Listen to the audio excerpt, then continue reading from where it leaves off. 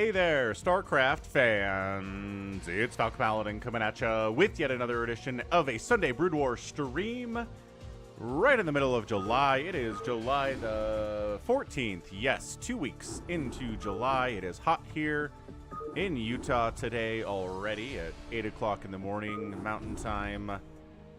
Whew, gonna be another scorcher. It's been 100 degrees for the last, I don't know, 3 or 4 days, and kind of sick of it. Hope it cools down this week. Let's see.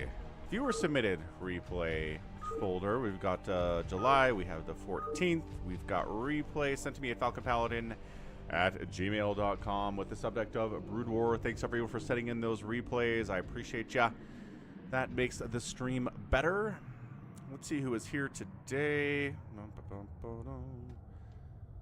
On the Twitch side of things, we've got the Lucky Noob. What's up, man? We've got Connor, Vincent, Ara, Mac, Goodrow, Nemo, Noom, Beyonce, Farewell, Bartaz, Mass. Good stuff, man. Connor demands that I start with the ZVZ he sent. That is not a please. That is not a request. That is a start with it. And I don't know how I feel about that. We will see, man. We'll look what's in this folder. Jacob Martindale in the house, too. Good morning, Jacob. I know in Europe it's definitely not morning, but in North America it is. Canada and the US. So what do we got here? We have Neo Sylphid game featuring Avcatinus and Kokomi. That's interesting. I think that's Kokomi. I don't know. It could also be Salsula who's actually playing there. We have a new super replay sent in by someone named Only Zealot, possibly. Light versus Bisu from a Christmas replay from back in 2019, 12/25. That's a lot of fun. Sent in by RJB. Awesome stuff.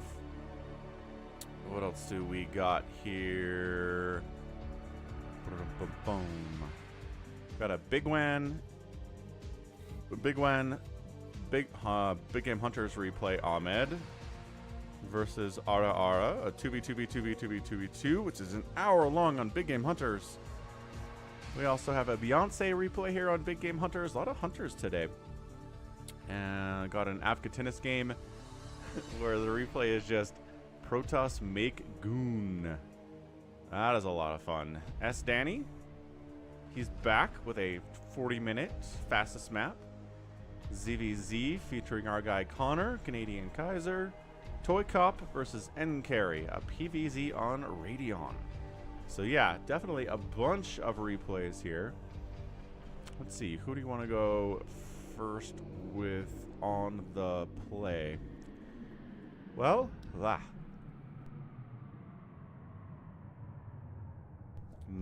big ol' sneeze.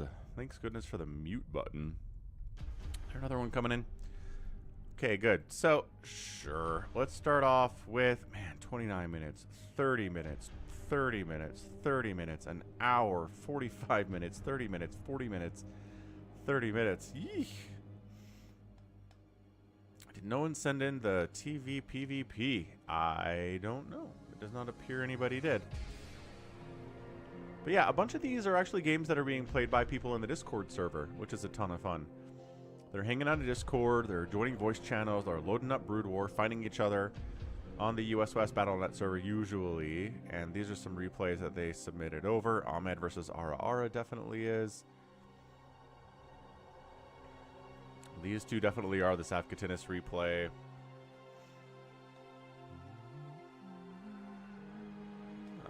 So Ara did see what she was talking about.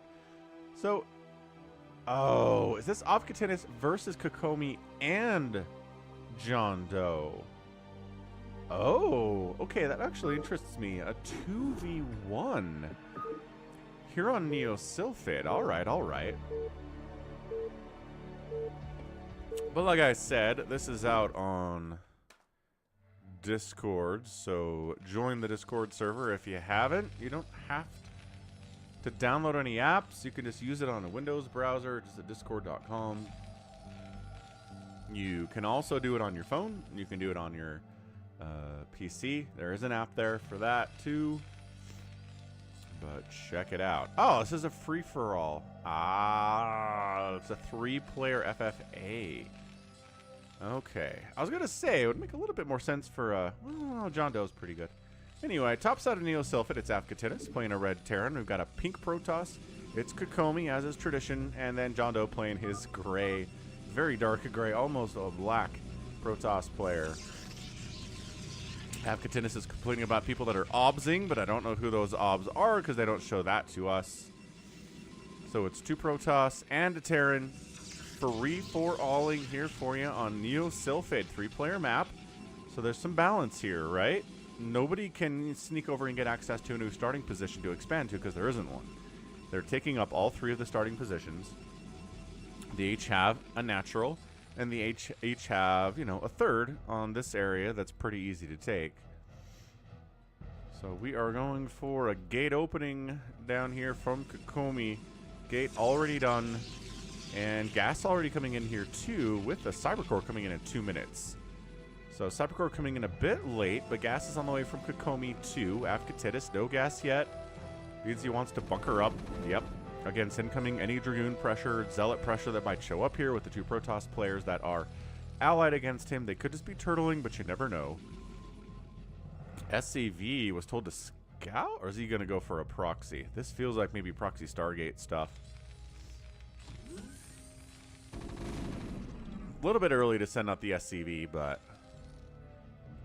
is that what that was? That looked like he was hiding, but maybe the pathing just screwed him. Can he get in there for a scout against Kokomi? The answer it seems to be no. Kokomi, good defense. Way to rebuff that scout. There's no wall down here. Oh, there is totally a wall down here. I lied. Look at this. SCV probably doesn't want to come down here either. Pow, pow. Yeah, good job. Good return on that from Avcatinus. He is throwing up a factory. He's going to want to go mech here. You could ostensibly get a stim timing up with Marines, with Firebats, and get a lot of work done against a PROTOSS early on. But eventually...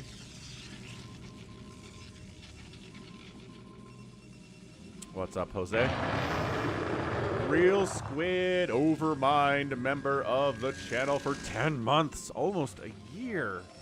Goodness gracious, it's middle of 2024. We got 10 months on Real Squid's channel membership at the Overmind level. What an incredible, incredible amount of support has been sent to the channel from our guy Real Squid. Thank you, appreciate it. Ah, you are good, Connor. We'll get to your replay, sir. Don't you worry about it. So, this is a Reaver drop at 6 minutes. Somebody really likes snow. Siege tank is out, though. Reaver says bunker down. SCV's down.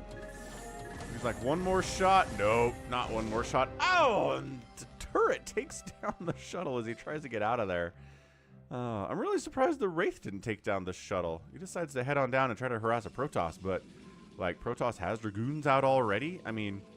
Wraith harass against a Zerg player makes sense because we might not have hiders out at this point, but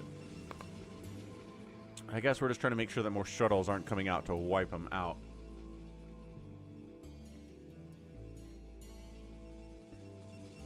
Seems fine. Observatory here from Kokomi wants to make sure that Spider Mines and maybe Cloaked Wraiths and stuff are not going to ruin her day. Production tab says we are not necessarily going to get Cloaked Wraith opening versus 2 PROTOSS wouldn't make a lot of sense. But expanding, everybody's on 2 bases. Worker count Avcatinus is up at 40 workers. Kokomi at 23, 27 here for JohnDoe. Another Reaver and Shuttle combination sneaking out down south here, but this Wraith is patrolling. Probably sneak this way if you timed it to when the Wraith is down here. But another turret is up here at the natural base. Has not repaired the bunker, which I find interesting. And a third base coming in from Kokomi. Same time, the third base is a Terraning it up here.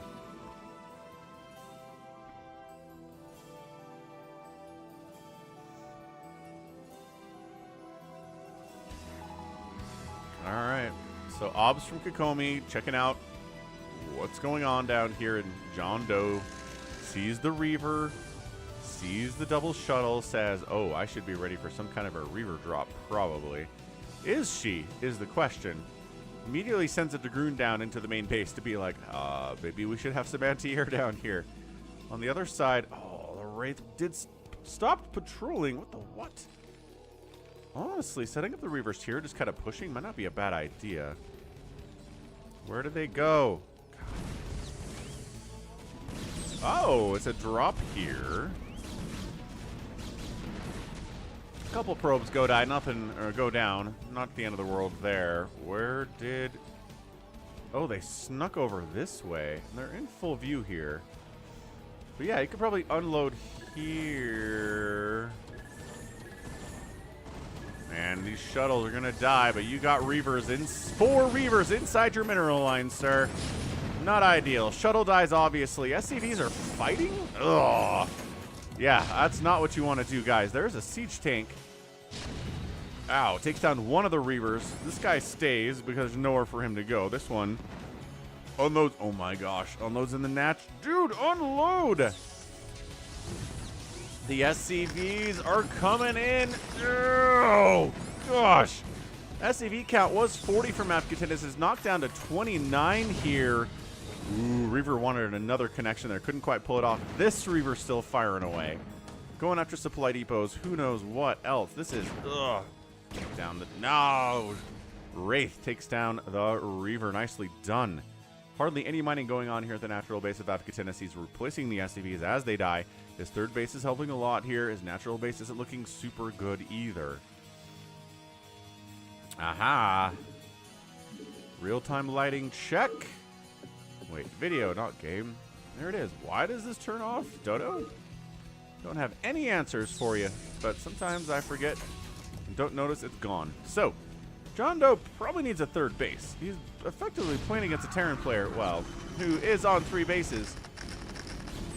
That said, hurt his economy pretty immensely here. Are there enough Dragoons to wipe out these tanks? One of them, yes. Spider-Mine gets connections! Woo! Spider-Mine connections out of Avcatinus are dead impressive there. 4-kill Dragoon, pretty happy with his lot as well. Okay, so everything calms down. Just pumping Dragoons here is JohnDoe. Probe decides to go for a third base down here. Minerals only base, though. Man, this gray is hard to see, but yellow's is worse for the mini-map, so we're going to roll with him being this color of not visible, ow, anything.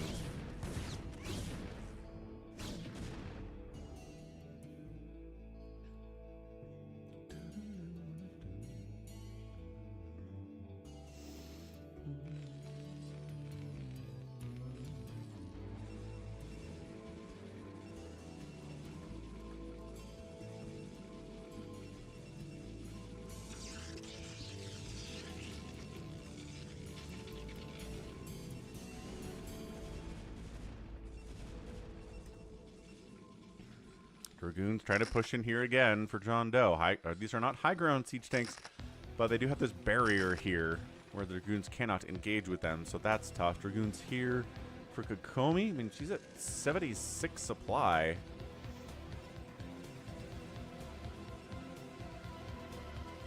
And yes, Kokomi does definitely have that obs. Just keep an eye on what's going on down here with JohnDoe to some extent anyway. Scans coming in from Avcatinus to see what's what, and there's nothing to see with the PROTOSS other than, like, it's Zealots and it's Dragoons, man. Obviously, there's Reavers out here too, +1 attack on the Dragoons for JohnDoe, no attack upgrades for Kokomi, and a solid +1 attack from Avcatinus on his mech.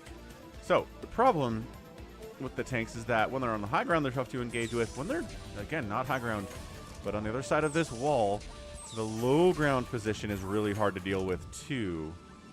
And again, it's not low ground. It's just the Zealots can't jump over here is the problem.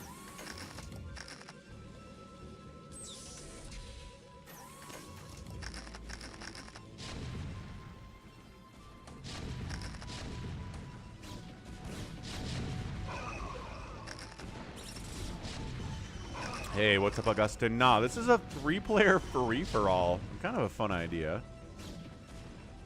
Tank's trying to drop on in, but I think that dropship is dead. Ow. Well, unloaded 1 tank. Ow, and then he spends all his time sieging up and then dying. Oh, did get one shot off. I didn't think he'd get that shot off, but he totally did. All right, Kokomi trying to break this tank position here. Having no upgrades is going to be a bit of an issue, but there are no vultures here, so Zealot's getting a lot of work done. Not bad at all. And then Avcatinus trying to deal with JohnDoe down here, pushing into that base, but he's kind of fighting a fight on two different fronts here, which is not how you want to do it. Yeah, more Zealots against, there you go, more Zealots running up with these tanks.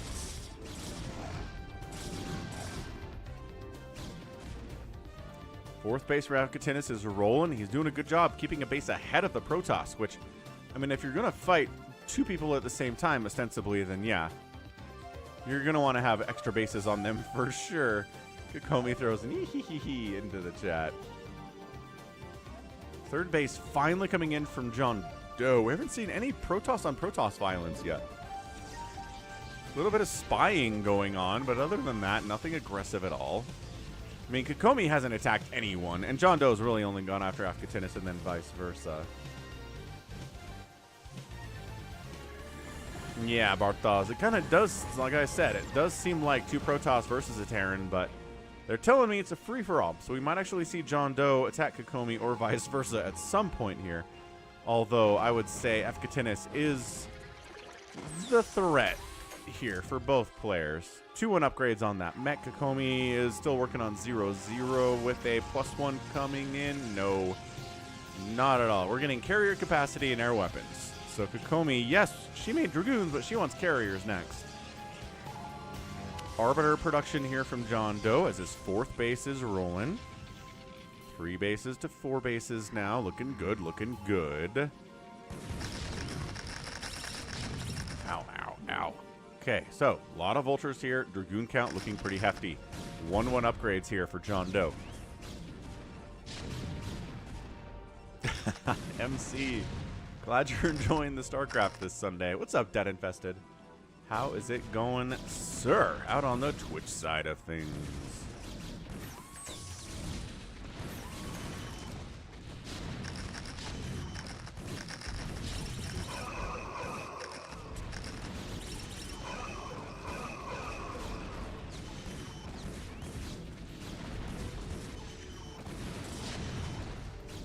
Yeah, I don't... Actually, hold on. Kokomi comes into the center, and we've got a little bit of a team-up on Avcatinus again. Oh, they are attacking each other a little bit. JohnDoe falls back before attacking one of his PROTOSS brethren too much.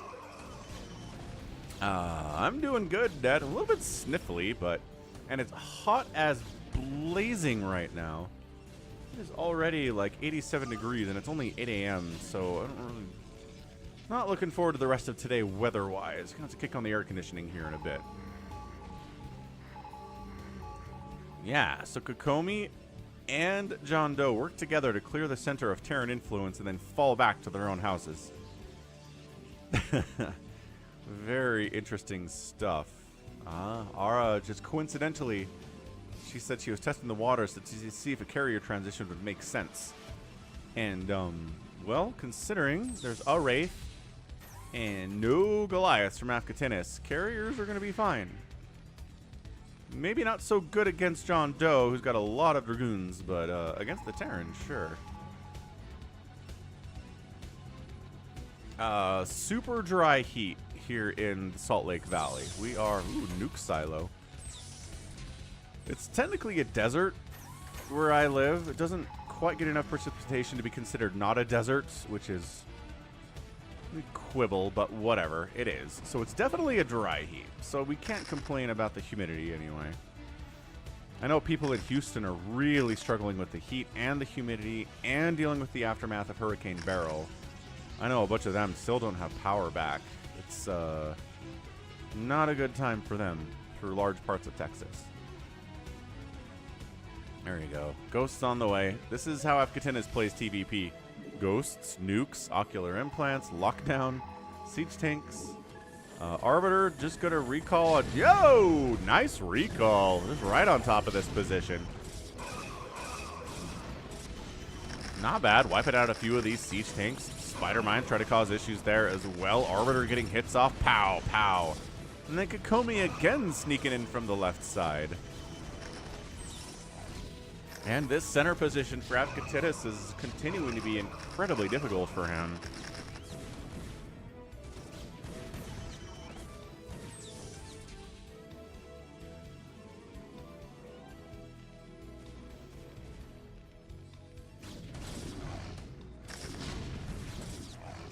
Tanks up, not siege, running from these zealot spider mines.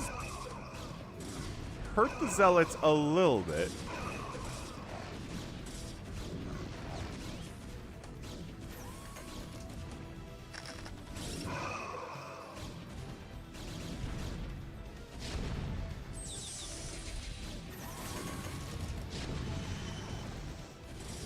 Ah, tank siege up, and then PROTOSS goes, oh, we'll just sneak up the right side then.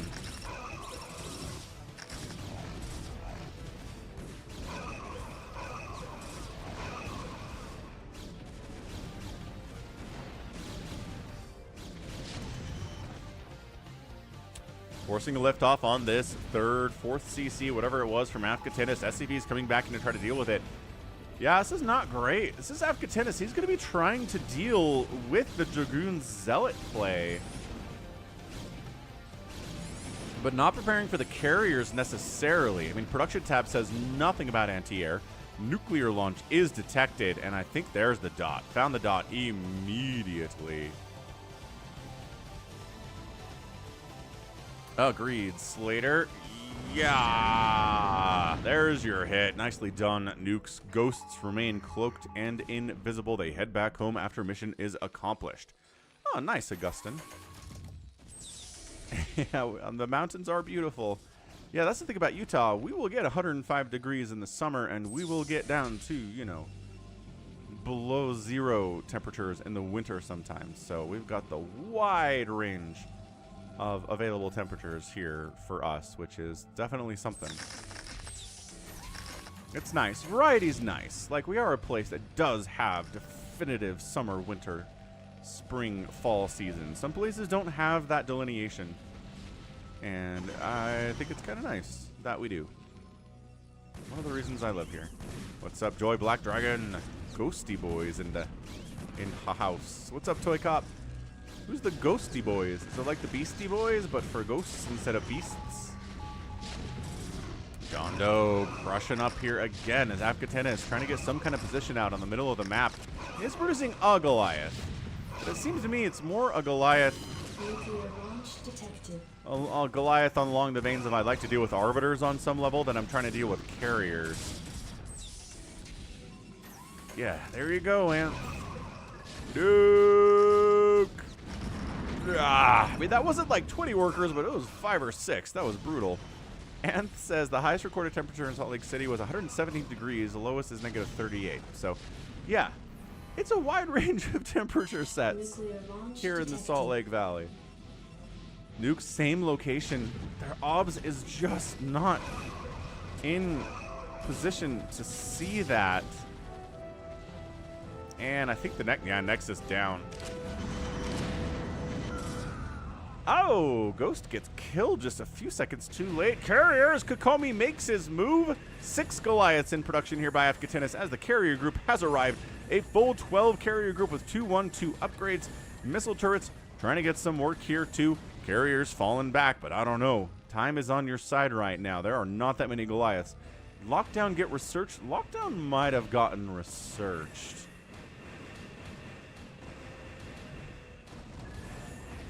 Let's see if, yeah, I think these ghosts are coming into it. No, he's now starting to research Lockdown.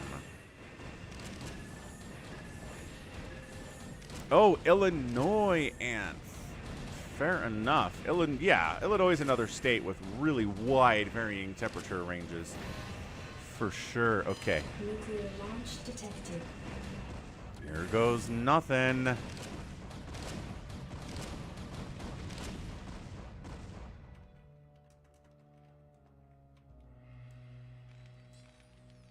So cancels that nuke. Carriers saw it. There's an OBS with Kokomi's carrier fleet here. JohnDoe is given a bit of a respite here from the aggression of Avcatinus because he's so worried about these carriers, which he should be. BARTOSS is mad. He feels like the PROTOSS are unofficially teaming up here on him.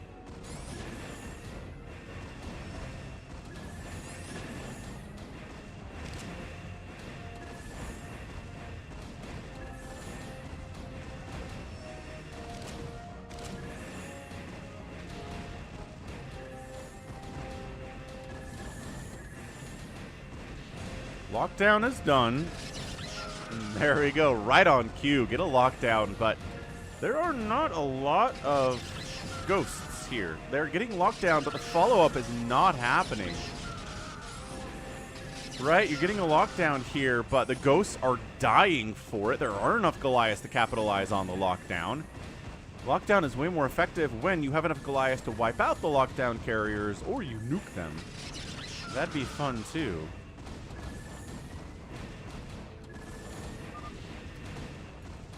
Avcatinus GG's out and taps out.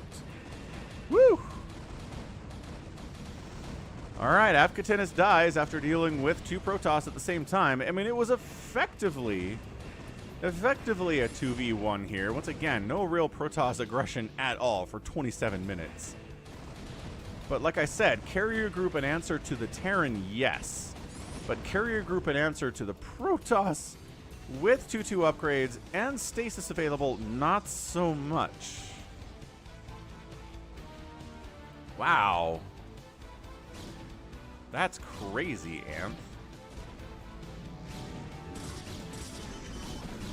Woo! Yeah, that is a stat. Alright, alright. Kokomi sitting on 8,000 minerals and 2,700 gas, not quite maxed out yet. Carriers are they're definitely wasting their time.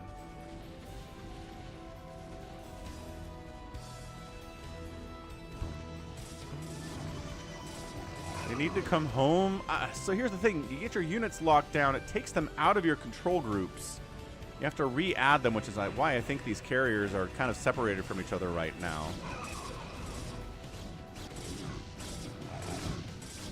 Yeah, whole main base of Kokomi is just getting absolutely wiped out. She's not happy about that. And that just, again, attacking a dead Anth is not great here. Wasting attacks on a Terran who's no threat to you whatsoever. Not how you want to do this. We're just kind of move commanding these carriers down here.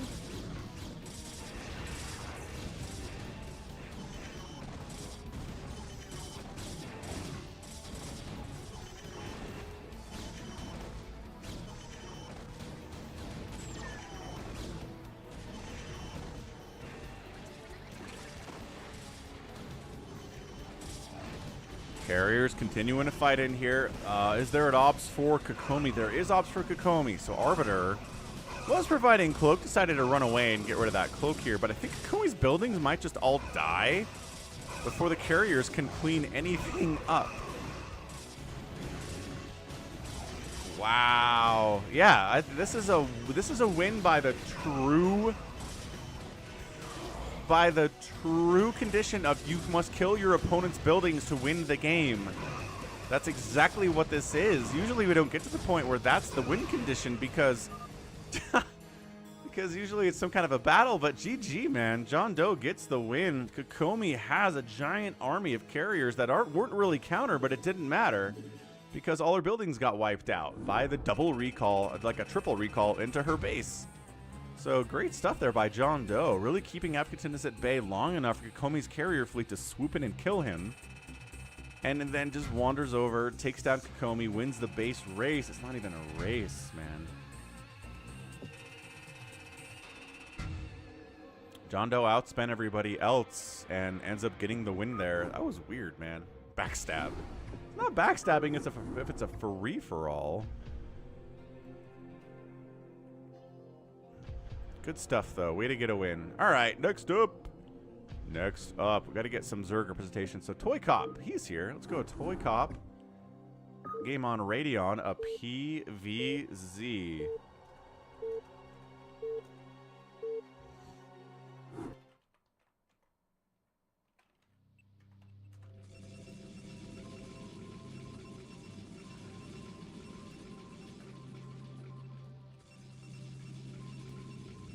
All right, man. Radion.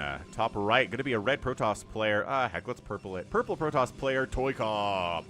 He's modding the chat. He's sitting in a sauna later today. He's drinking some beer. He is Finnish. And at the top left, it's going to be a green Zerg player. It's Enkhary, who I feel like we've seen this name before.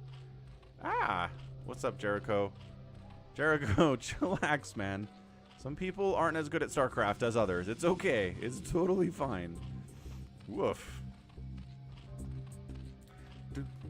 Yes, ToyCop is very proudly Finnish. Indeed.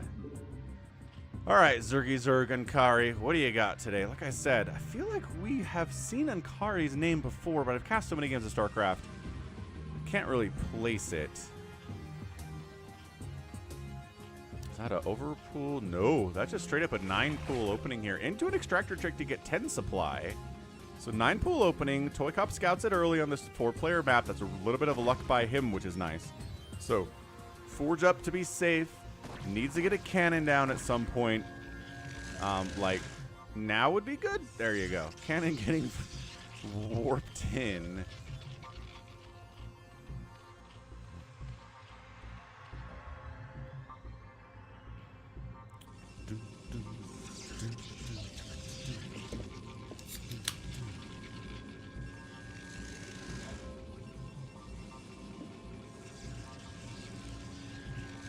Alright, man. Here's the thing. If you get scouted as a Zerg player going 9-pool or overpool,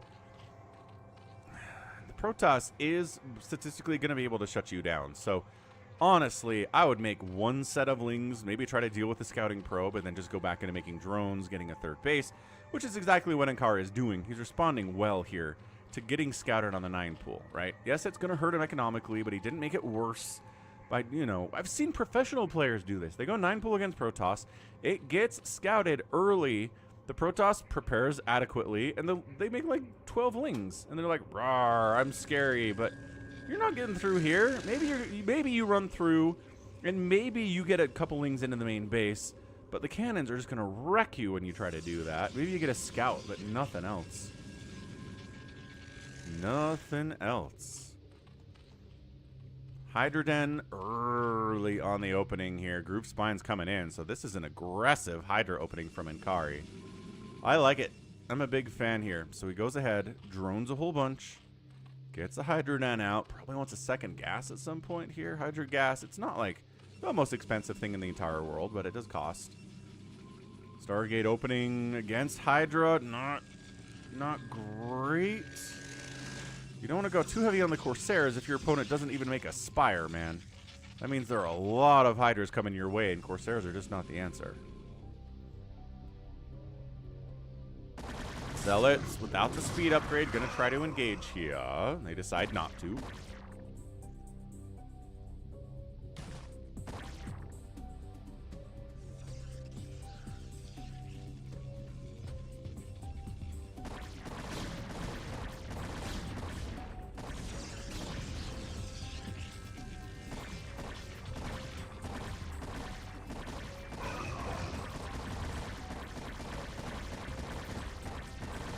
Alright, man. Hydra bustin'. Gateway definitely gonna die. Getting rid of this upgrade on this forge would be pretty good, too. Hydra range upgrade is done. I think they can... jumping on a cannon. Okay, cannon down. More cannons warping in back there. ToyCop, he knows how to deal with this. It doesn't mean he never loses to this kind of a thing, but it is difficult. Yeah, you'll notice not making any more Corsairs. Hey, what's up, Solitudes? Thanks for following out on Twitch. Welcome to the Sunday Brood War. And he does deny that +1 ground upgrade for ToyCop. Not happy about that. Lair coming in next. Cannoned up to the point where this number of Hydras is not getting through. But the contain is real at the moment. Zealot legs are coming in. They'll be able to bump these Hydras off the front door, but soon enough.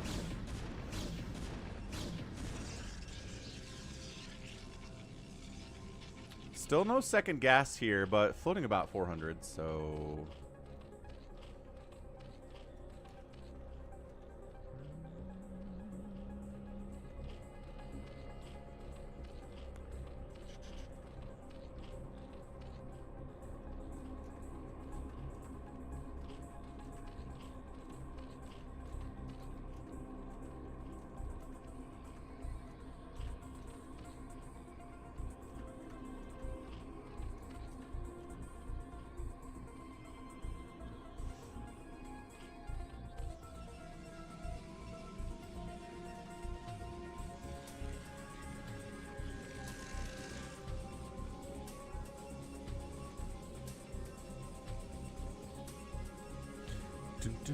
Alright, times 2 this thing. Nothing's going on. Macro hatch, good. Second gas, good.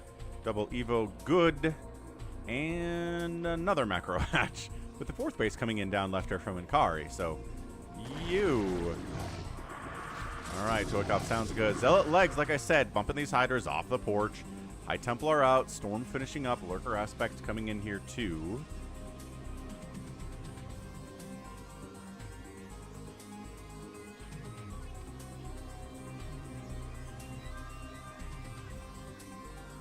Hey, Ara. Yeah, we'll get you into a Phantom mode, and I'll get you a spot in the free-for-all this week. That's fine. Since you didn't for last week. Adam! Another Canadian in chat. What's up, man? Are you proud to be a Canadian, Adam? Connor says he wishes more Canadians were proud to be Canadians. What do you say? So the Hydra is running, but hang on. Lurker's burrowing in. There you go. Lurker spines plus Hydras. Yeah, ToyCop says. Not great. Not great, Bob. Let's get out of there. Lurker is defending this base too. Once again, ToyCop doesn't have an obs to bring to the party. Obs in production, just not here yet. So they're going to try to get what damage they can, but once again, too many Hydras with the Lurker combo. Pretty sure he doesn't know about this base. I think he'd be sending Zealots down to maybe harass it a little bit. Anyway, High Templar are out. Lurker just goes wop. Hee hee hee hee hee hee hee. Hee hee hee hee hee hee hee.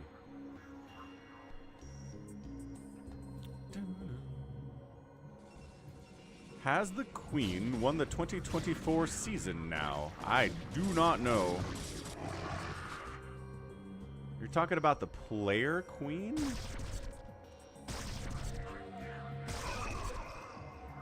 Oh, the Obs out. The Obs ran past the Lurker.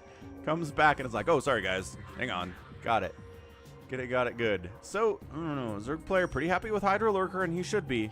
But as always, there's a timer on this. Once Storm starts coming out, especially once Reavers starting to play, you really need some Plague, Dark Swarm. All of this stuff is going to be good for Enkhary. If he doesn't have it, and ToyCop does have the tier 3, Zerg is going to die. I like Sunken's being added in.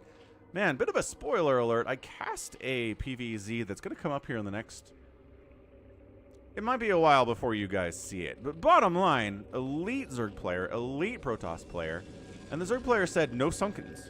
I am not investing in any kind of static defense at all. No Sunkens, no Spores. It's gonna be Hydras and Lurkers and Defilers and Dark Swarm and Plague and stuff. But no Sunkens at any of my bases. And I don't think it worked out super well for him. So, Sunken good, I think is what the point I'm trying to make here.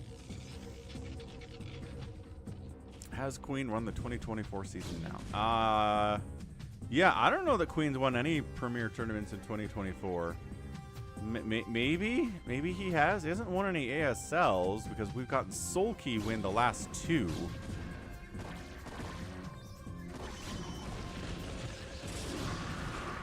Pretty good Storm dodge, not the greatest one of all time.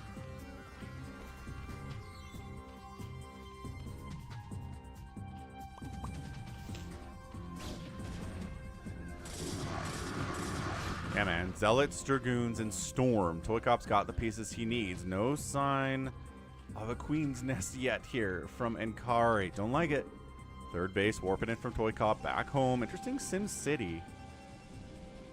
Difficult for some of these units to get out, but all these gateways have an open face here, so could be worse, could be worse. But yeah, our Zerg player is really committed to Lurker Hydra against this whole Zealot Storm Dragoon stuff, and we're at about the 13-minute mark. I don't feel good about it, I guess is the whole point I'm trying to make. I don't feel good about this. We haven't seen professionals be able to pull this off very well, and Enkhary is not a professional either.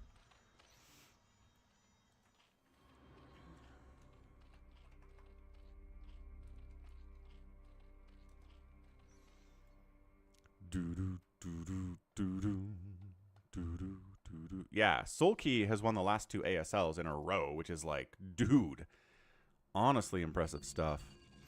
Nice, Critter. Congratulations on your new job. Hydra's almost snuck down to scout this base, but nope. ToyCop intercepted it, shut it down, thanks to this OBS. Good OBS positioning. And yep, we all know DeWalt. DeWalt's a great dude. We like him quite a bit. So, 4th base coming in down south here from ToyCop. 4 base have been running for Enkhary for a while. 5th base actually just popped. Bottom left tier 2.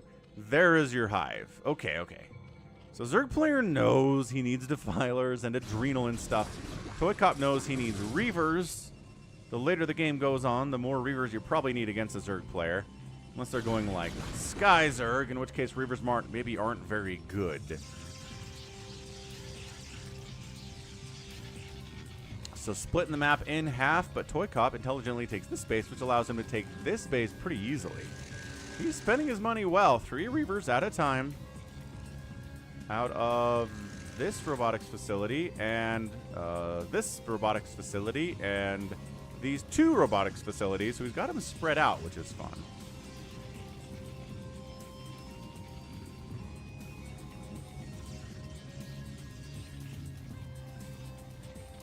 Got a spazzing out Hydra. Let's go over here. What's up, guy?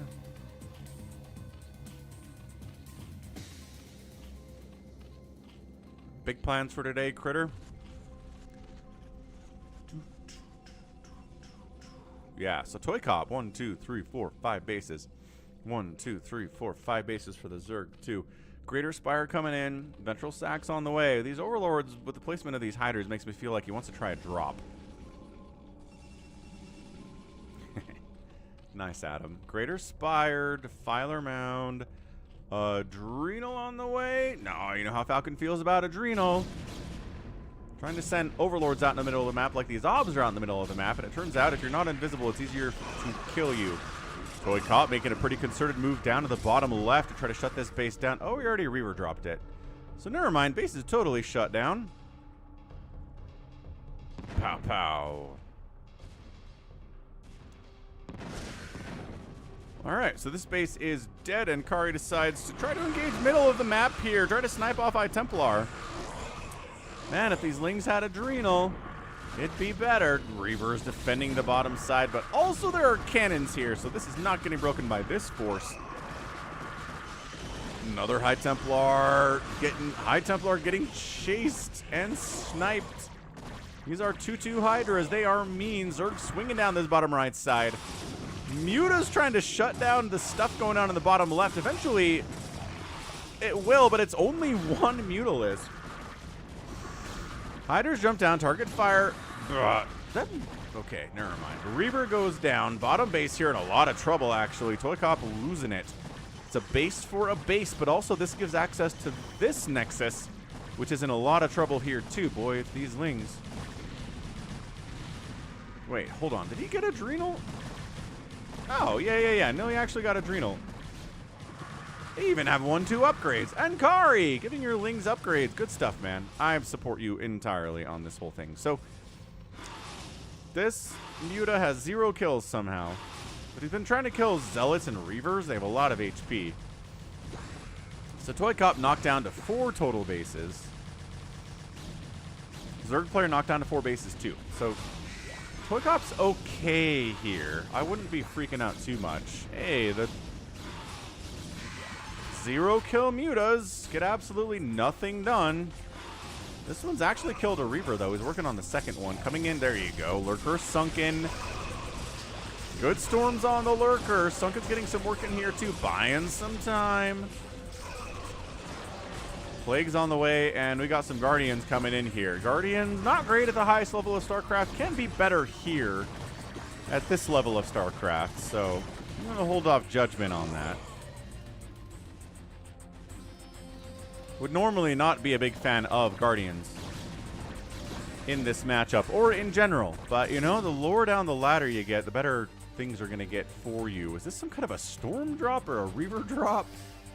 Up here, ToyCop, I don't know what it was, but Guardians moving into the natural base, wandering into cannon range, as they often do because they are dumb, which reminds me of always the bingo card. If you want to play bingo along with the stream here today, check it out. Check out the bingo cards. You can grab the images, play along, mark the stuff as it happens. One of the things on one of the cards is definitely Guardians wandering into cannon range. Big attack by ToyCop down left. This base is really important for Enkhary. It seems like it's going to be in a lot of trouble. Yes, this Sunken has done some work today. Like, hats off to that Sunken, but can't do enough on its own. Enkhary decides to move some units up to the natural base and try to shut it down. Also, transferring drones down here is a bad idea, as that is a war zone. We got Dragoons and Zealots and Corsairs defending down this way. Not quite going to be enough. Enkhary's floating 3,600 minerals and 2,400 gas, but he is firing up 18 Hydras at a time. He really should be in a better spot here with his bank. And he's got his macro hatches. Yeah, look at all this larva. Look at all this larva he's not using. He's got available supply. He's got macro hatches here. Nidus explodes because this Nidus died. But Zerg player fairly unopposed here inside the main base of ToyCop. Not great for the PROTOSS here. Natural base dead. Main base in a lot of trouble. A lot of Dragoons coming back home. Trying to deal with this. 20 Hydras in production. And Enkhary's like, wait, I do have a ton of cash and a ton of available supply. Let's spend it all.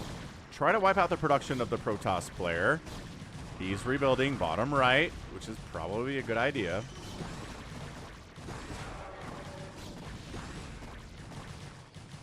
Adam's calling out a GG here. Vincent throws out a dang. Yeah, it looks like the responding army is going to be... Oh, Cybernetics Core getting replaced is going to be annoying for ToyCop for sure.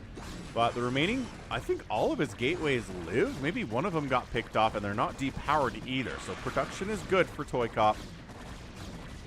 145 to 98 total supply in favor of the Zerg here. And that's army supply too. So he needs to move out now. He is sitting here. He is hanging out. He's having a great time defending his natural base. But he needs to go. If he goes, I think he wins. There are just a couple High Templar here from ToyCop. No storms on that guy. No storms on that guy. Okay, he is. To his credit, he's moving out with his Hydras. He's got 2-2 upgrades up on no 3-3. I'd love to see a 3-3 get started with the remaining minerals and gas here from Enkhary. There. Okay, my gosh.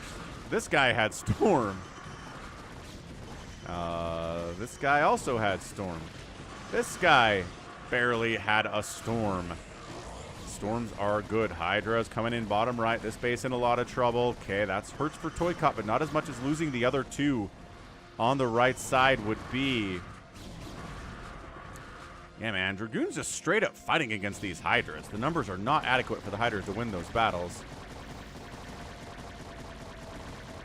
Bam, Nexus down. But again, this base and this base for ToyCop are the ones that he cannot afford to lose. This base dying is annoying, but they're not representing a lot of the income here. There you go. Adding more Lings in. Dragoon stutter stepping. Getting back here. Everything good. Enkhary's cash is gone. And he is not rebuilding any of these bases that died, so... This is it for Enkhary. This is his final last hurrah. Bring these dudes up.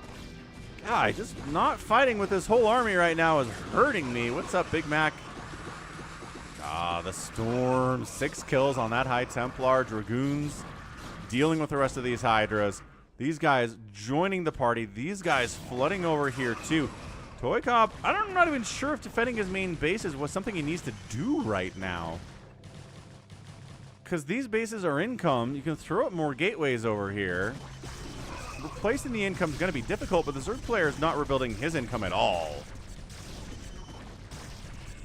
So, Enkhary barely makes it in. Where did he get 400 minerals from? Is he long distance mining somewhere? ToyCop is complaining. 3 base income seems legit. The man was on 5 base income for a minute. He had a ginormous bank, too.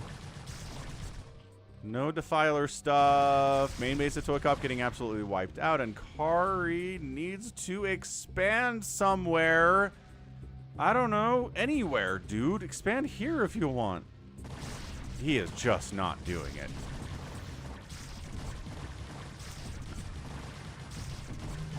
If Enkhary loses this game, it's because he refuses to expand. That's it. He's been long distance mining, which is great.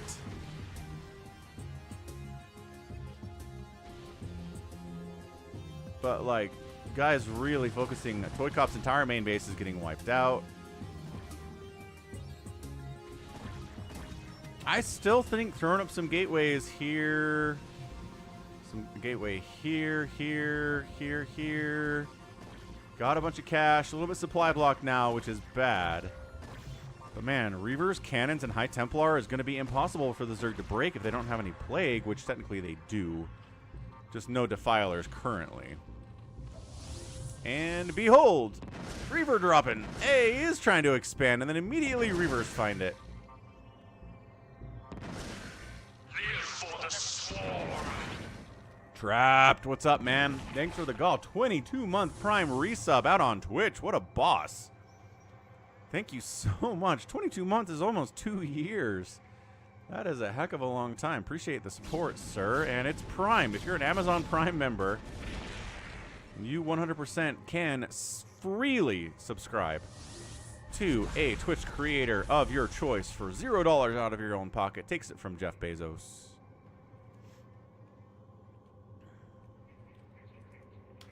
So if you got a Prime sub, head on over. It doesn't auto-renew every month, which is annoying.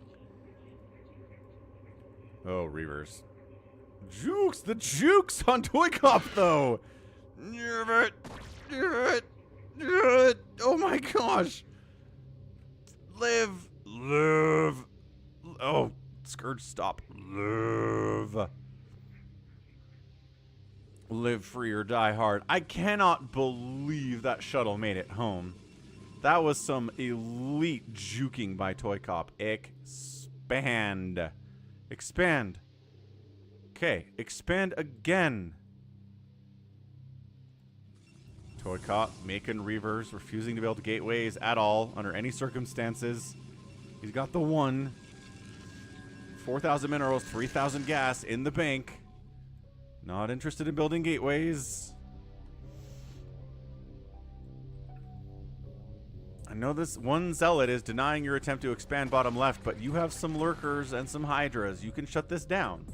It's 94 to 61 supply. Reavers come back in, unload on top of a bunch of hydras and lurkers, and die. Bad game. ToyCop taps with 5,000 minerals and 3,000 gas in the bank. Live for the swarm. Phil with a resub at tier 3 for 14 months in a row. What's up, Phil? Happy Sunday, sir. And that is a GG for Enkhary. That is definitely a weird game. Zerg player has a huge bank, goes ahead, spends it all thanks to the macro hatches on a ton of hiders and lings, is able to overcome the storms of ToyCop, wipe out his main base. ToyCop now has the huge bank because these two bases have been mining for a while, but all the production died and never gets replaced.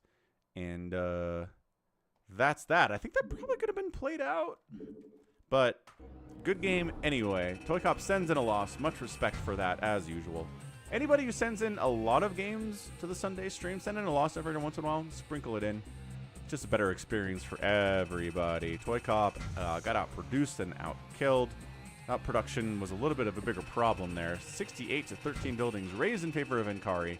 And the outspend here is about 7,000 resources in 30 minutes. That will do. Cool. Let's go. Silver Wolf versus slickyfats. A ZVZ on butter. Nice. So two Discord members and channel subs who come to the Sunday streams. A Phil versus Farewell game. I've not cast any Phil games yet, Mr. Bread. Top right up butter. It's a teal Zerg player. It's KanadianKaizer, also known as Connor. And the bottom right, it's slickyfats, one of our resident Chaos Goblins in chat. A little bit more chill in the Discord server, less Chaos Goblining, I would say.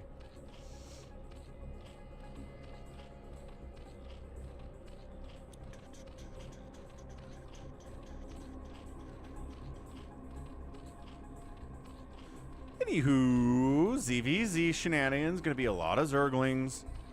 Definitely going to be some mutas in here somewhere. Although, this is lower level ZVZ. This isn't pro ZVZ, right? Farewell's like, no. I don't want you to play or watch the Farewell versus Phil game. Okie doke. So pool coming down here from Connor. Hatch first in it. On the other side is slickyfats.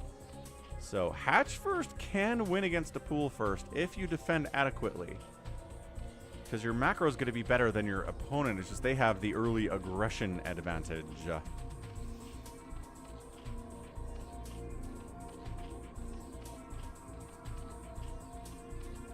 Overlord scouting in on both sides. There's nothing to stop this from happening until Hydras come out. Or Mutas come out. So Overlords have a beautiful scouting opportunity in ZVZ they don't have in the other matches. Evo Chamber and a Lair getting started up here from KanadianKaizer. Lings rolling in. No sunken for you. Lings and drones come up. This is what I'm talking about. Adequately defending, right? Fighting with drones. You're going to have to. You're going to have fewer Lings. KanadianKaizer takes the creep colony kill and backs out. Expanding himself up here, which is nice, but he's tied up actually on economy. Surprisingly. But he's not spending cash on a sunken, so that helps, right? That helps that he doesn't have to deal with that. Is this getting a carapace upgrade? And then there goes the Spire. No second gas yet.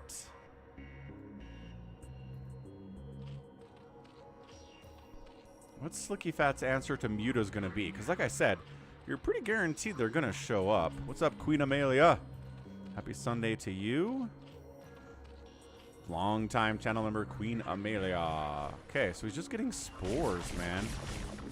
So his answer to Mutalisks, nice snipe on that Overlord, supply blocking Connor. Spore defensively coming up here too, but the joke's on you.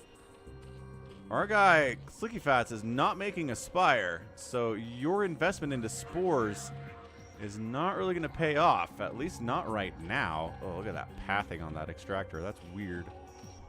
I think he was trying to fix it. Didn't really help at all. Yeah, down the Dark Templar. That's his name, Queen Amelia. That has been his name for a long time. So, I guess Hydra's mass speedling. You just kill everything with like cracklings before the mutas can take down your Ling group. That's kind of how I would prefer to play ZVC. I don't want to do muta battles. Exactly. I mean, I don't know. What do you think a cool Dark Templar name would be? D'Artagnan. D'Artagnan the Dark Templar. That's actually pretty good. But not, you're saying like not Derek. Not Derek the Dark Templar, or Danny the Dark Templar, or Dirk the Dark Templar. So the mutas are like, this is the suck. I guess we could take down this evolution chamber. That'd be neat. What up, Dave C? Dave the Dark Templar. Nice. Well, did deny that ground carapace upgrade for these Lings, so that's not fun because the Lings do have the carapace upgrade for KanadianKaizer. Queen's Nest coming in. Maybe he's like, I need Guardians to take down these spores. That would actually do pretty well. He is not wrong. So, what's the lair being used for? Lurker aspect, maybe? No. I mean, it's being used for a Queen's Nest right now, so I guess maybe you're trying to get into a hive on 2 bases. Hey, what's up, Dungeon? Glad you enjoyed the Artosis versus Sebe game. That was an incredible TBP from the Montreal LAN. If you guys missed that one, first of all, how? It was awesome. Let's see if I can pull it out for you. Come on, Chrome, wake up. Waking up.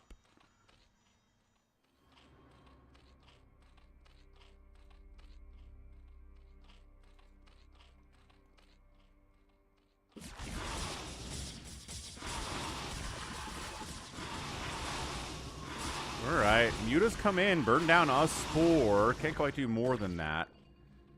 So the Hydra count is a little bit dicey here too, but third base, third gas from KanadianKaizer is a pretty big deal, definitely.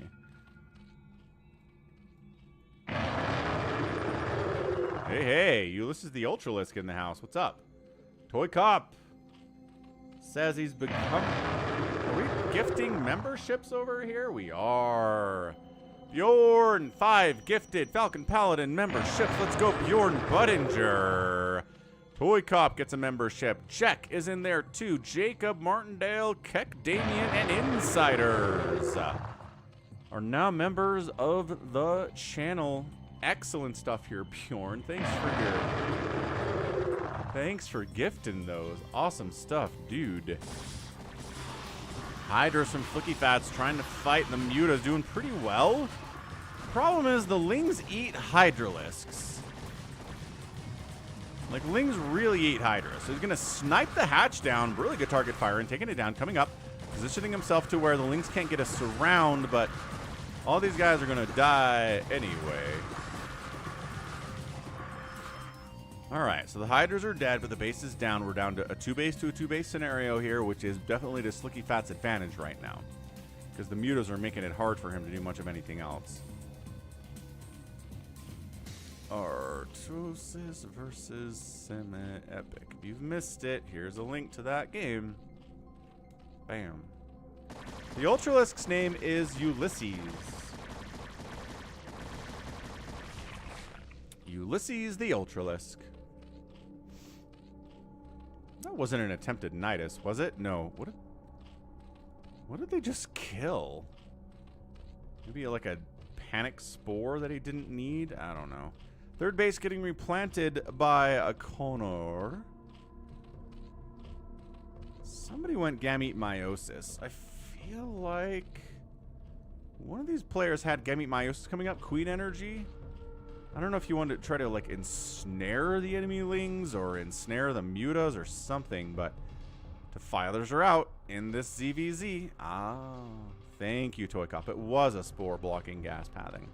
See another spore coming up. He's worried about these Mutas, as he very well could be.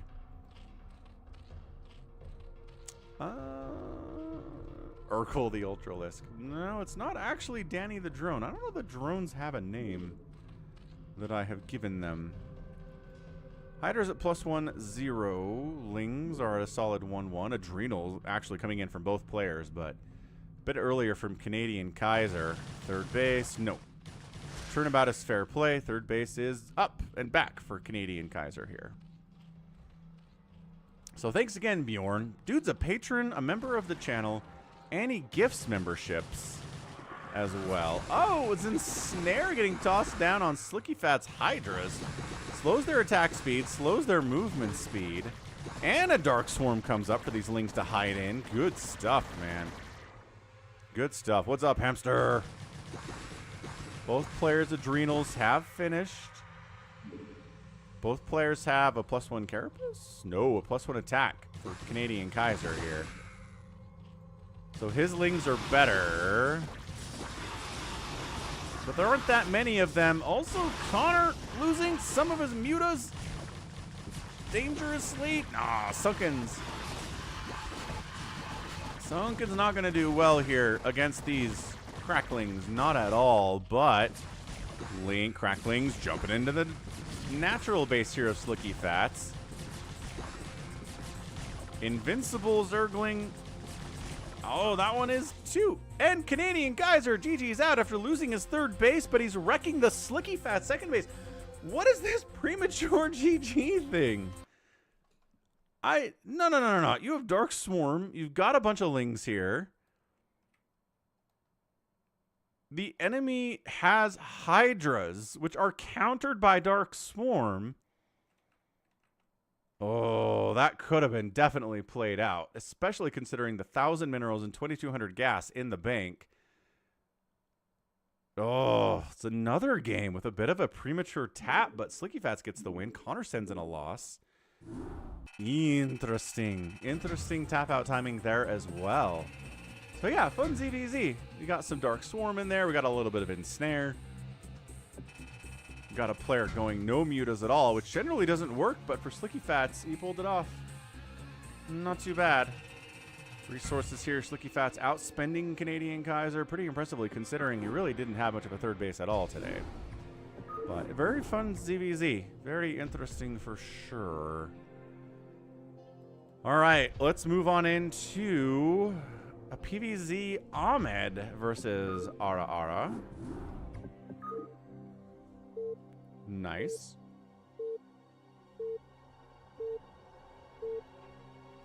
But yeah, hit that like button if you haven't already.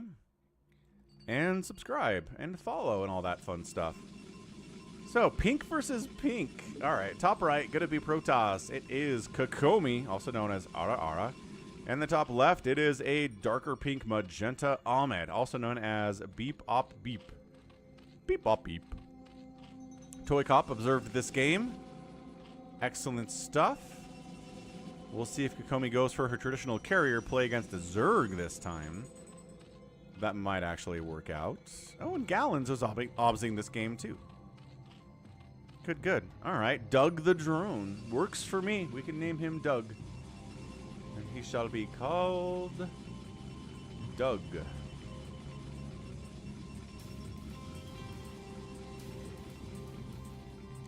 Gate opening from our PROTOSS. Extractor, no pool opening here from Ahmed. He goes for, looks like a 9 pool too. Early lings coming in. Gate openings against early pools are dangerous. So Ahmed trying to be dangerous early here. How is this not just a GG? Oh, because Ahmed doesn't know where the Zerg or the PROTOSS is. Oh, you found it. These guys need this head up now. There we go. It's a forge, but it's too late to stop these lings. All right, so this is bad. This is a really bad situation for Kokomi. Zealot is out. That's a big deal. It's not like there's a lot of lings running around here. It's just the 4, 6. These guys not participating. Ahmed, participate with all of your lings, please. Okay, this is killing me. 2 more lings in the situation would be great. Look at Kokomi's Zealot microing.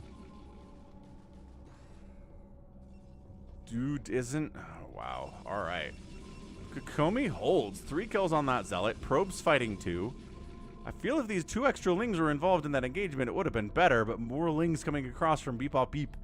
From Ahmed, Connor says, fun fact, Baldur's Gate 3 Ball's avatar, voice actor, is Geralt from The Witcher 3. Nice. I did play Dig Dug, Dave. My grandparents had an Apple IIgs back in the day, back in the 80s and early 90s, and more 90s. But yeah, Dig Dug was on there. That was a good one. There's another game that I can't really find the name for that we used to play. Anyway.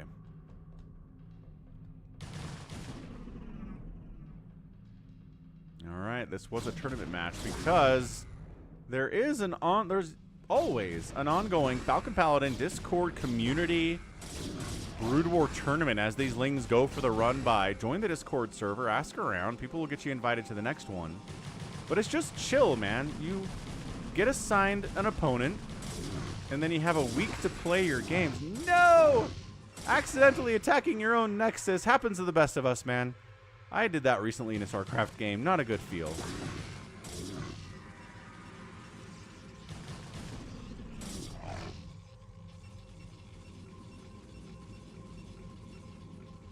Yeah, lings all free, but it is 6 to 6 workers right now. 6 to 6.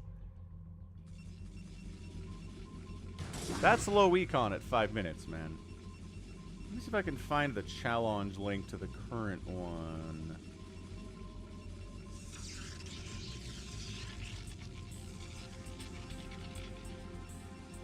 There it is.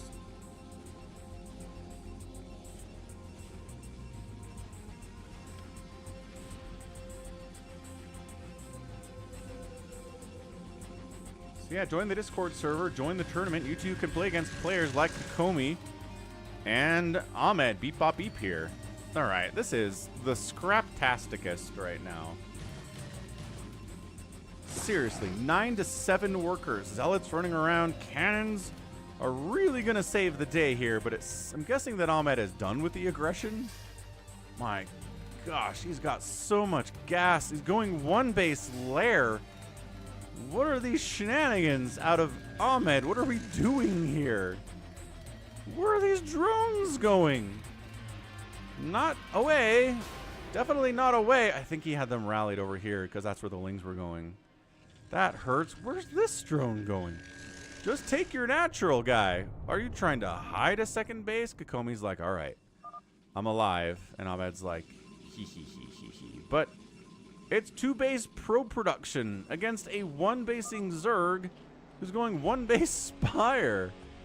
And maybe getting a second base at some point.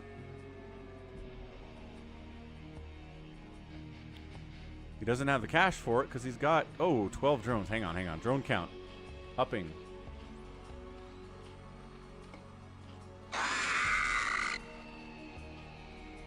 What up? Hans von Totenland. Thank you for the follow. Welcome to the Twitch.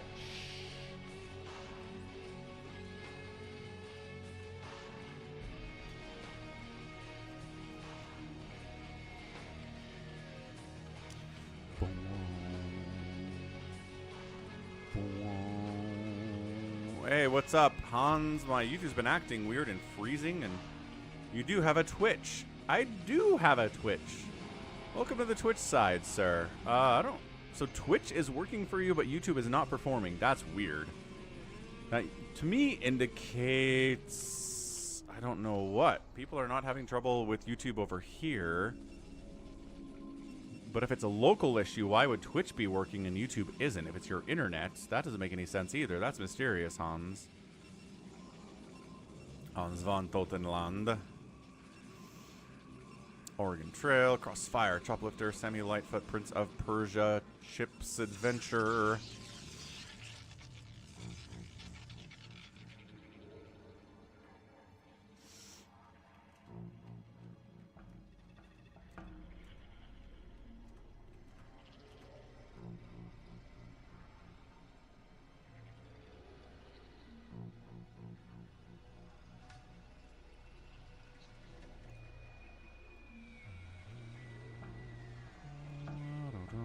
Well, Ahmed's got a second base, but he's down 22 to 14 workers.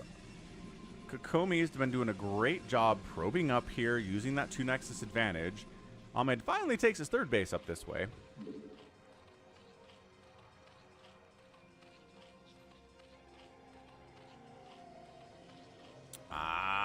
You're VPNing and ad blocking, and YouTube's not performing for you. Yeah, that is probably the answer to your question. What's up, health and wealth? Happy Sunday, dude. Yeah, YouTube is definitely in an arms race with ad blockers these days. So, yeah, I imagine if you turn the ad blocker off, YouTube would perform a little bit better for you, but you get the ads, so there are trade-offs in the world today. Muta is going to be pretty awesome here, although Corsairs are out. Never mind. Like, Kokomi knows what's up about this matchup. Kokomi knows you need Corsairs against Zerg. She has watched enough PvZ to be aware of how to do this. 1 kill on that Corsair. It's an Overlord. It's a pretty good kill. Lings. No. Definitely no. Not getting through there with this many Lings. Muta's dive bombing in. 3 cannons and 3 Corsairs. No way. No way. No way, no way, no way, no way, no way, no way, no way. And he knows it. He's going back in. Loses a Muta because he went back in. This is probably all the Mutas we're going to see for the rest of the game, I hope. Cannon, Corsair, Muta's death, Lings run in. No, also bad. Okay, so Kokomi completely shuts down that Muta Ling thing from Ahmed. Brutal. Brutal Zergy deaths there. The good news for Ahmed is that he's at 19 drones and 3 bases, and he has a lair. So that's good. Yeah, Psychonauts. Like I said, arms race. YouTube ad blocking, then the ad blockers come in and update, and then YouTube updates their ad blocker, and it goes back and forth and back and forth and back and forth forever. Forever. Eskia, what's up, man? Sunday Brood War, that's right. Welcome to the Sunday Brood War. Reavers are out for Kokomi. This is great. Corsairs, Reavers, I mean, that's the answer. Trying to get some Scourge, but the cannon count... Oh, never mind. Did kill one Corsair for like 4 Scourge. Not the best trade, but a lot of the time Scourge get nothing done, so anything you kill is nice. It's more mutas. Ahmed's really trying to make these mutas work, guys. Not a fan. I don't feel good about him pouring all these resources into Mutalisks. But here he goes. Remember when I was like, these are all the mutas we're gonna see? I was definitely wrong about that. Father of Man, you are welcome. Mutas dive bombing in. Taking a lot of Corsair hits while trying to kill a cannon, and then all the mutas die because they're just straight up fighting Corsairs. They killed a couple of them, but good golly, Miss Molly, that represents a lot of dead resources. The Lings roll in and get wiped out by Zealot Reaver. Okay, so if Kokomi could move out with this, with Zealot Reaver Corsair, I think she wins. But I think the problem here for Kokomi is that she's a little too turtley. A little too, please don't kill me while I get up to my eventual whatever. Carrier? Another Stargate here would be great if you're stacking this many Corsairs. Stargate, maybe. That would be good. Devourers are a lot better against Corsairs, Hans, because they don't take a ton of damage from the Corsairs, and they hit the Corsairs hard. The problem is that they're debuff units, mostly. It's all about the Acid Spore they toss. So ideally, you hit them with the Devourers, get the grape jelly on them, and then, like, Hydras clean them up. But, yeah, sitting here on 2 base, defending very well. But you just can't defend yourself on 2 base until the end of time and as PROTOSS, as anybody, and win in StarCraft. Just there's too many other places to expand for the enemy, and they might have way more resources lost than you and more units die, but they can afford to do it because they're on 4 bases, 5 bases, maybe even 6 or 7 or 8 bases, and you're on 2, and then you just kind of dead. Dead nerd. Yeah, most people don't bother making Devourers against Corsairs. It's Scourge. They try to use Scourge to deal with them. They make a lot of Hydras so that the Corsairs can't engage with anything. That's the meta. Yes, Danny's leaked to the stream. That's okay. We're only an hour and a half into this thing. No big deal. No big deal at all.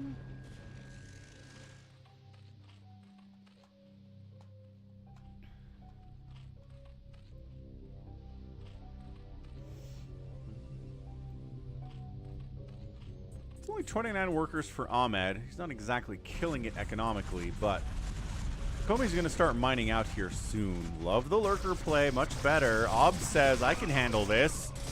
Kokomi jumps in and wipes out these lurkers. So, I mean, Kokomi's won pretty much every engagement she's been involved in today. It's just the moving out thing is not going that well for her. It looks like she doesn't want to expand here based on this unit placement.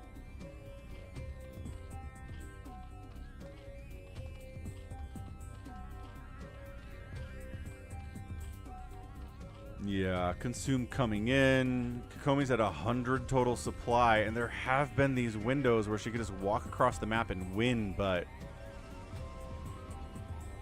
too afraid, too indecisive. Not interested in doing that.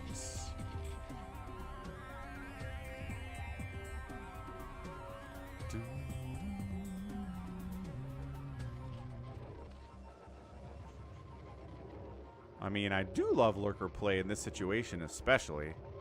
And it's great up until the enemy gets, like, Reavers and a lot of Storm out, which Reavers are here, so I don't know, maybe not as good. I love Ahmed, like, sneaking down to expand here, but he's taking this base too, like I said. Zerg just kind of free. This is the first time Kokomi's really moved out on the map. Gonna go ahead and leave this Overlord alone, expand in full view of the Zerg by not killing this Overlord. Let's see if Ahmed goes down there and tries to shut it down. Kokomi expanding up here for a 3rd base would be pretty fantastic. But here we go. Up 3rd base coming in, defending. Here come the Lings. Are they adrenalings? I don't know. I need them to attack something real fast. Nope. Okay, just gonna run. That's fine too. I'm gonna Dark Swarm it, or there's enough Zealots. The Dark Swarm definitely is not the answer. But third base at 20 minutes is just simply too late, is the problem. Ahmed's been given the chance to get up to a giant Ling Lurker army with Defiler support. I like the cannon on the high ground to deal with these Lurkers, but one cannon is not going to be enough.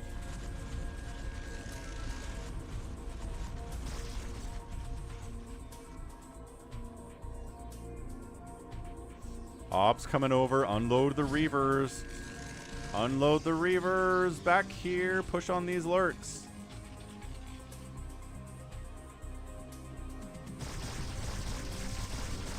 Okay, but Reavers. There are Reavers in here. Okay, all the Lings are dying. Way to pull out of the Dark Swarm. That's a good deal. Oh, hang on, hang on. Ah, don't, not there though. Out of range. Ah.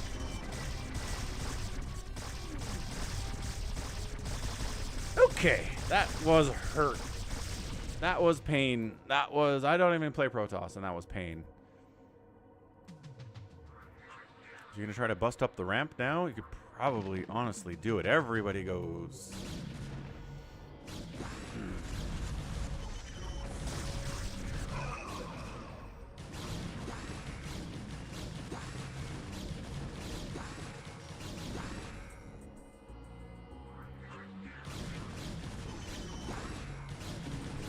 Right, but ToyCop, like, you just want Dark Side of the Moon for free? Because there's a lot of formats you can buy Dark Side of the Moon in where you're paying for it. And there's nothing interrupting, right?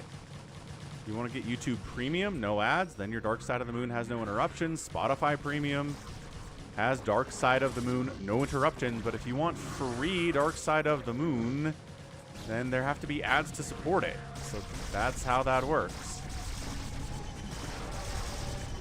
Like, demanding free Dark Side of the Moon sounds like a communist move to me.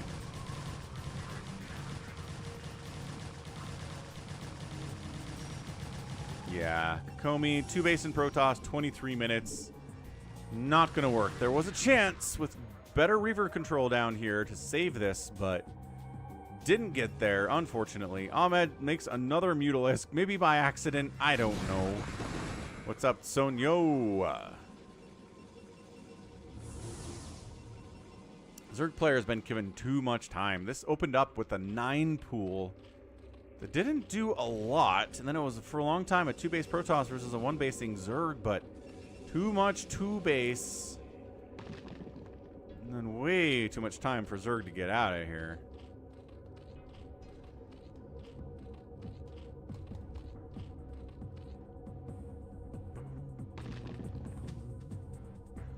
Do you have Dark Side of the Moon on record? ToyCop, what format do you own Dark Side of the Moon?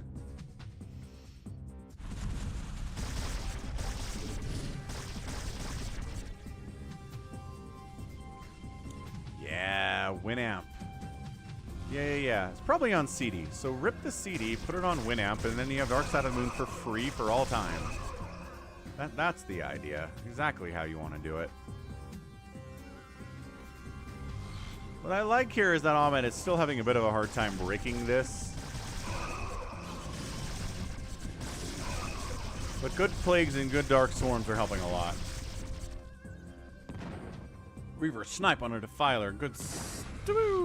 Nice. Ling runs in, eats the Reaver shot, allows the Plague to go off. That was nice. That was really, really nice. Ling timing, maybe not great. Lings. Oh, that Reaver's almost dead. See, this is how we do. From distance, Lurkers inside Dark Swarm, pow. Lurkers die. Splash damage not negated inside Dark Swarm. Good stuff. And Lurker takes down Reaver. Alright, this is like a slow death. This is a strangling. not even like Ahmed's maxed out or anything. He's not even that high in overall supply or worker count. It's just that Kokomi's on one base mining. Main base is mined out. She's got all the answers here, right? Archons, Reavers, Corsairs, Zealots, High Templar, but just not quite the control to deal with this.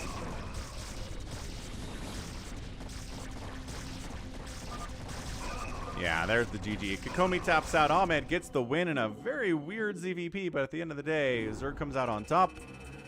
That's 2 Zerg wins in a row against PROTOSS on the channel, outproducing 2-1, getting out killed, not by a 2-1.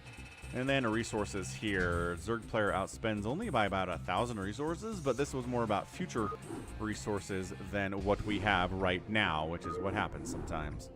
Nibbler in the house. What's up, Nibbler? How's it going, man? All right, so there's this Avcatinus versus Return 4-Year TVP here.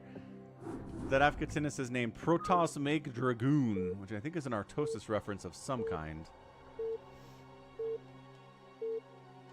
The most delicious color for Zerg is magenta, says Hans. Okay, top right. I think we're on Fighting Spirit. Oop. It's either yellow or... colors are not great. Top right, it is Avcatinus playing his beloved Terran. Bottom left, an enemy PROTOSS player. Return 4-Year. APM differences pretty intense here, but not everything, as we all know.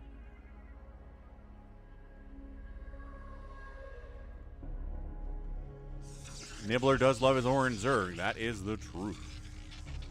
What is this? Are we proxying 2 gates in the middle of the map? I kind of love that. Kind of a huge fan of that.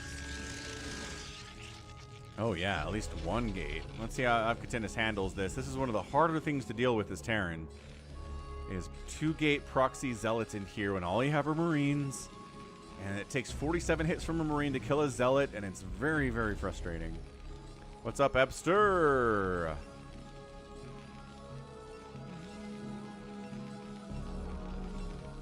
It's a 1 gate, not a 2 gate. This probe delaying construction on the barracks is pretty good. But SimCity is good here. The whole idea is that you got buildings close together that Marines can slip through, but Zealots cannot. So, Zealot has arrived. Robert the Zealot's joined the party. Nobody's happy to see him. He's not sure why. No, back it up. Back it up. Okay. Immediately loses his first Marine to the Zealot with no micro at all. Avcatinus is usually better than this. There's no Zergs in this game, Ebster. Nothing to root against.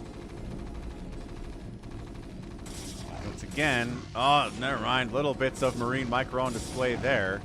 SCV's dying. Zealot can't slip through here either. That's good.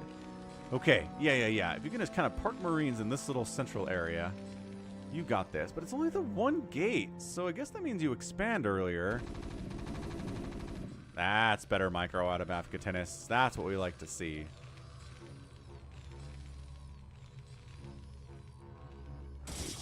Two Zealots have joined. That gets so much worse. This is why 2 gate is problematic. Because 2 Zealots show up, and then 2 more Zealots show up, and it just gets out of hand real fast. No. Get into safety. The safety is good.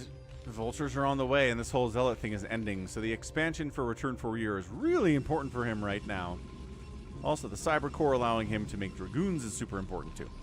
So the early aggression is dealt with thanks to some good SimCity. Not the best micro in the world, but good micro nevertheless, and Avcatinus doesn't lose too much.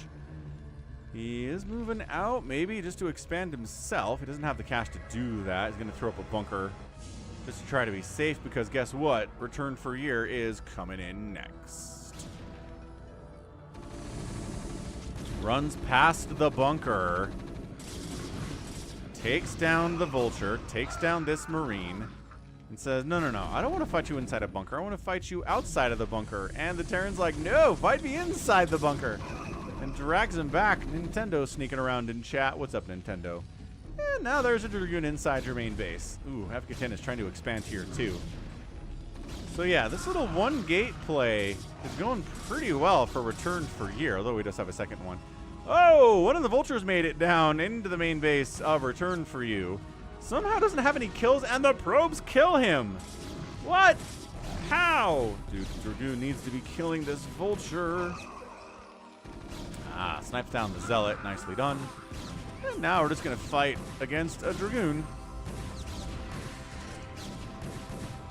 Repair? Not enough. Not enough. I love we're landing in second base during all of this chaos. I really like that quite a bit.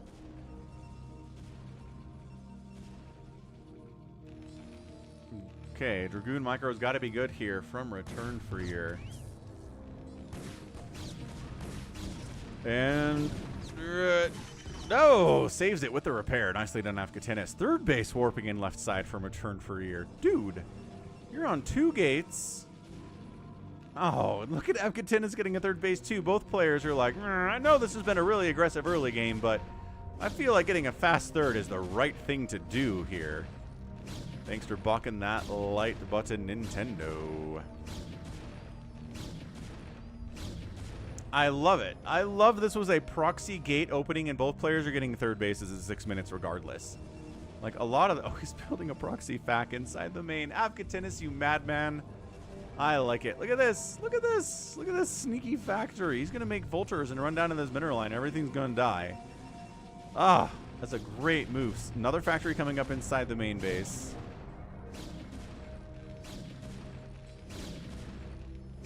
And, man, like if you came into this game, you'd kind of be like, all right, this is a normal TVP. Dragoons are out here attacking the enemy bunker, you know. I guess this third base of this Terran would be very strange. But this is totally being sneaked, by the way. If Return for Year knew about it, he could shut it down. Ooh. Ah, sniped the Vulture, but lost the Dragoon in the process. Siege tanks are back.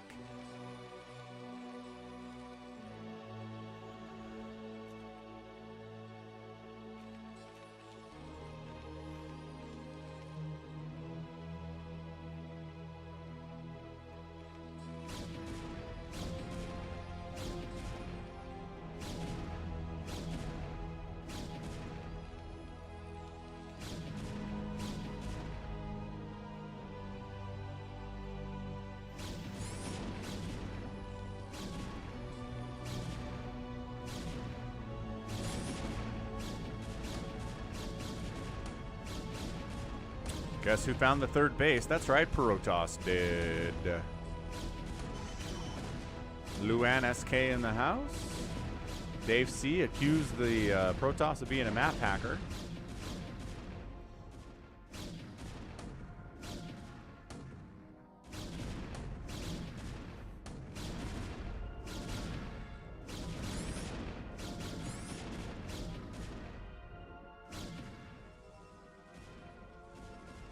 Hey, look, the Vulture did the thing. He's got 5 kills. Nicely done.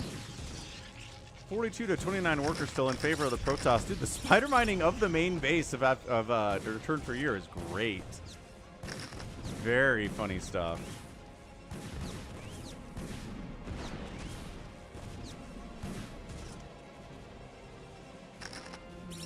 Who goes 3 forges? SaviorSword sure does. SaviorSword goes 3 forge.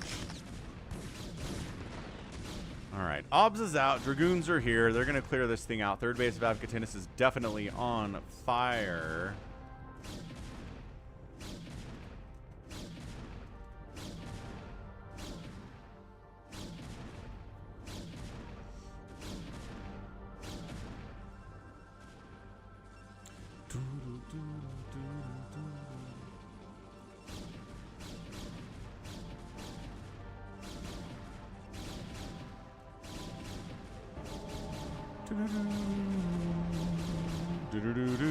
Proxy Factory dead. SCV finds the center nexus, no big deal. Third base dies, but is avenged. Dragoon goes down. Avcatinus back on trying to get onto a third base. So 3-basing PROTOSS, pretty happy about this. No upgrades for the Dragoons yet. Mech also has no upgrades. And it's 68 to 52 total supply. Pretty scrap-tastic game here at 10 minutes. Defending the center nexus is good. Hey, what's up, Yimmy? Hey, happy Sunday, sir. Happy Sunday. And Arcanice is in the house too. What's up, Arcanice? Okay, I don't know about this. Trying to bust into a bunker tanked up position with like 6 Dragoons? Maybe don't do that.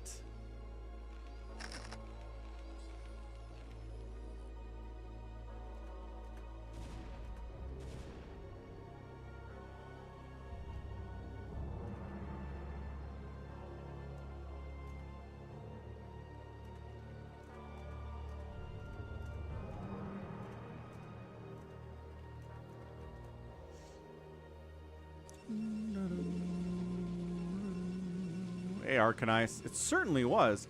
It's one of the least viewed things I put on the channel in the last couple weeks, and I don't know why.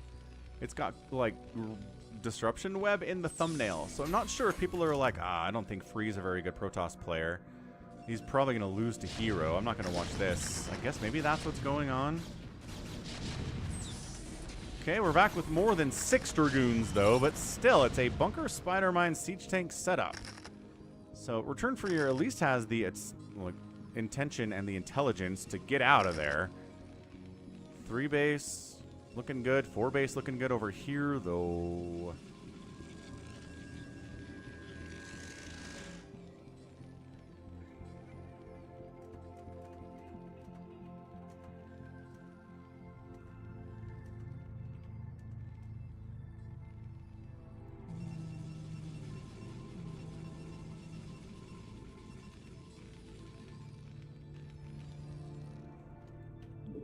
Back to the times 2. Anything crazy happening? Where are our ghosts, Avcatinus? It's getting a science facility. We could be getting a covert ops right here. Come on, Avcatinus. Covert that ops. Covert that ops. Covert that ops.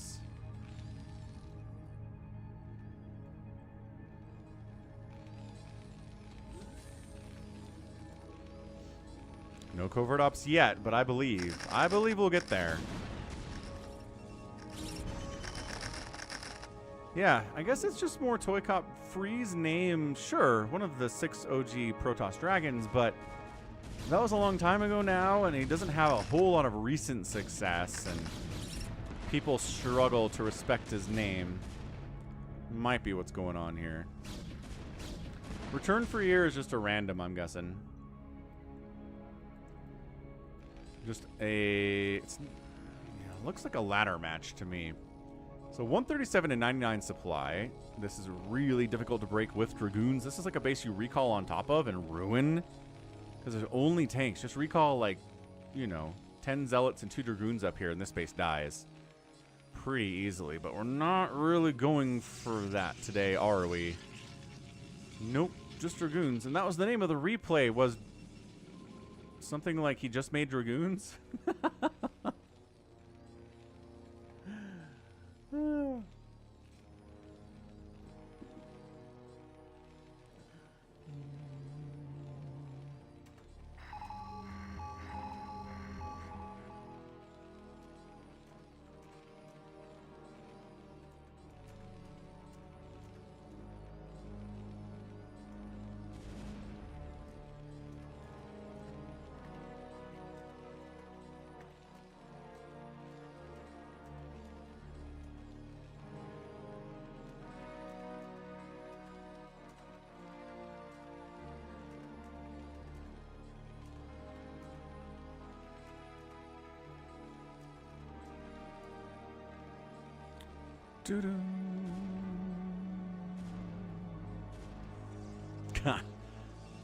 Somebody probably thought about that, Dave C.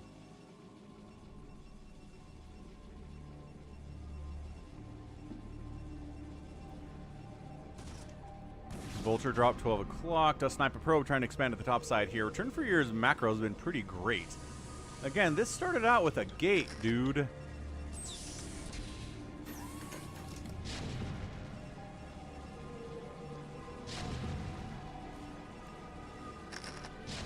I like the tank drop. It's going to slow kill this Nexus and probably never kill it at all. Can these Dragoons not get through here? Ah, Arcanice. or Avcatinus, sorry. Avcatinus uses the drops on a position that's really, really hard for the enemy to deal with. Oh no, they can get through, just stupidly. Oh yeah, they have to go this way, but they're dumb. Alright, cool. So he does end up saving it.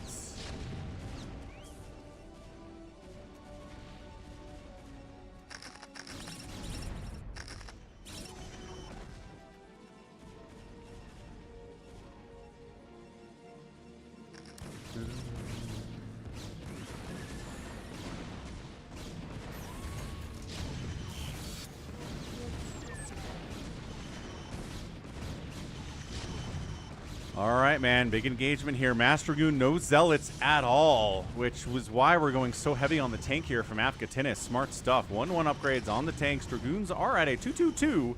Thanks to that 3-Forge play that he's been running with for a while here, but just too many siege tanks.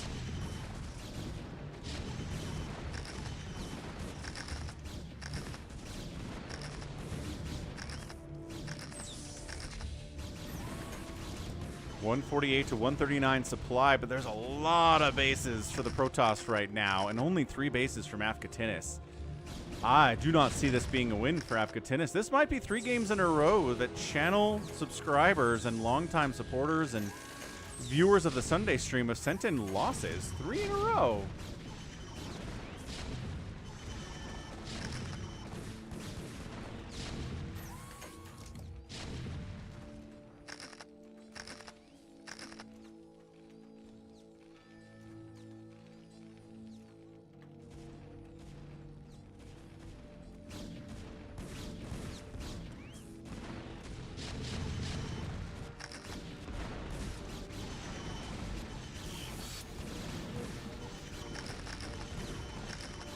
So just Dragoons continuing to come in here from the south. Tanks are spread. Tank count is good. Avcatinus just kind of trying to threaten this 12 o'clock base, but I'm not sure if that's going to be enough, man. Yulo, I would say, I'm not going to get too deep into the politics, but I'd say it's early. If something like this had happened in like September or October, then yeah, I think your supposition might be true, but it's July. We've got a lot of weeks and months left before the election, and I think people will forget. Not everyone, but I think people will forget. So we'll find out in November. Dragoons pushing in, spider mines, connecting, killing a Dragoon, but also killing a siege tank. And yeah, he was right about that. There are no Zealots at all. He's just making Dragoons.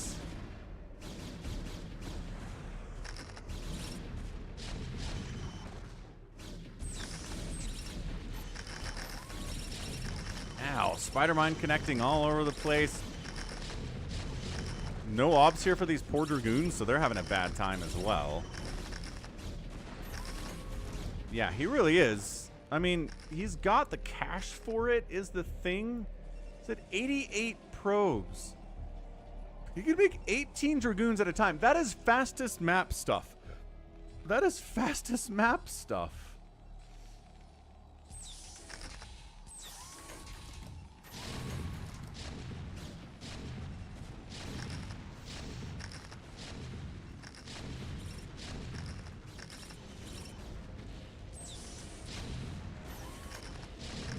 Dragoons trying to move into the natural base here, not defending this one at all. Another base coming in. I mean, some Zealots would be great, man.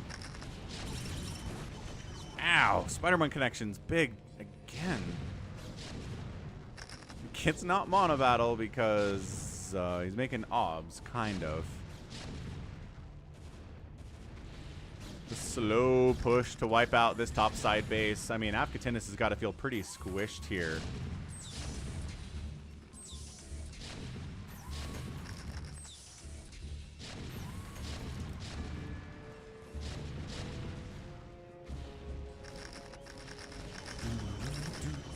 Just, man, throwing himself at this Terran. I don't know if I've ever seen this before. No Zealots, no Storm. Right? No Arbiters, no Carriers, just Dragoons for all time. 3-3-3 Dragoons, mind you, but these are 2-2 tanks, so the upgrade advantage is not that big.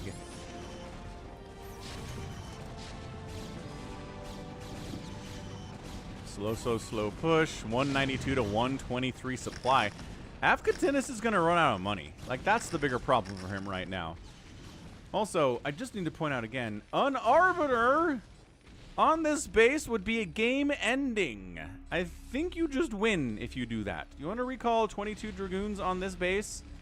Kill the tank, snipe the command center, win. I really think that's what we're looking at here. Avcatinus being able to take this top base is really nice.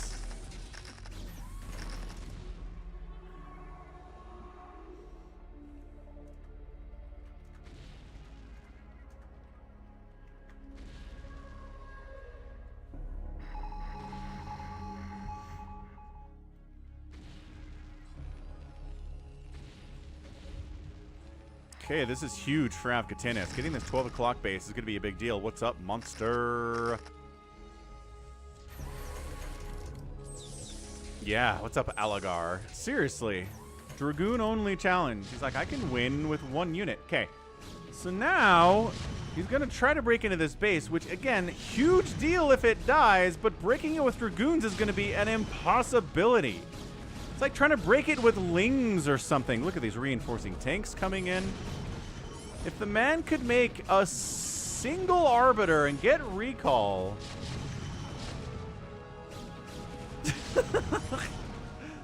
Yeah, man, look at this face. This is... PROTOSS is taking the entire map. I cannot believe he tried to break up that ramp. That was the dumbest thing I've ever seen. Avcatinus can use drops. There you go. There you go.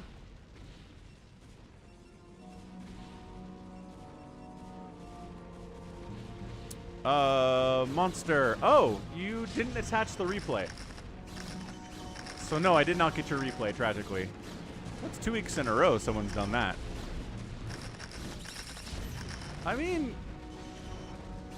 Like, usually I like to talk about unit composition, swapping back and forth, more zealots, the more tanks there are, more dragoons, the more vultures there are. But this is just like he's just making dragoons, man. Kind of slowing down, too. Oh, never mind. He's firing up 12, 15, 18, 20. He had 22 at some point in production at the same time, which is crazy. That is correct, monster. No replay attached.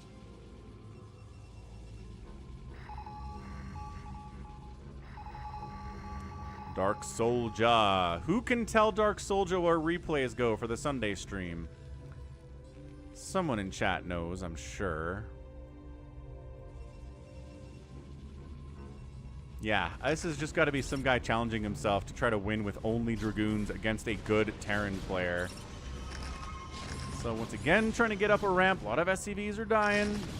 But as ToyCop pointed out, the man has 100 probes, which is too many probes.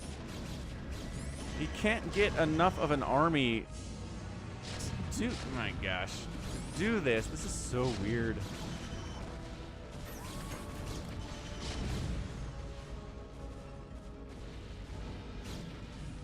Yeah, SCVs fighting because they don't want the Dragoons to jump on top of the tanks, and so they have to get in there and get their little fusion cutters involved. Zap, zap, zap. 5 damage per hit. Good against Dragoons, but better when the Dragoons don't have upgrades, and worse against Dragoons when they have 3-3-3. Another swing up into the natural base of Avcatinus with what else but a ton of Dragoons. Thank you, ToyCop, for coming through. Appreciate it. 177 to 134 supply.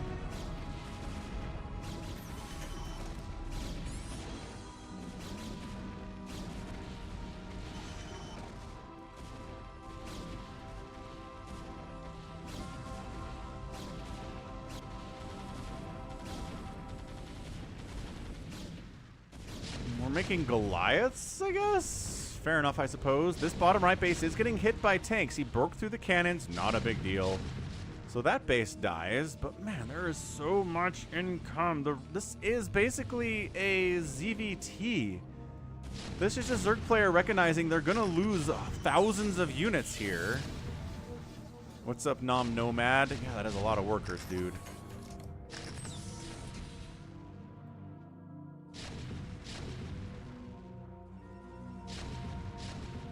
just like, man, I'd sure love to be able to engage with these tanks in some way. But what do I always say? The player that uses spellcasting against a player that doesn't in StarCraft is going to win about 99% of the time. We've got D-Matrix here. We've got EMPs coming down. Like, come on. Lucky Owl in the house. How's it going, man?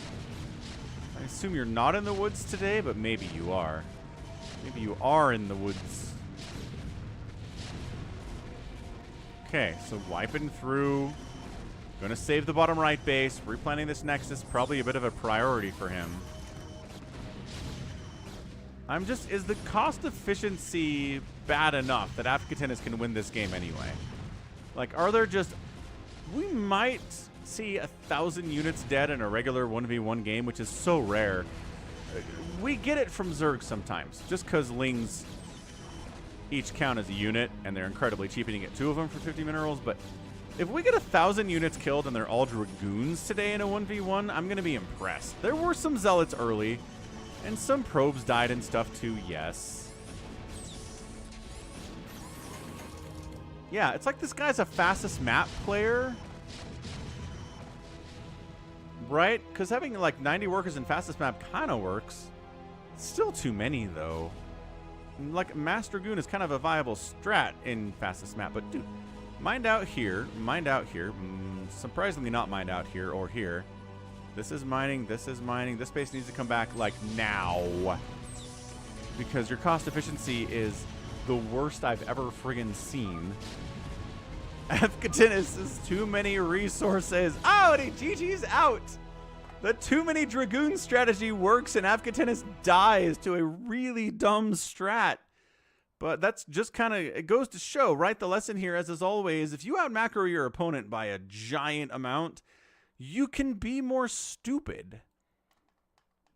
You can definitely be more dumb and do things like just make Dragoons with no Zealots or Arbiters or High Templar at all and win anyway. Crazy. Crazy stuff. 238, 272,000 points here. Return for year is up. Avcatinus outproduced the PROTOSS player, though. Got out-killed by him by just a little bit. So, no, we didn't get to 1,000, but, man, 500's a lot. And the outspend is a 2-to-1. This is what I'm talking about. This is it. This is the number. This is just the macro of Return for a Year was absolutely bonkers good. And yeah, you can win against a good Terran player like Avcatinus with Mass Dragoon if your macro is through the roof. Whew. I cannot believe he won that. That was crazy. All right, what's next? We have more replays here. We certainly do. Beyonce in the house. Let's do a big game. Hunters. All races represented. Bonk.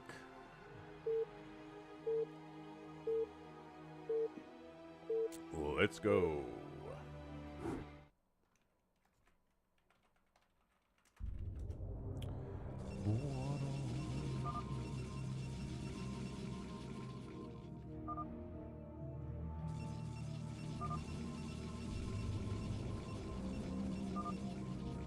Alrighty then. Ciao. 3v3 shenanigans. Top 3 versus bottom 3. Top side, team 1 is Art of Skate, a PROTOSS. His teammate is Beyonce. It's a new account for him, though, because it's Vinny Beyonce. Wait. Different Beyonce playing PROTOSS. Our Beyonce's playing Zerg. I should have known that our Beyonce would not be playing PROTOSS, and Beyonce's down here. Team 2 is Triana, a yellow Zerg. We got a Terran representation here. Avengers A. And then pub name, another PROTOSS. So a lot of PROTOSS. A lot of Zerg.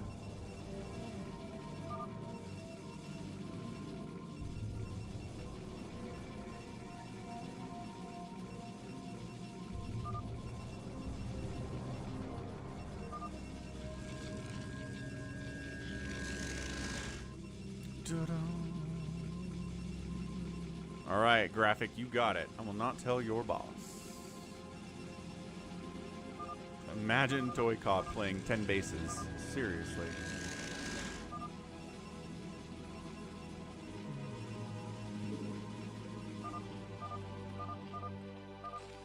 Talking about the winter. So it is winter in the southern hemisphere. Would make sense. Beyonce's typical playstyle is some Ling pressure into mutas and then Defiler stuff. It's generally how he does.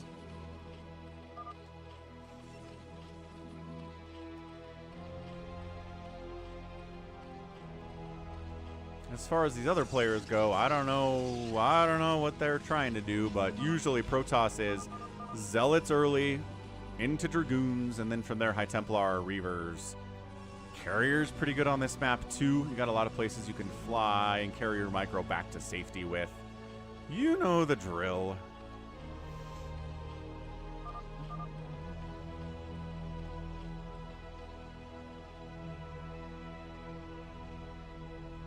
Like I said, early Zealots! Hey! Bam, bam. Zealot on Zealot violence. Pow, pow, pow, pow, pow, pow. Marine pressure. Ooh. A little bit here from Avengers A. Gonna kill an Overlord of Beyonce's. That sucks. Supply blocks him this early. Bad times. Bad, bad times to lose an Overlord at 4 minutes or 3 minutes or whatever that was. Overlord scouting around like they own the joints. Not good. Beyonce falling back, recognizing there's a big Zealot Marine army pushing on in. Ooh. But the support here from Beyonce, pretty good.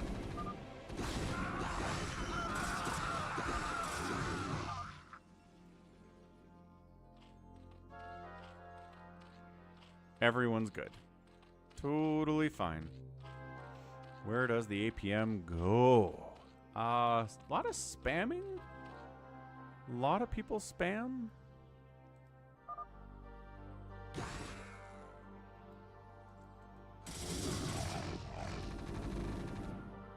RJB in the house doing his typical weeaboo stuff. Bunch of Lings coming in from Art of Skate heading up north. This is not looking great for... No, Skates? It's not Skate at all. That is Triana. Ling colors. Triana pushing up north here. Skate and Beyonce in trouble. Other Beyonce coming in from the south, trying to help. Obviously here, early Marine stuff from Avengers A is going pretty well. Marine medic stuff looking good. Lings jumping on this stuff. Ah! Art of Skate falling back. Probes fighting. How many Marines are left? That's kind of the big deal here.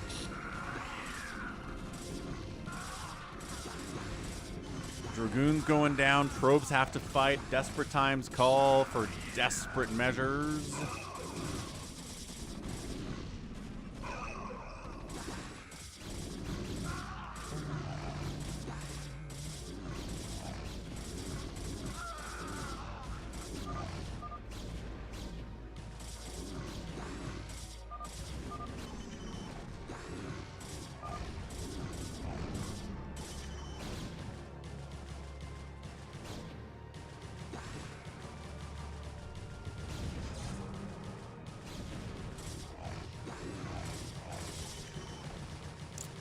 Nexus is in trouble. There are some Dragoons here, though.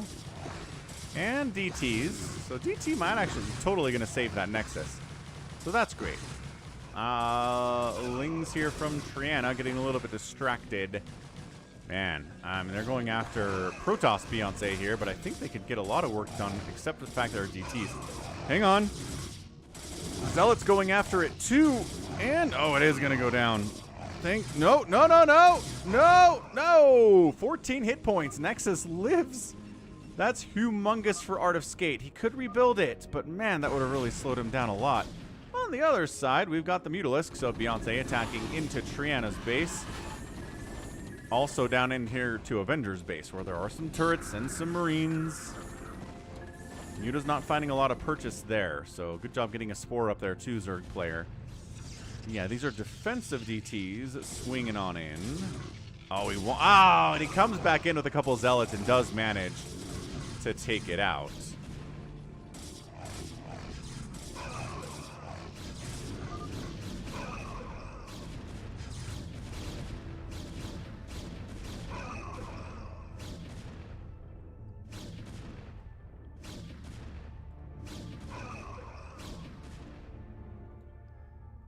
Okay, so he needs to replace this Nexus immediately. Maybe double expand. He's got enough cash for it. The Muta Harass, as I predicted would come here from Beyonce, is still happening.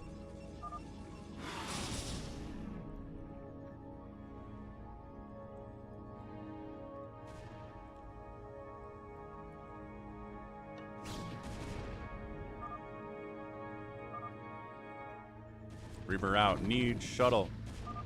Yeah, definitely. So again, Triana's still trying to make this Ling stuff work, which I can respect. I'm a big man of Zergling stuff myself.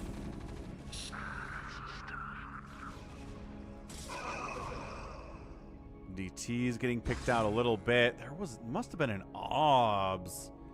Where though? I don't know where that OBS is.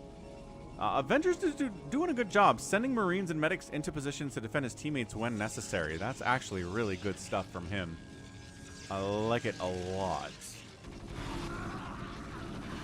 Muta's trying to engage with these Marines with stim and medic support. Nope! Sometimes the decisions made are tricky in StarCraft. To make a split-second decision, do you want to engage with this? And you say yes, but you were wrong. You definitely should not have done that at all. Reaver connections from PROTOSS Beyonce, getting some decent hits off there. Shuttle helping out here too, pushing on pub name. Marines and medics are here. They're not going to help a lot against Reavers though.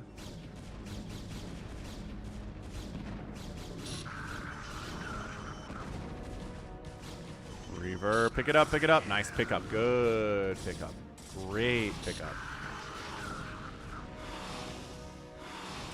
Beyonce trying to be active and aggressive with his mutas as much as he can and maybe not fly into those Marines again with +1 attack and range and stuff.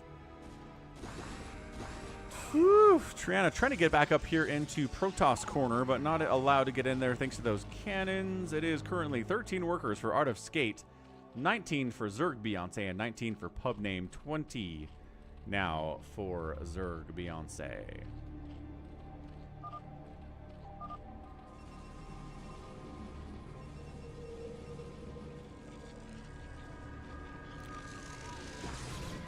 Muta's, oh, okay. Muta's actually dealing with these cannons pretty well. They've got that +1 flyer attack. So like I said, Beyonce likes his Mutas. He's going to take into Defilers here eventually, though, as he just started firing up a hive thanks to that production tab.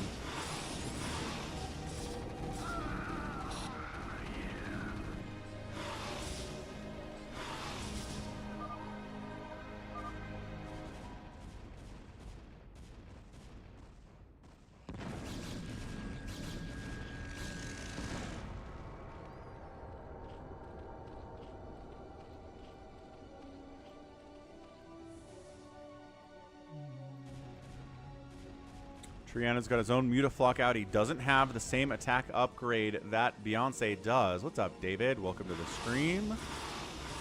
And there's no anti-air at Beyonce PROTOSS at all? Ah, PROTOSS Beyonce.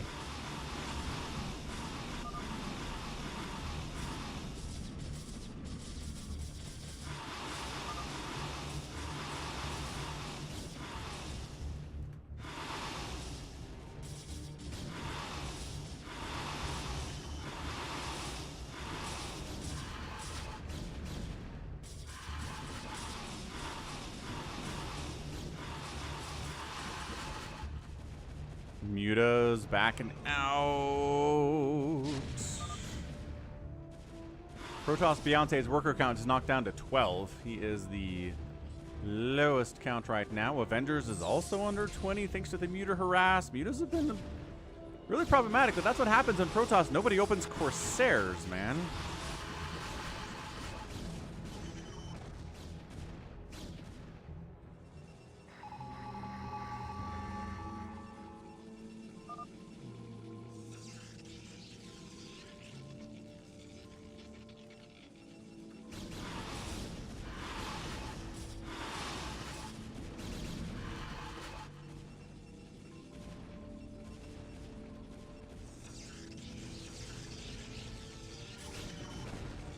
Yeah, this is a lot more Mutas than we normally see in this matchup.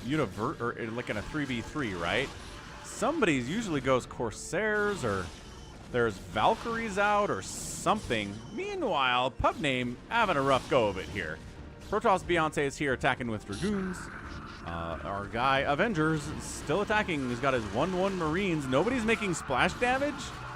So it's kind of awesome. All of Beyonce's Mutalisks just get completely wiped out there. Siege tanks have joined the party too.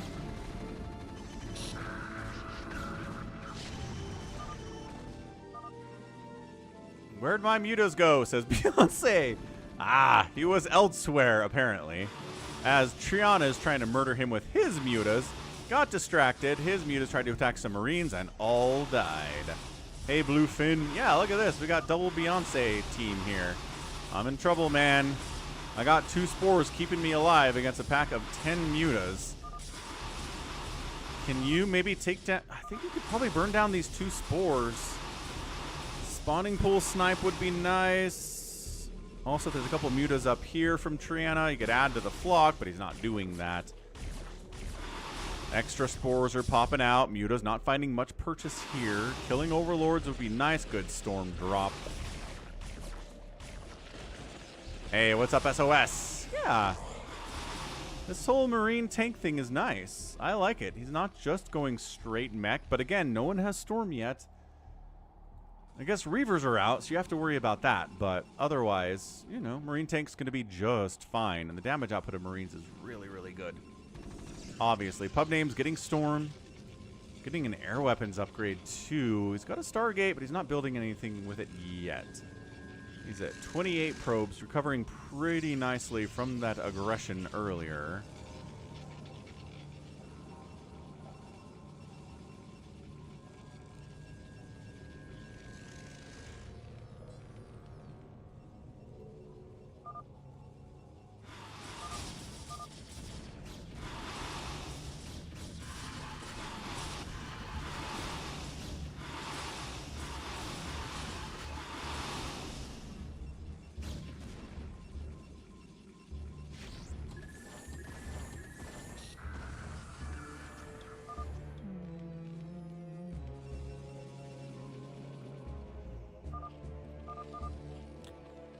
There you go. Beyonce, Lurker Defiler. That's what he loves to get into eventually, anyway.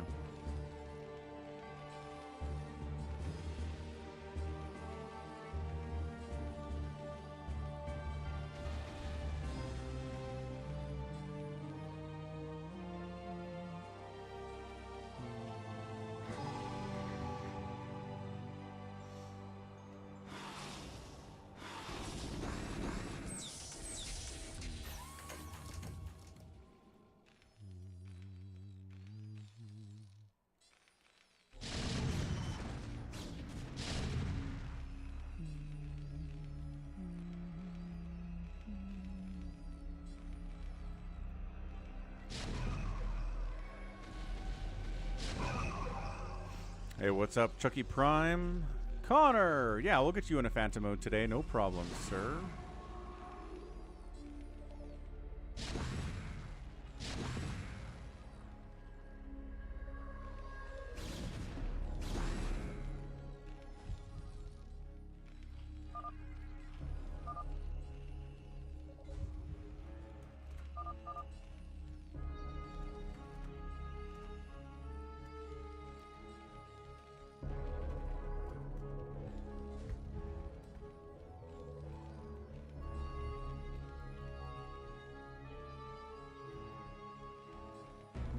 Big push down south. What? Your Marines are dead now. Dark Swarm Lurker has joined the party from Zerg Beyonce. Storm trying to wipe out these Lurkers inside the Dark Swarm, but it's not a super fast thing. More Lurkers joining. Yeah, Dragoons aren't busting this. Marines aren't busting this. Zealots, maybe High Templar. Yeah, Lings running in there is just absolutely suicide. This is a BGH 3v3 Chucky Prime. There are the teams. 1, 2, 3, 1, 2, 3. Meanwhile, looks like Skate's making a push down here on Triana.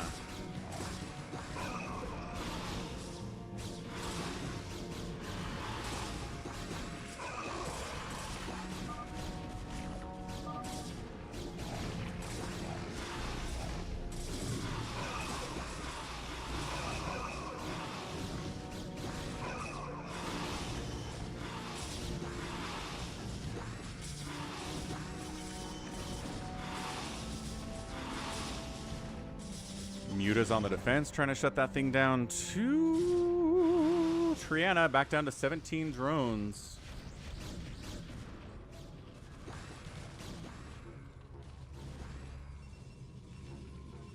Avenger sent some SCVs over for funsies, I guess. He's got a nice little tank set up in the middle here. So center is being held by Team Not Beyonce right now. But Team Beyonce has Dark Swarm and Lurkers and will counter a lot of what's going on here from Team Enemy. Is he still making Marines? He's still trying to SK Terran this thing with Dark Swarm Lurker all over the place. Beyonce says, "We will win," speaking to me from the past. He believes. Look at me talking about how in trouble Team Beyonce is, and then he comes through. That's hilarious. How's it going, Vader Josh? Gallons in the house.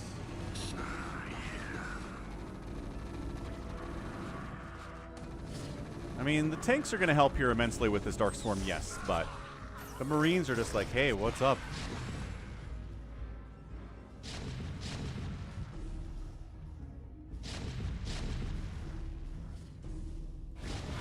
Brienne guardianing his way in here. Dark Swarm is going to help. Yes, the Guardian stuff on Beyonce struggling a bit here. Corsairs do wipe out the Mutas, and now Corsairs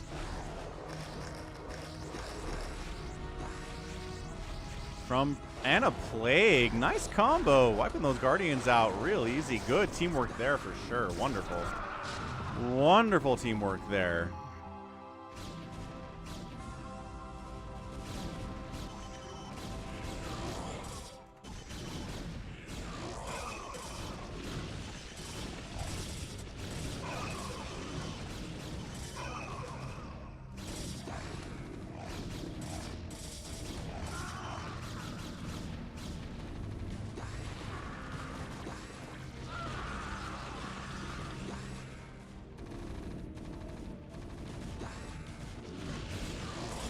Art of Skate is back over here on Triana. Triana getting his drone stormed to death. His Guide Zerg army got wiped out by the Corsair Plague combo. And this is not looking good. Yeah, spawning pool down, macro hatch down. Pub name trying to defend here, but not looking particularly great. Yeah, Triana down to 5 drones here at 22 minutes. This is going to get cleaned up by Avengers and Pub name, but that's going to leave openings for other places too. Once again, Corsairs wiping out Guardians. We're still trying to make that happen for reasons I don't understand. DWEB on a tank. Hey, nicely done. PROTOSS Beyonce.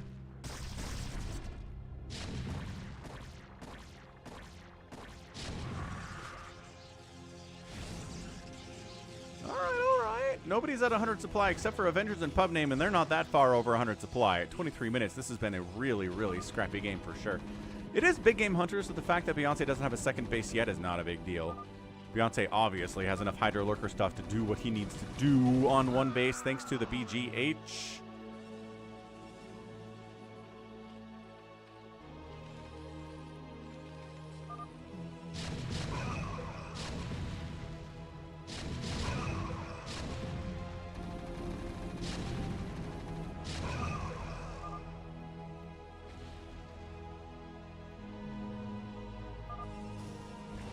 Still? I mean, there's a Guardian here. It doesn't mean that we're still making Guardians. Chucky, this is the first Big Game Hunters map I've cast today. The rest of the games I've cast so far in the first 2.5 hours have been regular maps. So, I'm sorry you're late, but this is the first one that is this way.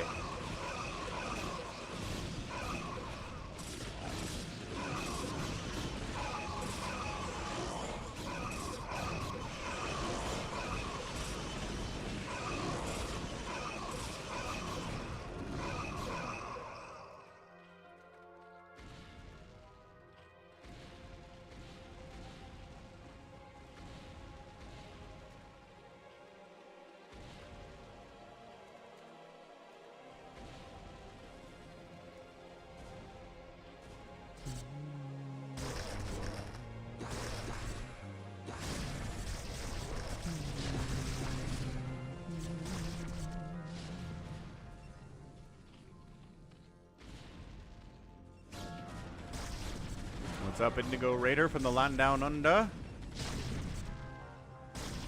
Center still being held here by Team Enemy with all of these tanks, these bunkers. Pub name Dragoons are at 1-1 upgrades. The Lings are at +1 attack. No armor for Beyonce. He's been making mutas and lurkers and all sorts of stuff. So not really prioritizing Ling upgrades all that much so far, but that's okay. Should be fine.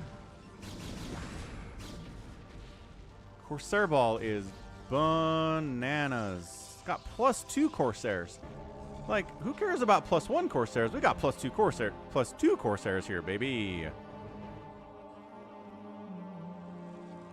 No one's dead at 25 minutes. Good point as well, ToyCop.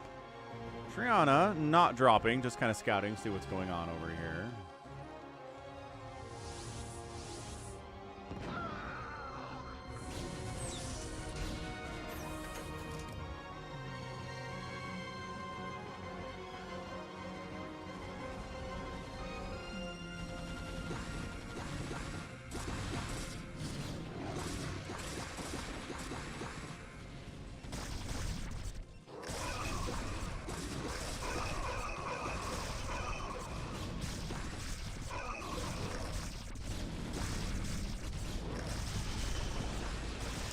Plague up, Storm on the other way, splash damage being engaged on both sides of this engagement here.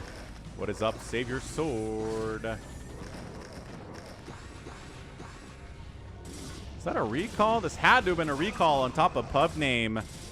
Ooh, High Templar getting Storm down in amongst. That's a great Storm. 17 kill High Templar has 17 kills. Pub name falling apart a little bit, under 100 supply.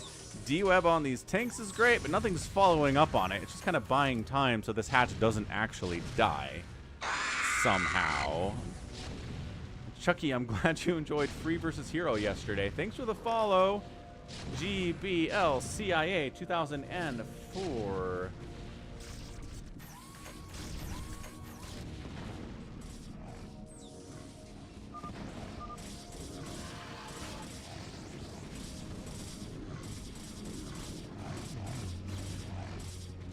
Yep, Reavers are a lot of fun for sure, except when they jank out and don't fire when you want them to. That's always very sad. But Center's still kind of being held here, but if pub name is dead, although sort of recovering, he's got 20 probes remaining. I don't know where they are because they're definitely not. I guess they're all down here at the second base. That makes a lot of sense. Don't know, SaviorSword. We're playing it by ear as usual. Depends on how many replays we got. Oh, offensive Nidus from Triana gets Hydra Lurker in Beyonce's main base. Oh, this is bad. Defiler Mound down, Hydra Den down. Oh, Dog with a Blog in the house. What's up, Dog with a Blog? Oh, these Lings can't respond to this. Even Dark Swarm's not going to save you from this. Lurkers win. Oh, well, he plagues it, which is nice, but then he can't engage because the Lurkers have +1 attack, and these Lings don't have any armor upgrades or anything anyway. Yeah, great. Yeah, Dark Swarm, why don't you run in there? Not good. Defiler dies too, turning the plagued Hydras into Lurkers. I like that play quite a bit.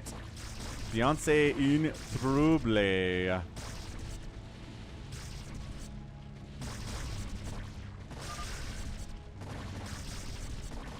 Drones getting wiped out here too. Look at Avengers being a good teammate as always. But DWEB on his tank. Zealots on the follow-up for PROTOSS Beyonce. Looking good. But this is not great. All the tech's in trouble. This Hive is going to die. He's making Lings, but it's like... No! Maybe, okay, maybe DWEB on the Lurkers might be enough to save it here. DWEB on the Lurks. Sort of. But also, if there are any number of Lurkers available, it's still tough to engage. Okay, every Lurker's been de-webbed, but it wears off. It wears off too fast. The Lings... Ah! Oh, no. No. Did Magenta lose his Spire? I want to say he totally lost his Spire. His spar. I reckon it's his spar. It's his spire. No, Beyonce, he believed. He believed he could win this, but lurkers inside your base when all you're making are lings and defilers. And lurkers is not good. What's up, Drew? Welcome back to the stream. This hive is under attack. He's got no mining at all. Basically, enough cash for a hatch and nothing else. Pub name has been solidified. The whole tank across the river strategy is with 2-2 tanks, as RJB has been talking about for years, is ridiculously overpowered on hunters and big game hunters alike. I agree with you, Dog with a Blog. I concur wholeheartedly.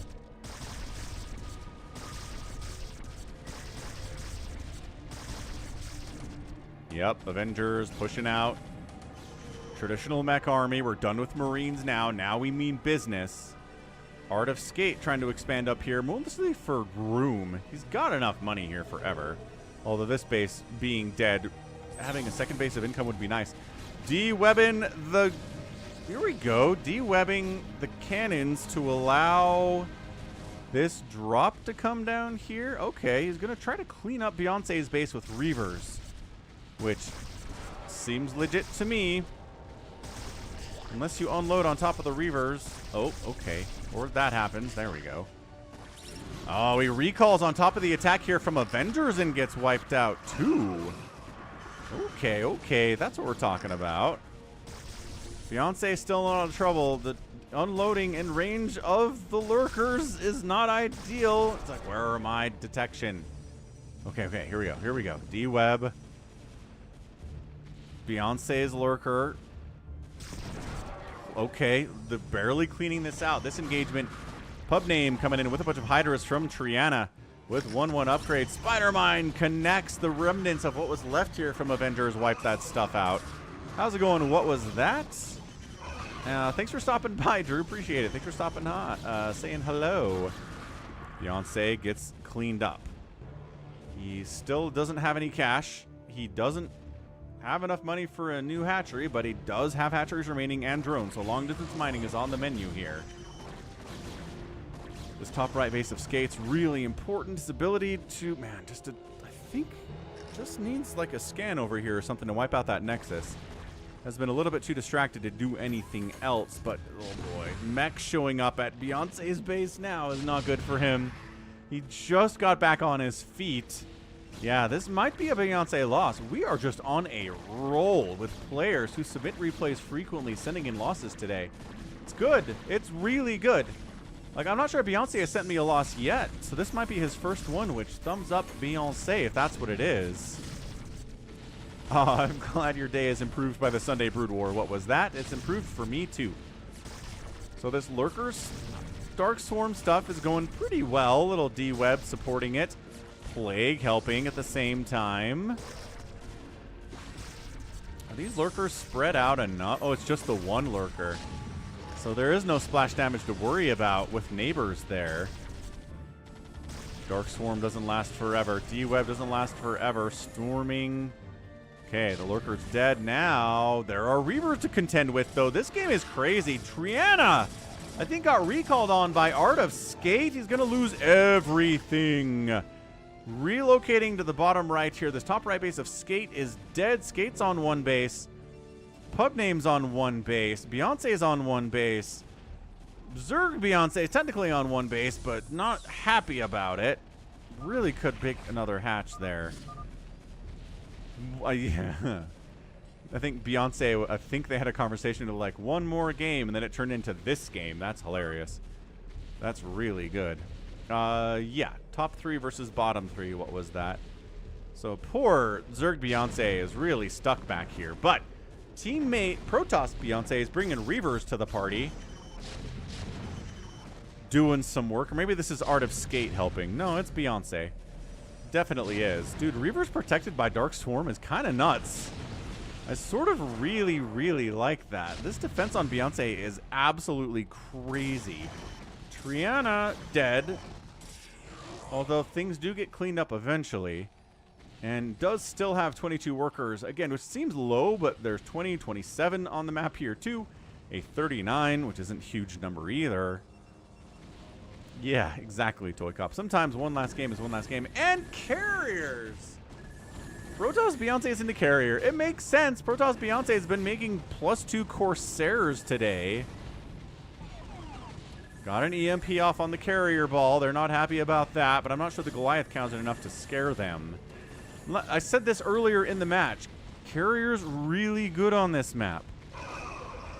Really good on this map. Triana can't really help here. Maybe Pub Name can. Bring in Dragoons to the party. Only 2 on upgrades here. Killing the Interceptors is a pretty viable strat on some level. As PROTOSS Beyonce does not have the cash to replace Interceptors on a frequent and forever style basis. Hey, hey, hey. What's up, what's up? Thanks for subbing, Amatora. Welcome to the Brood War. Sunday Brood War is the best. Oh, Dragoons chasing down carriers. This is why we don't see a lot of carriers in PvP. Because Dragoons do very well against carriers. Dragoon, good all-around unit in general, I would say. Good against pretty much all of the things.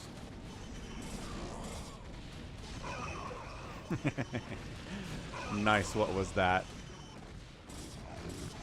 Looks like Art of Skates trying to join the party here too. Try to save the day. Is this another recall into pub namespace? Yes, but it does get cleaned up before it does too much damage, I would argue. Yeah, man, this game is crazy. Carriers manage to hold on. Some of them are extremely injured, but they do. Avengers is sitting on 12,000 minerals and 4,700 gas.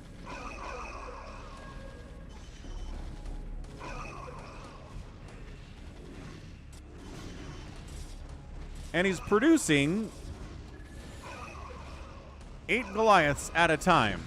Yeah, this game is crazy. Tanks keep wandering down to Beyonce's base and trying to kill him, but the DWEB Corsair count is so heavy, you can kind of just get shut down, which is hilarious. There you go. 1 carrier dies. Target firing the injured ones is going to help immensely here. This whole thing is actually working against Team Enemy right now because these supply depots are blocking the ability of friendly units to get from the south to the north anyway. Really messes with their pathing.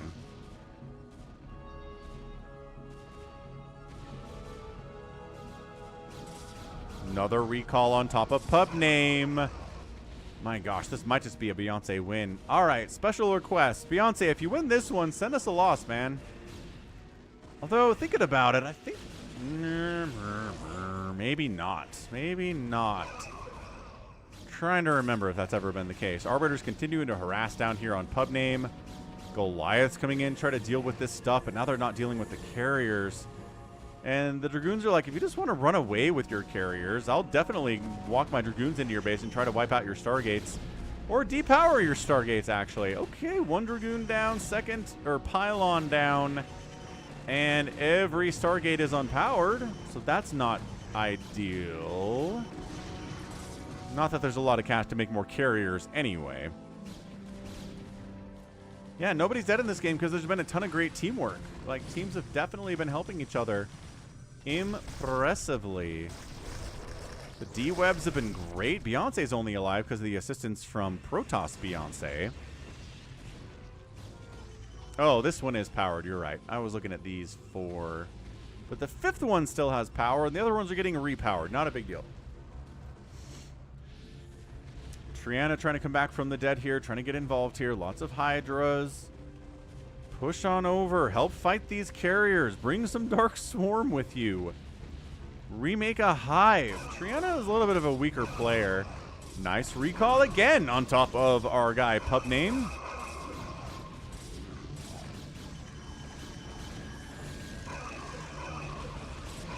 Carriers jump in. Storms jump in. Man, if only there was a Zerg that could run a million cracklings into this base and kill it in 4.3 seconds flat. Triana, join the party, sir. Finally upgrading to a hive again here at 39 minutes. Mind you, 39.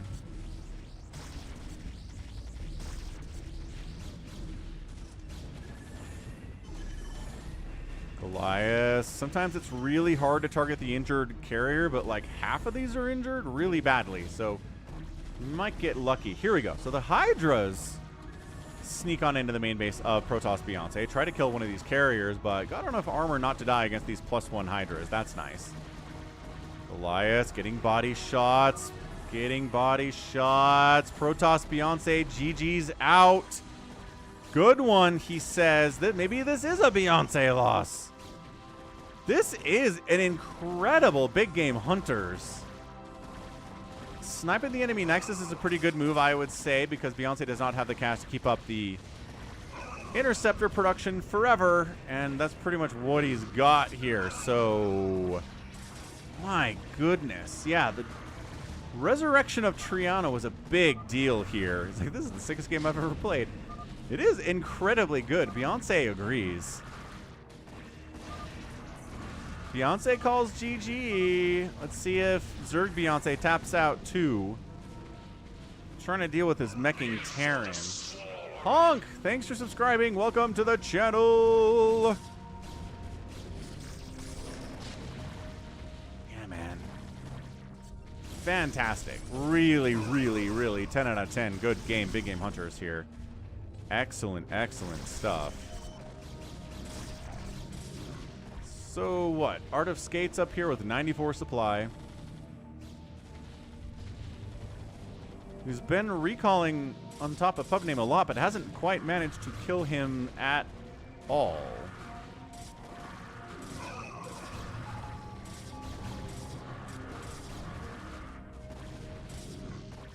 Good stasis on the Hiders. That's a lot of fun. So, you know, trying to stay alive here is Art of Skate. What's up, Ahmed? Yeah, cast your replay, sir. Against the famous Kokomi. Very strange game for sure, but pretty fun in a lot of ways.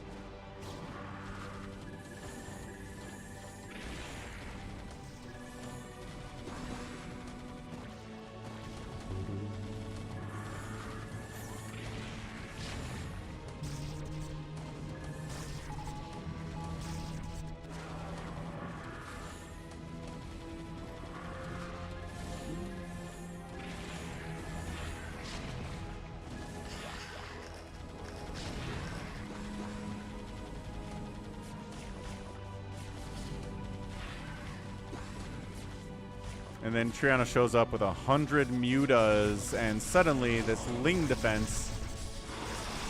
Are all the and all the spores died during that earlier lurker attack with the Nidus. That's crazy.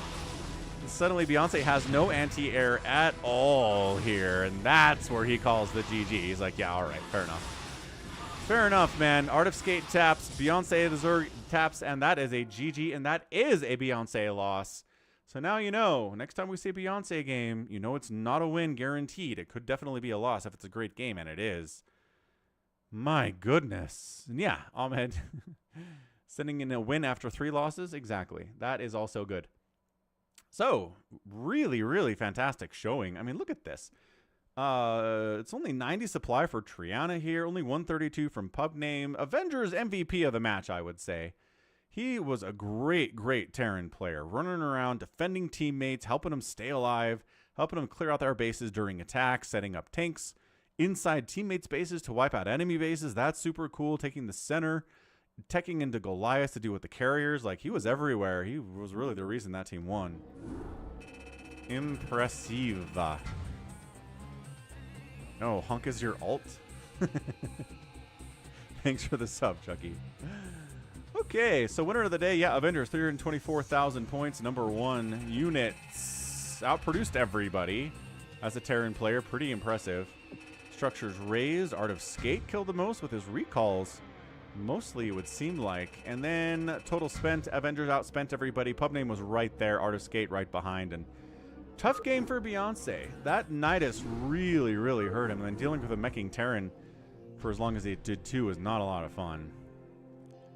So, do not have a ton of time here for replays before we get into the live games, but what do we want to do? Honestly, this seems like a great replay. I might just cast this as a standalone. An hour-long big game hunters with Boxer in it? Come on.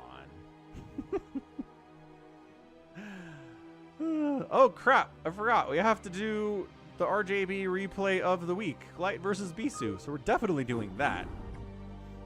Good call. So, as always, it's our RJB replay of the week. Bam. Check out RJB. He is on the YouTubes. Top right, red PROTOSS player, Bisu. And in the top left, blue Terran player, Light. Maybe the best Terran player in the world right now. He's playing so excellently. This was played on Christmas Day, 2019, according to what RJB is telling me. So that's a lot of fun. Catch you later, Phil. I'm going to step away for a minute. Maybe get a bit of a snack, get a Coke Zero refill. But I will be right back. Actually, as soon as we get a probe scout out, right? We can follow that probe around for exciting stuff. You there. I need you to probe scout.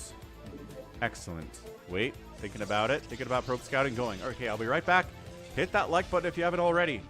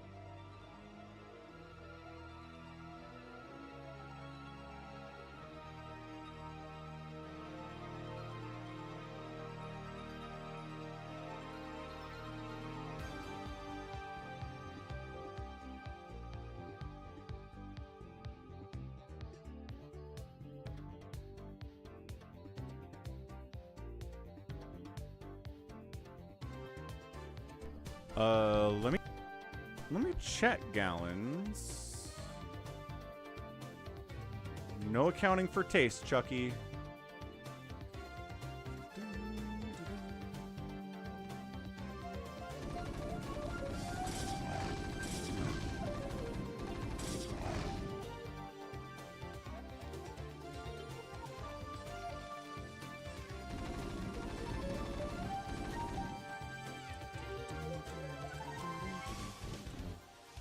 Insane epic gallons 3v3 FME.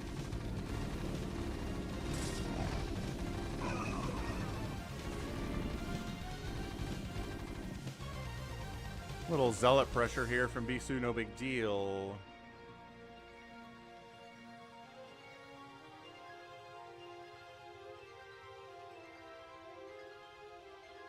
Huh.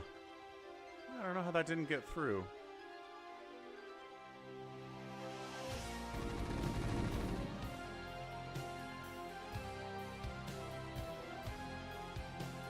Alright, well, I got it now, Gallons, so we'll get to that. Thank you for reminding me. I don't know how it didn't make it into the folder, but... Anyway, zealot pressure here from Bisu. Gateway makes that happen. Got gas behind it, probably going to expand at this point. Terran getting a bunker, and then we'll probably expand as well.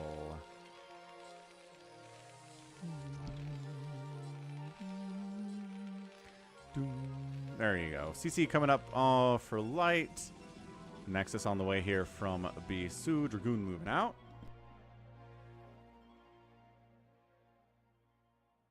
Holy Mark Wells. 5 gifted memberships to the channel. Analythic. Ivan. Matt. Blazin Confused. And Cosmin Bufu get memberships. Very generous, Mark. Thank you so much. I appreciate it, and I'm sure these guys do too.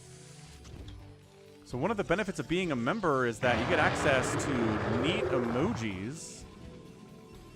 like Carbot Ling or Falcon Salt emoji or Hide the Pain Herald, Coke Zero, Sus Frog. We've got a Pikachu. We've got my kitties in here, Belle and Ollie. Ulysses the Ultralisk roaring with joy.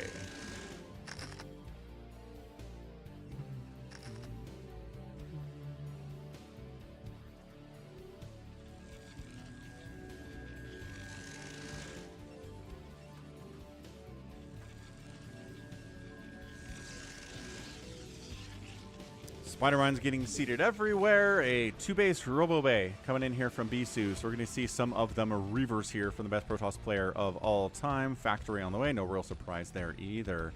Mark. Ooh, enjoy your bike ride. That sounds fun. Sounds like a hot bike ride to me, but hope it's great. And you're welcome for the content. Thank you for your generosity in the gifted subdomain. J-Talks, what's up? Chucky Prime's like, I had gift accepting off. Why would you turn off accepting YouTube gift subs? That is sad.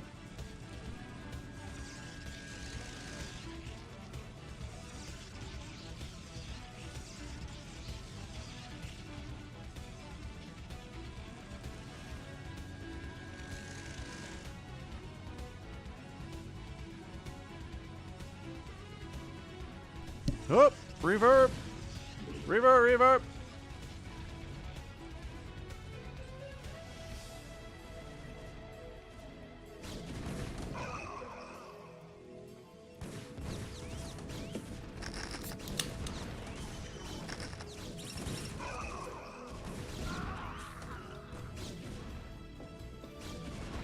The pen is blue. Counterattack here from Light on the other side. Getting tanks in here, but Reaver's showing up. Plus the Zealots. Dragoon's putting in the work there too, and the counterattack is shut down. Spider-Mine dodging! Really sick Spider-Mine dodge there, picking up that Reaver in time. Ow, and then the Spider-Mine kills 2 Dragoons anyway.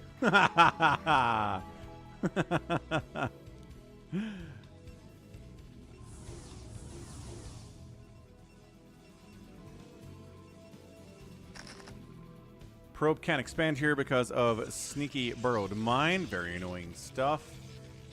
What is this? This is 2 Dragoons, 2 Zealots, and a Reaver in these shuttles. This is why you Spider-Mine your own base, guys. Reaver. Nothing. Taking tank shots. Okay, decent hit. 2 or 3 SCVs die there, but not what you're going for. Comes back to the natural base, snipes the SCV, building the turret inside the natural, so now it doesn't have to leave as early. Scarab, no connections there. Did absolutely no damage to that command center. And Bisu's like, okay, let's get on out of there.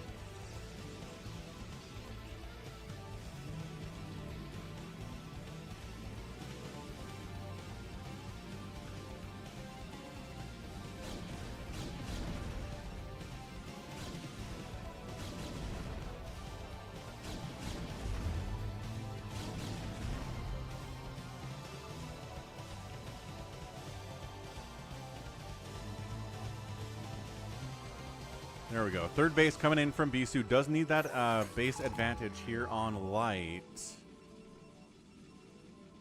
That's the thing. Scarabs are good sometimes, and Scarabs are real bad sometimes. And that's what makes them not overpowered. Ganon. I think if they always connected with everything they were attacking and did the full damage, I don't know how you would deal with Reavers on any circumstances. They'd be in every game.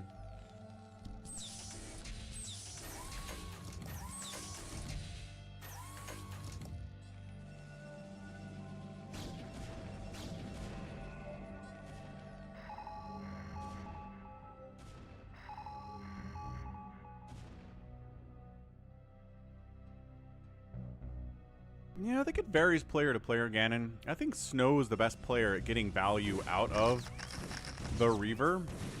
Like, really, really good at doing it.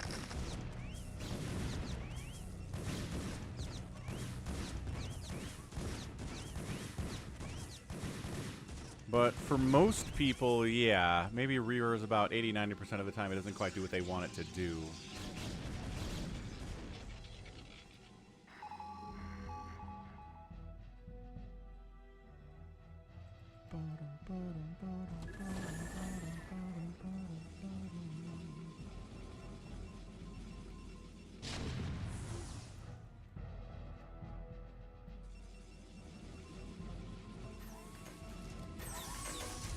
Bisu wants to move out, but also Light wants to move out, so center engagements it is.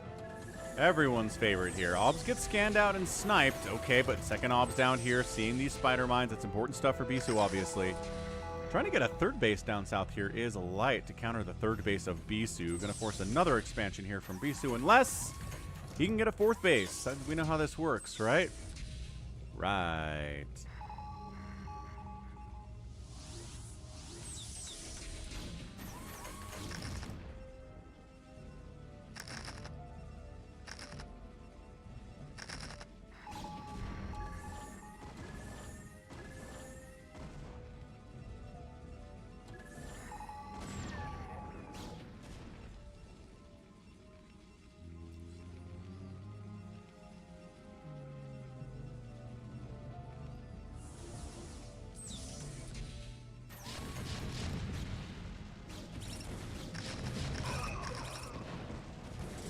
Alright, Bisu trying to break this position.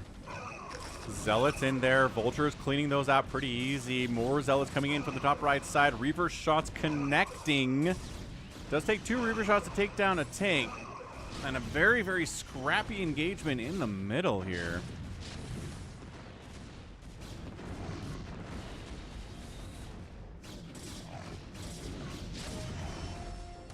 Alright, so Light is on a retreat there. I thought maybe these were tanks attacking, but no. Definitely not.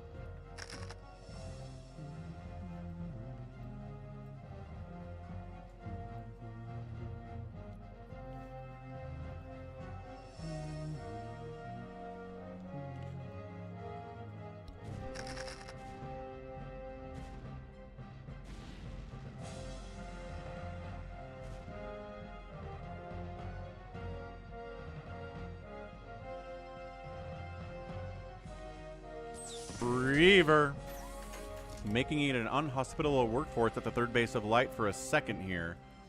134 to 107 supply.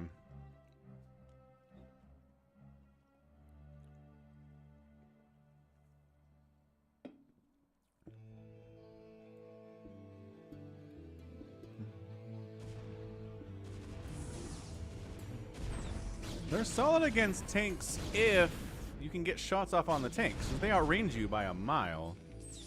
Okay, not by that much, but still. So 3 base to 3 base. 4th base finally getting warped out down here from Bisu, leading into a 5th base in the bottom right. Here on the Spirit of Fighting.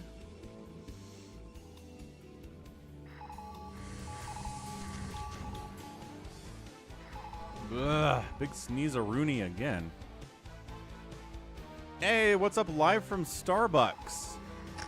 I am so much Brood Whore catching a probe transfer. Yeah, man, if you... I mean, come on. Here, have more Brood War than you can ever possibly watch live from Starbucks.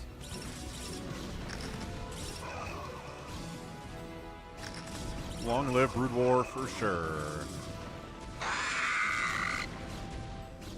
Thank you for the follow, too.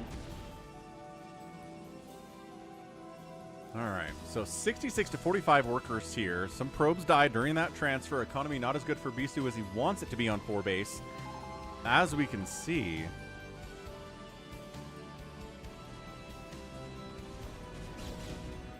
Dropping some vultures or run buying up here, and really should be focusing down probes, but there's so much else going on. Vulture's getting a run by into the natural base. Spider Mine connects, wiping out the vulture, but also a couple of those zealots take damage too. And Bisu has to come up and clear this out now, which he's really, really annoyed about, but so far so good. I love these vultures kind of snuck over here into the dead air, or just dead space, and are hiding.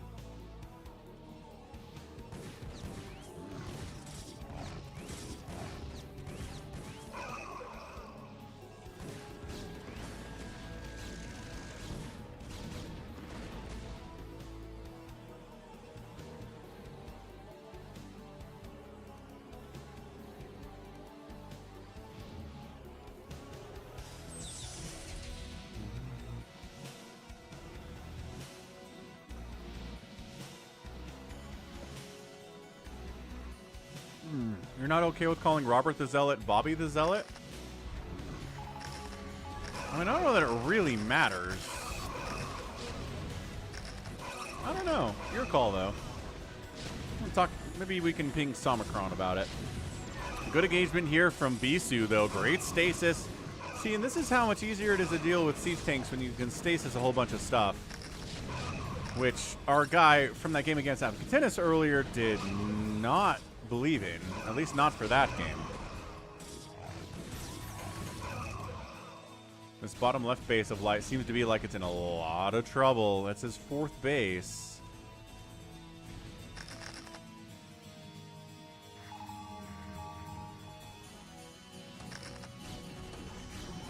And the shirt says Robert the Zealot. So we're okay then, Chucky? Is that alright?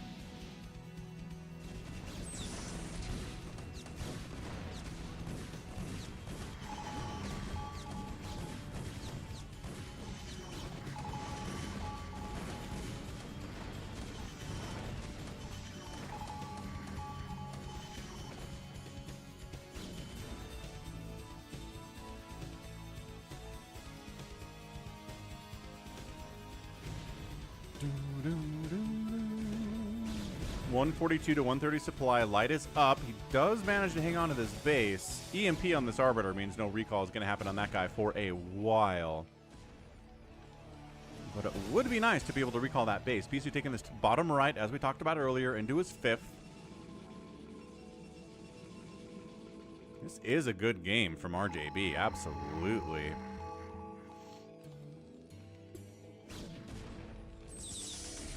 Chucky, is that like a royal blue? Ow, Arbiter pokes in, dies. No energy for anything cool, unfortunately. And Light just positioning here to kind of cut the map in half, right? He's like, I just want to defend these bases down my side. You can have your bases down your side. And then it comes down to the 12 o'clock and 6 o'clockers as to who else is going to come out on top here.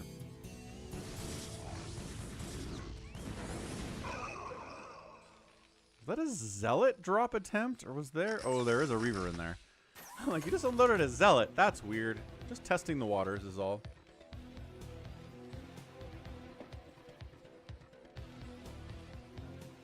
Arbiter sneaking up. Turret count. A little bit too high for this, I think. But Arbiter does have a lot of hit points.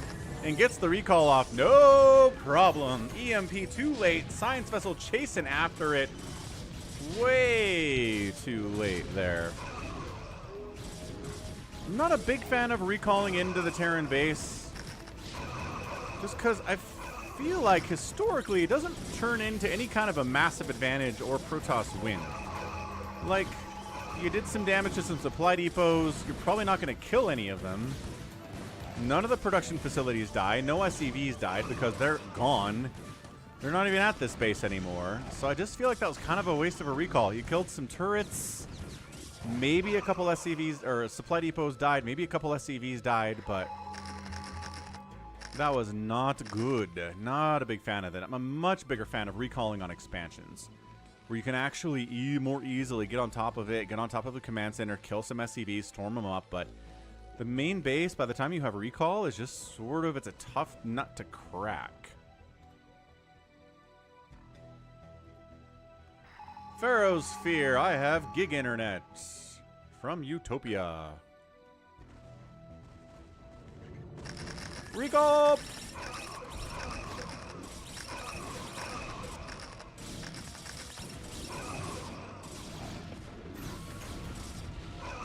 And as Jared said, it's the follow-up recall that really ruins you, but I'm not sure that's going to happen either.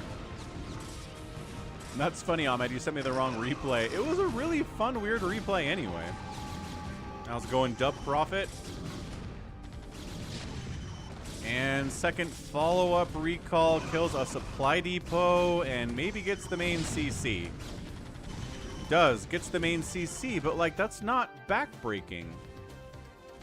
2 supply depots, command center. He's supply blocked now, but he's still up 183 to 157 supply. I don't know. I'm just not sure that was enough for as many PROTOSS units died for those 2 recalls. I don't know if I like them. Ooh, got the armory though. Okay, that was nice. I'll give you that. So it's going to delay the +3 vehicle plating upgrade. No, it's not, because the second armory is taking care of it. And he's back. So maxed out light.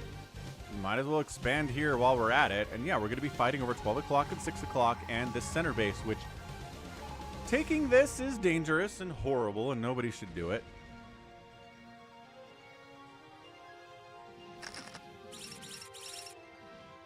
Arbiter sneaking in.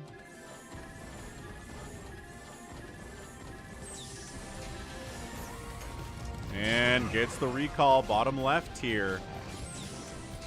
All right, responding units trying to deal with this stuff. Reaver connects on those vultures, forces them to run away. Going after the refinery is a big deal.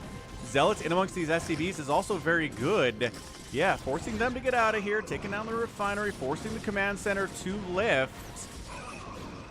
Turret's getting wiped out. That supply depot might actually die if the Reaver gets a couple hits off on it, but once the ComSat station, another recall. While Light has sent everything down here to deal with this, would be really good too.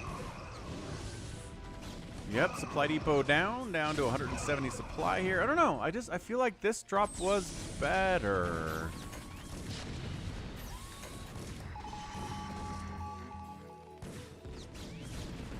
Could be wrong, but also, again, another recall maybe on this space would be pretty fantastic.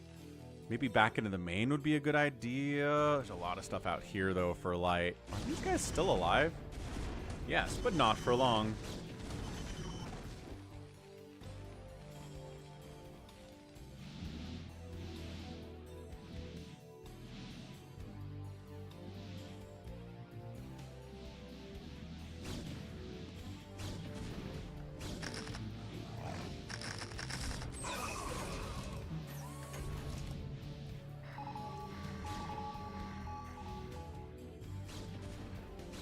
SaviorSword is back.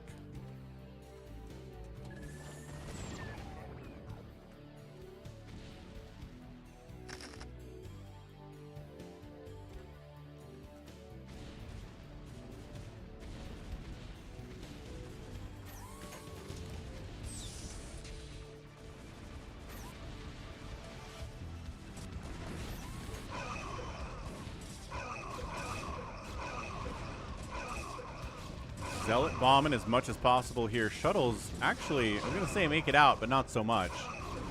So Zealot bombing good. 150 to 130 supply. Bisu is up and pushing. Tanks siege up, and suddenly Dragoon blood everywhere. 6 Dragoons die in one volley of tank fire. And we're going to trade these Dragoons out to kill as many tanks as we can, but no more tanks die. Ooh, never mind. One more tank died for that. Fair enough. 130 to 114 supply. Light is up. What's up, No Dice Jr.?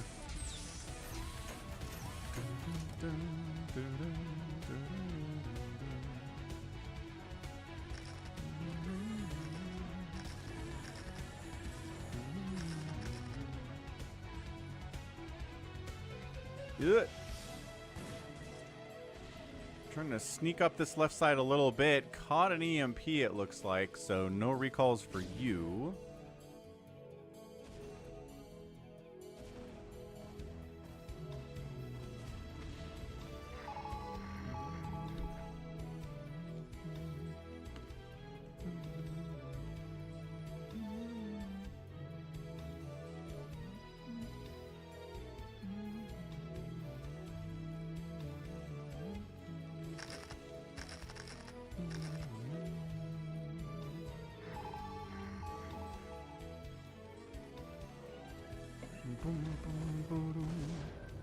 So definitely a scrappy game, man. 25 minutes into this thing. Looks like Light may be taking claim on the 6 o'clock base. This 12 o'clock base, nobody I think has even tried to go for, but we're just engaging into the middle here, into established tank lines. Not my favorite thing. Arbiter, not enough energy for a recall there. And the science vessel patrolling is pretty good. Yeah, just Bisu needs to take this or somehow take center, but that's not happening at this stage of the game. There's too many tanks out here in the middle of the map. Light is on fire right now. And all the damage that was done with the recalls, just not enough.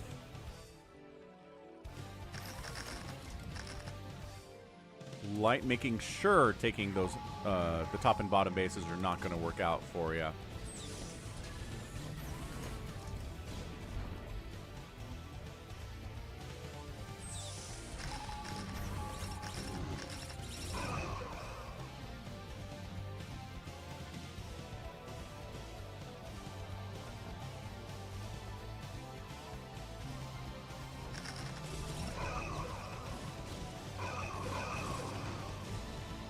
Maybe Bisu can take this 12 o'clocker, but man.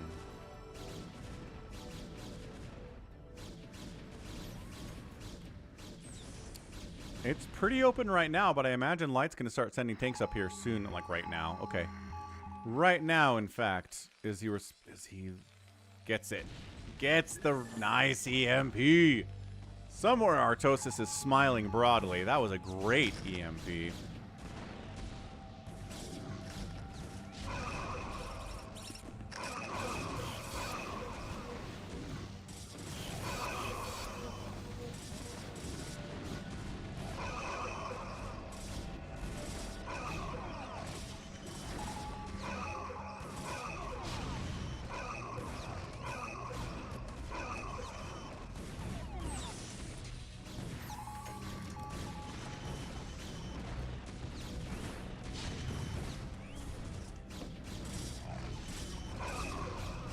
He's playing Battle Aces right now. Well, maybe he's smiling anyway, and he just doesn't know why. Good stasis is by Zave. And, all right, there's enough Terran in the general vicinity here to get on top of this. I don't know. Lights up big time, man. 169 to 124 supply. Bisu is taking that 12 o'clock, but can he? Yeah, Light comes in and says, "Save my stasis brethren. They must not die in vain." And that's it. Bisu taps out. What the heck? That's abrupt. What is with the abrupt tap outs today? Like, seriously abrupt. You gotta see the game state. I know he was down about 20, maybe 30 supply, but he was taking the 12 o'clock. Maybe he knew he couldn't hold the 12 o'clock. Right? Like, maybe he says, this army wiped out any position I had here at the 12 o'clock area. And I can't defend this, and if I can't defend this, I lose.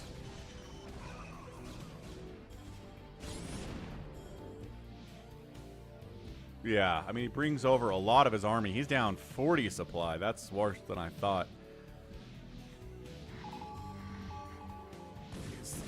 Arbiters don't have enough energy to be worth EMPing anyway, but he EMPs them regardless. And then, yeah, the reinforcing units down here. 3/3 upgrades.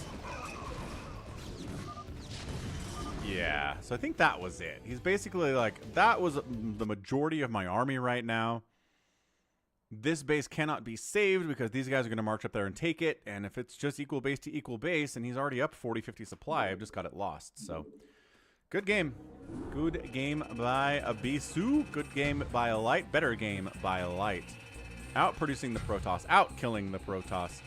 Out structures raised by 34 to 1, though, but hey, didn't matter, did it? Terran won anyway, and then Bisu did outspend Light, but only by about 2,400 resources in 28 minutes. Ugh, tough. So good game, Light. Way to get that win. All right, last replay of the day is going to be Insane Gallons 3v3 fastest map, because this has been 2 weeks he submitted it in a row, and I have not gotten to it yet. So let's hop on in here. We'll get some fastest map. I think it's the only fastest map we're going to cast today. Yeah. So, top left, going to be a purple PROTOSS Team 1 X Spectro. Bottom left, RJB TV1, who is Gallons. And then their teammate, Bon Migling. Ooh, is it left versus right? It's left versus right. Let's go. Top right is Team Enemy, Aliancista. We have one JohnDoe P, who's a great Terran player. We know this guy.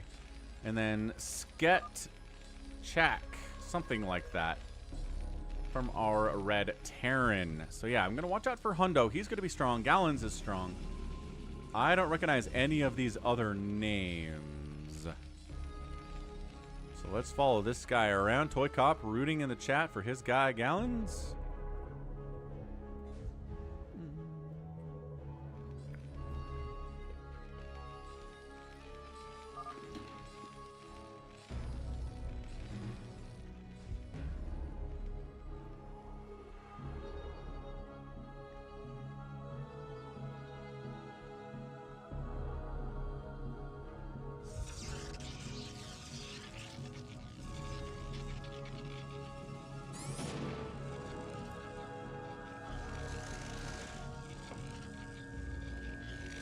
Okie doke.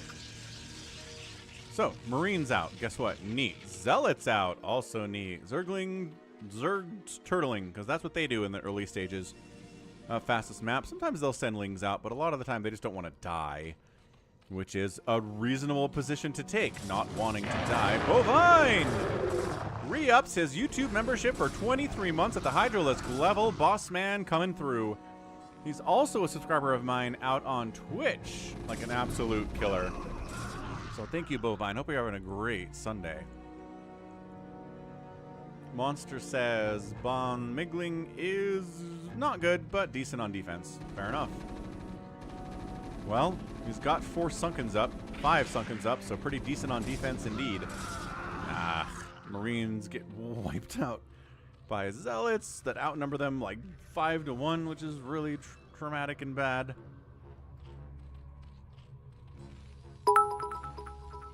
And then Gallons cheered 100 bits for a total of 100. Thank you for the support out there, Gallons. Appreciate ya. Glad you're back in your StarCraft Brood War playing ways after you recovered from your foot injury. Did I violate HIPAA by saying that? Maybe. Maybe I did. Terran is adding Firebats and Medics into this. He is going hardcore SK Terran right now. Maybe going to try to kill Bon Mingling, but that's a lot of Sunkens, dude. And what splash damage is available from the enemy PROTOSS? Gallons doesn't have any yet. Expectro doesn't have any splash damage yet either. Cannons, for now, are going to be pretty good, though.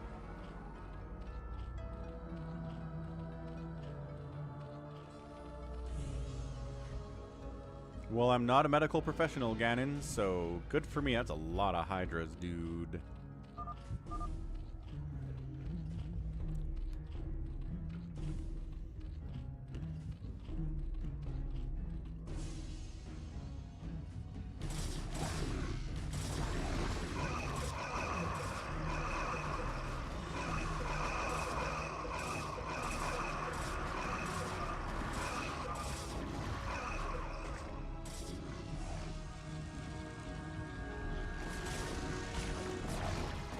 Spectro shows up with some Zealots. There are enough Hydras to hold on here. The Terran army came up to defend, but it turns out they were not necessary.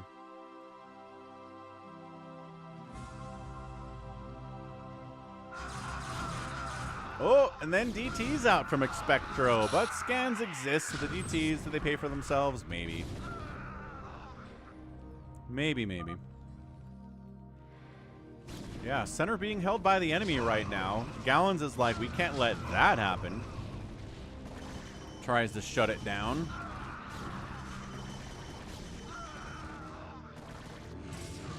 Alien Sista is trying to hold center here too. Spectro, good High Templar, snipes. Coming around the backside, nice snipes there.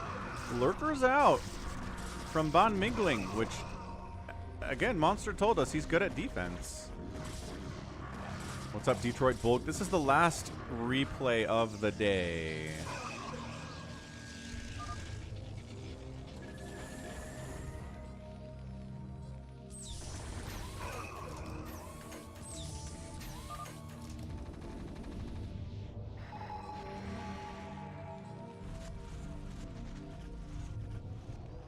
I mean, Gallons, I would definitely say that paying for yourself is good. If you just run a giant Zergling army into 27 tanks and they all die, the counterattack on you is going to kill you. It doesn't matter if you can remax quickly, if you have a bank. Even if you don't even have a bank, then being cost efficient is even more important, right?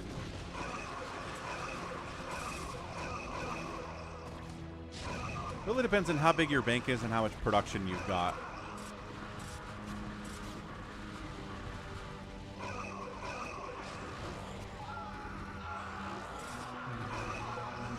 Gallons trying to bust center here by himself. Not great. As Hundo's got his tanks out now. It's a lot of tanks, man. Tanks in the center, tough to deal with. Scanning the lurkers would be pretty good, but dealing with the Hydras first seems fine, and the splash damage will kill some of those lurkers anyway. There we go. Lurks down, center held by the enemy in really bad ways. Tank Hydra with Science Vessel missile turret support. That's a tough nut to crack if you're team left side here.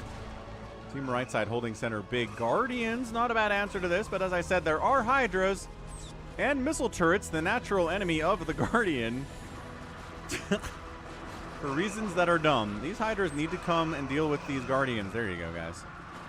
And then same time from the south, Gallons comes in, clears some stuff out. The Guardians have to retreat or die.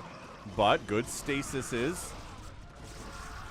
Center still being held by team right side, but it is tenuous. Also, this is happening. Big old storm drop right on top of Hundo, knocking him down to 31 SCVs. He probably dropped on our Zerg player too, knocking Aliancista down to about 30 workers. Now that I'm thinking about it.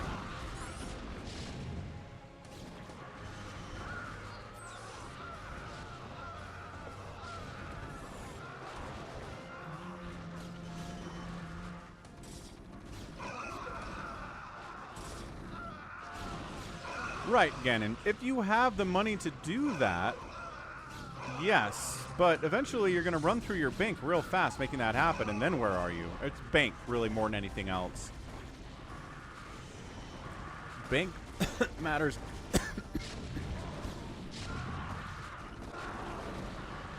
And the fact that you never run out of cash helps.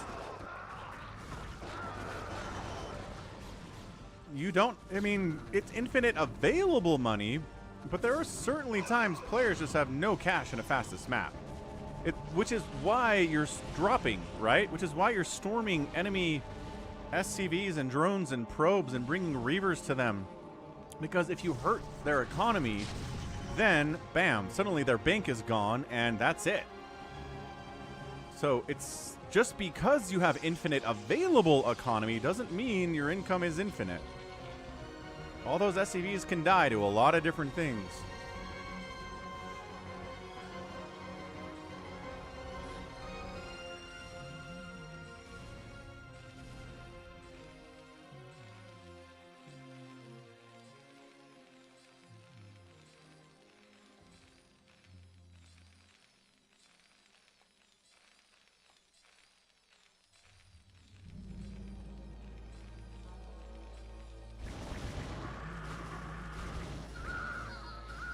The Guardians are back from Mon Mingling.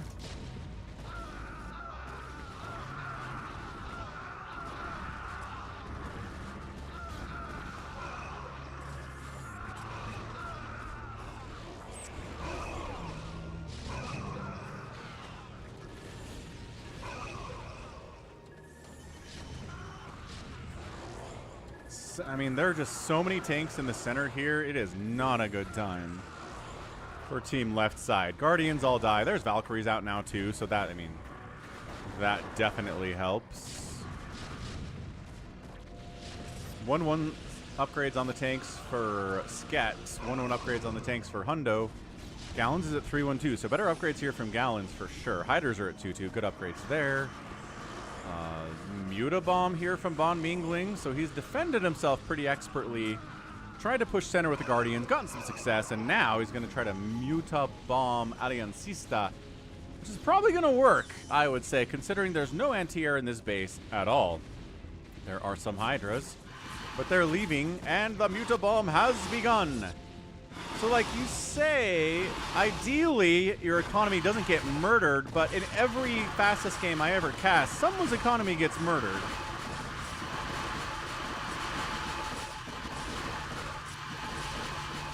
So the Mutas come in here and get wiped out, but they did snipe the Hive.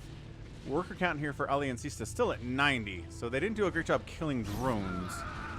But it does slow down the income because there's this traveling that's happening now that wasn't happening before. What's up, Realultra?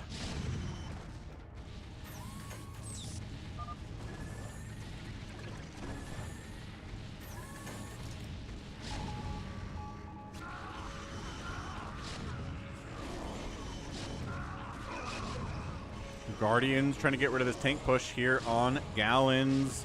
Valkyrie showing up to try to deal with it. Devourers chasing them away. Devour supporting Guardians. We do see this more often in fastest map for sure. What'd you think of Starship Troopers, Gannon? Guardians from Aliancista coming in 2. So 2 can play this game. Right side versus left side. Guardians fighting here. Center's still being held, and upgrading these to 3-3 would be great. They're both on 2-2, so we're getting there. Oh, good. Glad you enjoyed it. Yeah, it's definitely an entertaining movie.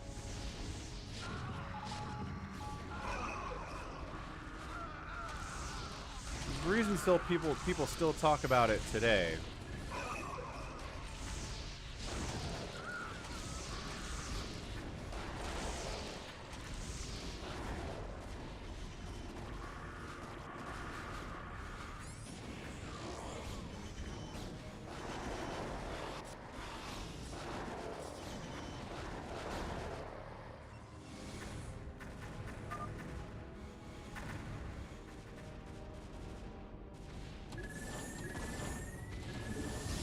Yeah, that's funny, Gannon.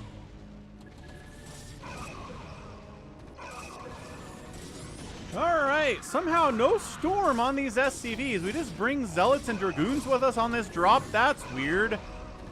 But okay. Man, SCV count for Sket should be a lot lower. There you go. Now it is. Down to the 20s here. Not ideal. Still, tanks pushing here on Gallons. We got Valkyries sniping the Overlords out of the sky here. Tanks on the other side of this wall would be pretty good, but hang on. Gallons clearing these tanks out himself, just step by step. Sket down to 24 SCVs. 120 total supply. Zerg Aliancista is maxed out. Has 3-2 upgrades on the Mutas. Really committing to a Sky Zerg kind of a thing here. And Gallons gets some breathing room.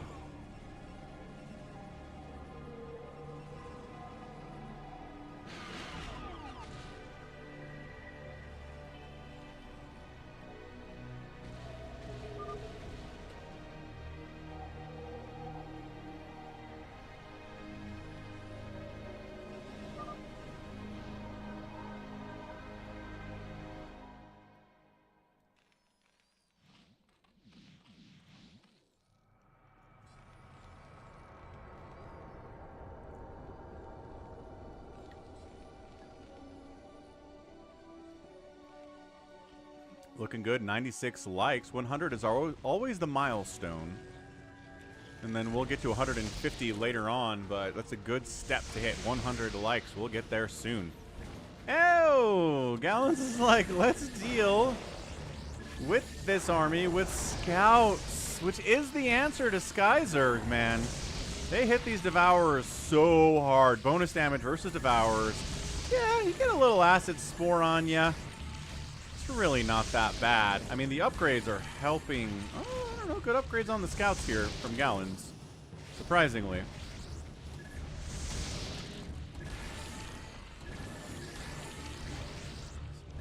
Three kills.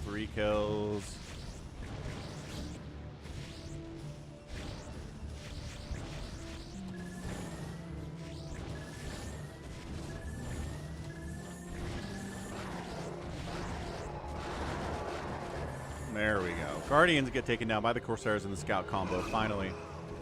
Sket bringing along some science vessels, maybe for EMPs would be really good here. Like on that group would be fantastic.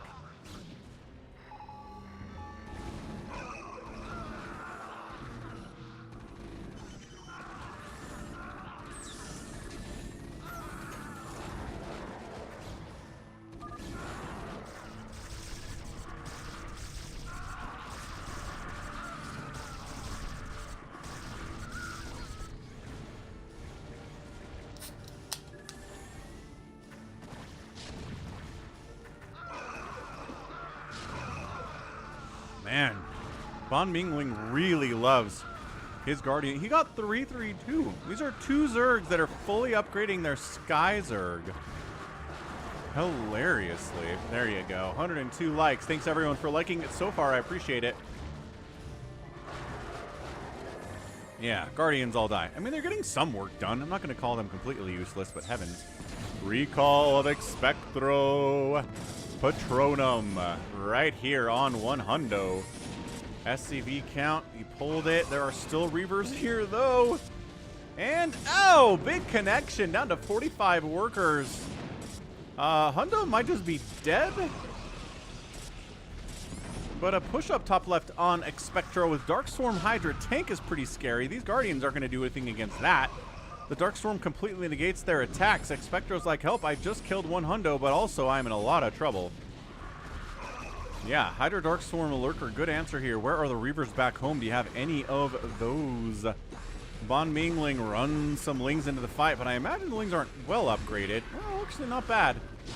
He's been upgrading his Sky Zerg and his Ground Zerg pretty effectively. So 1 Hundo has 9,000 minerals in the bank and 800 gas. That Reaver has no Scarabs left. That guy was saving his energy for a storm against returning Hydras. That's incredible stuff. Hey, what's up, Jocko? We're doing great. This is an amazing 3v3 fastest map happening. Scouts come in and deal with the siege tanks. Great. Eventually, the Hydras get cleared out, but because there's not enough Darkstorm to cover them all. So that explains what happened there. Ultras running out into a million 3-3 siege tanks. Not a good thing to do ever, generally. Really want to avoid doing that.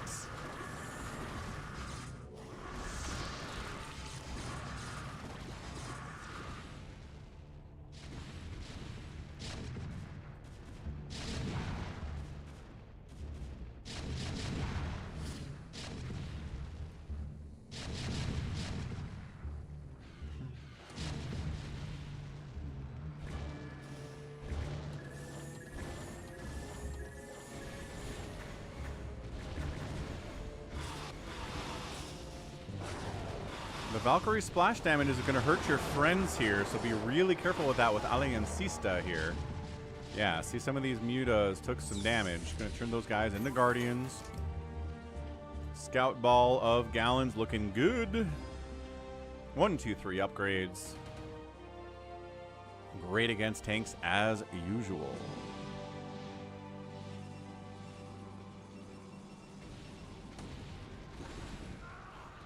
Hallucinations on the way from Gallons. Maelstrom getting researched by Expectro. Hundo's not really recovered. Well, he's got a bunch of minerals, so gas income's going to be the priority here for now. 3 Devourers are free, man. Wow.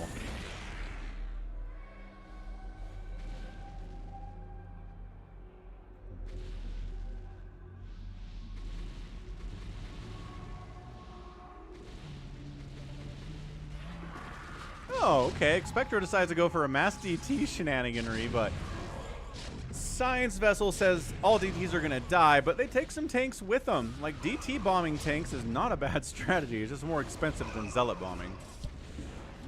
Oh, glad you were able to go to the lake today. That sounds like a ton of fun. Excellent.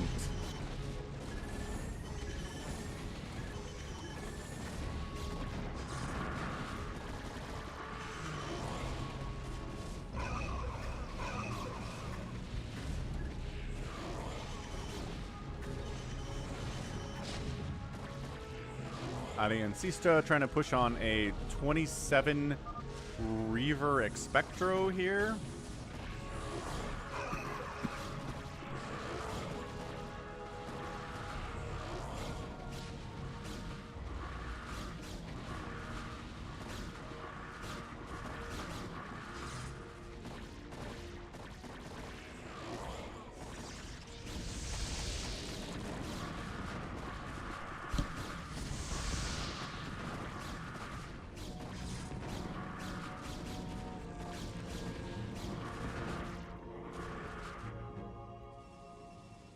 Gallons is too busy going scouts, monster.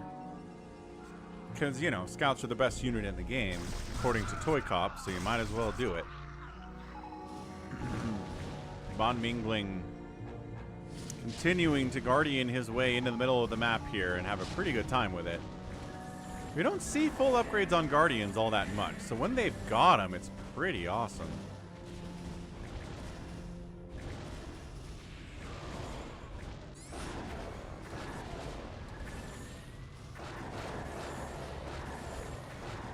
And even with full upgrades, they die pretty fast to a lot of things. The scouts are fighting more devourers. But with Valkyrie support, yeah, scout. No. Valkyrie Devourer is an incredible anti-air combo. Because the Acid Spore does a debuff that increases the damage taken the more stacks there are for every attack, and Valkyries do a ton of little attacks. It's insanely good. Oh, Guardians are just 100 for the Muta, and then 50, 150 for the Guardians. So yeah, they're not cheap. Here we go again. Valkyries plus bam. That is such a strong combination. That is so good.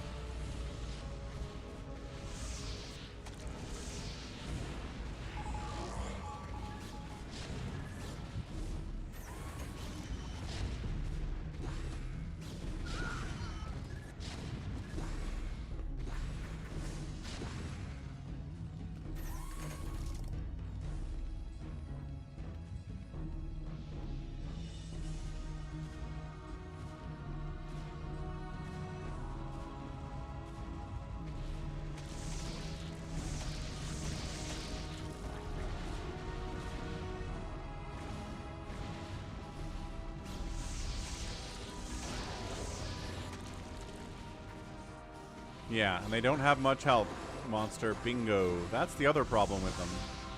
And they drift into static defense because they're idiots. That also happens. Expectro coming back, some kind of a drop on Scat, knocking him down to 29 SCVs there. Von Mingling is trying to move out, but doesn't have enough to handle a million 3/3 siege tanks in a choke, which not a lot of people do. Hold on, Expectro is working on his own hatchery up here. He got mind control at some point. I saw him get Maelstrom, but I didn't notice him going into mind control and making his own Zerg hatchery. Good stuff in fastest map, man. That's where you see it way more often. The purpose of Devourers is to debuff enemy air units and make them easier for other stuff to kill. That's pretty much it. They're a support unit. They're not great at killing stuff by themselves. It's just their attack speed is too dang slow.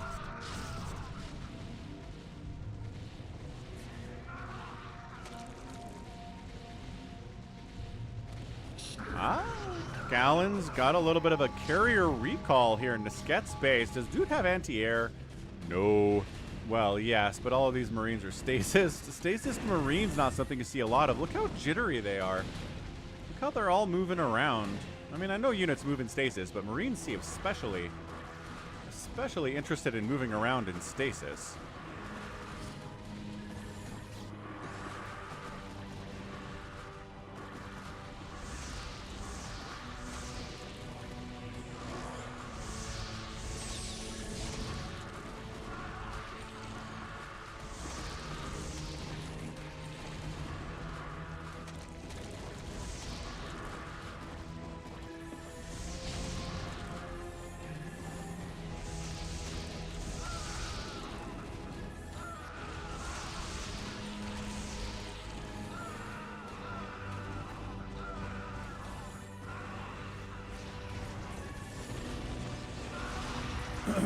Carriers trying to do what they can, but they've been acid spored and there are Valkyries, and I've already established that's an insanely strong combo, so good luck, Carriers. Try again later.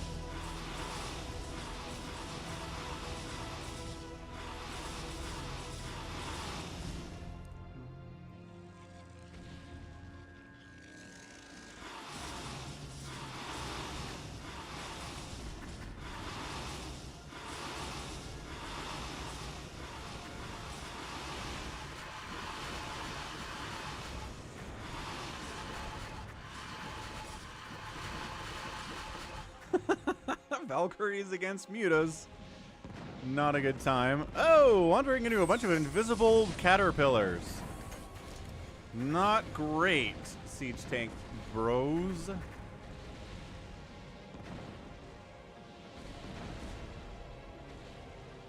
Invisible caterpillars are way better than non-invisible caterpillars. Good heavens. Alright, so Expectro is up to 217 supply, but only has an 186 total. Available supply is not total supply, it turns out.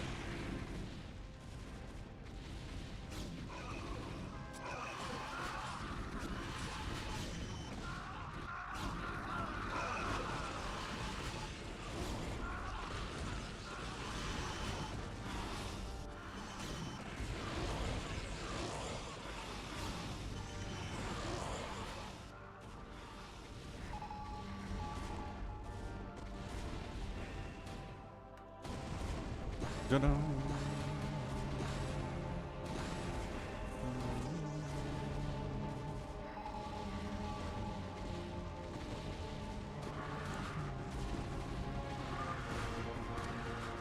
Oh, Sket taps out.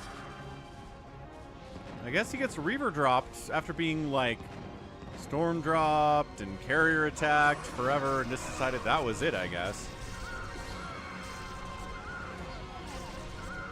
No, Corsairs aren't that great against carriers. Scouts are the best answer to carriers. Dragoons are a better answer to carriers.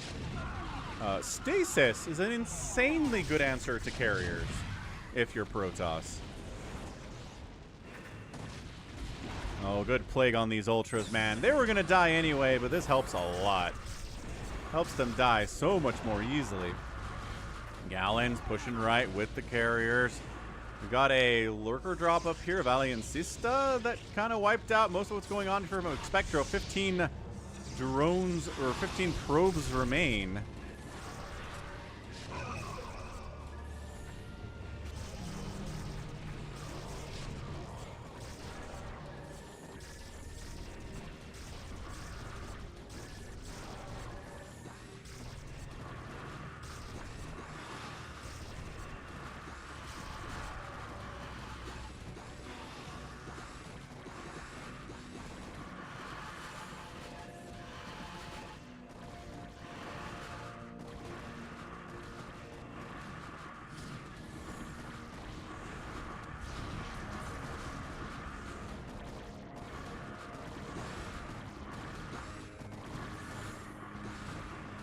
Gallons up there, 190 supply, biggest supply in the game after, or Hundo's at 178. He's fighting, but he decides, no.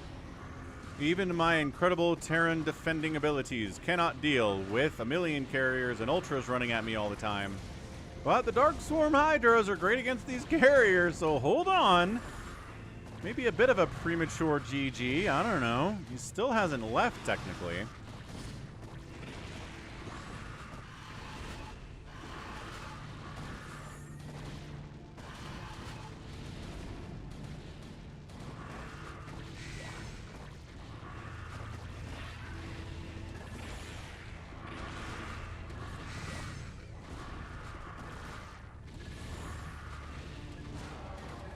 Just, you can run away from the Dark Swarm is the thing, so,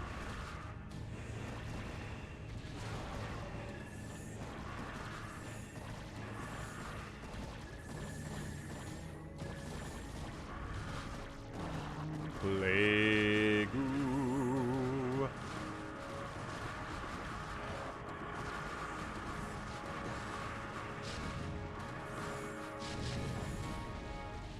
I mean, I understand just running infinite Ultralisks into the enemy Terran, but, like, sometimes they just have enough tanks that everything dies, especially if there's this nice convenient choke where your units are bouncing around outside, and everything that gets inside is getting shot one at a time. Great stuff here. Expectro Zerg army is now expanding down to the south, still only has 200 supply. And man, Expectro's done a great job at recalling, oh, a Reaver carrier recall into Hundo's base. Hundo.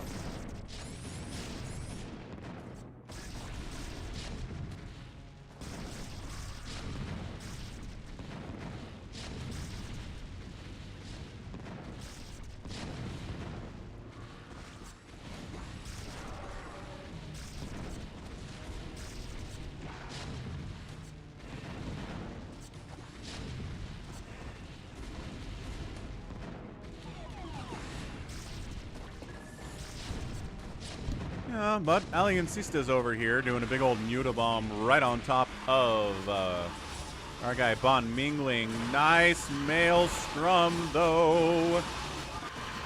Ooh, another great Maelstrom, though. Lots of Maelstrom. Pretty Maelstrom.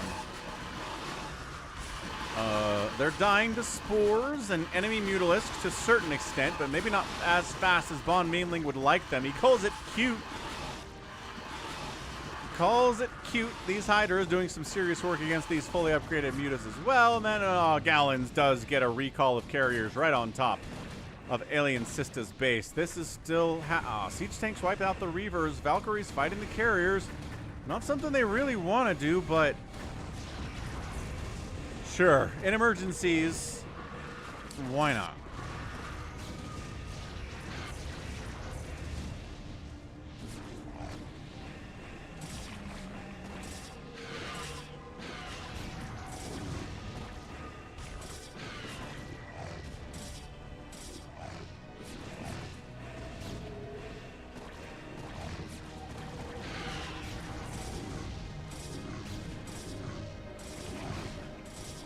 Alright, so Alien Sista's down to 100 supply, 50 drones. Did I say 50 drones? I meant 21 drones, as a 35 kill High Templar does his terrible work against the drones of Alien Sista. Hundo gone. Zerg player being stubborn. That's weird, man.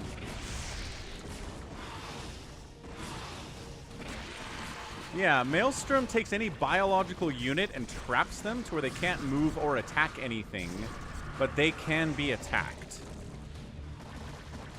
Maelstrom is good. It doesn't last as long as Stasis does, but it has its own benefits. We just don't see it a lot.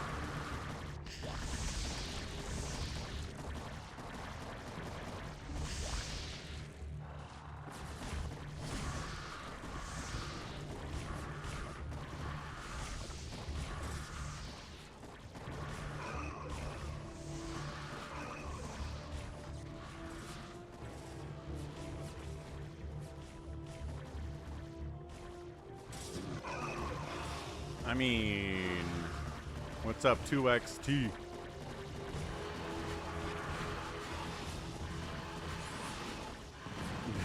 Expectro recalls a giant Reaver carrier ball right inside Alien Sista's base. Yeah, the Scourge are going to kill some of these Arbiters. But that's it. Yeah, that's the GG. Well done. Excellent, excellent show by Team Gallons, Expectro, and Bon Mingling. Yeah, great drops and recalls from Expectro today. Good defense from Gallons. He showed up with a recall action too later. So Mon Mingling outproduced everybody, but Gallons was right there. Alien Sista, the Zerg player, is obviously making more stuff in the long run, which makes a ton of sense. Alien Sista killed the most buildings. Expector was right behind him. And then resources today. Bon Mingling outspent everybody except for, well, everybody including Gallons and Expectro. Gallons mined the most minerals and spent the second most. So good economic game from him. Excellent, excellent, excellent game. Thanks for sending that in, Gallons. Jacko appreciated it. All right, let's go out to US West BattleNet. Time to play some live StarCraft. That's what the portion of the stream is today. Let's go Phantom mode number 1. Old. We're going to go an old Phantom to start us off here.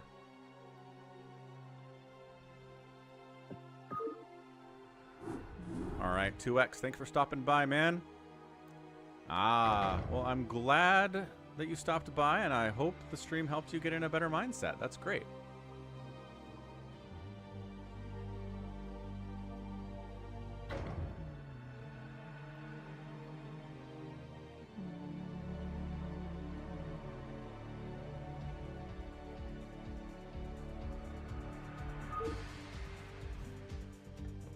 What a name.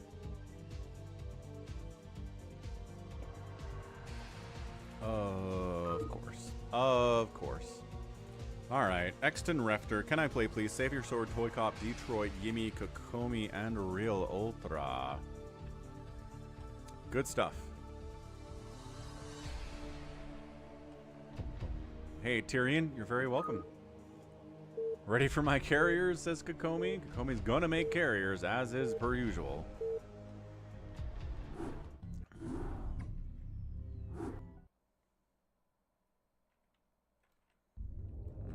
Okey-doke. Get these players' names up there in the top left, and then we'll introduce them real fast. Just takes a second to do, but it's really nice for viewership purposes. And for my purposes, too.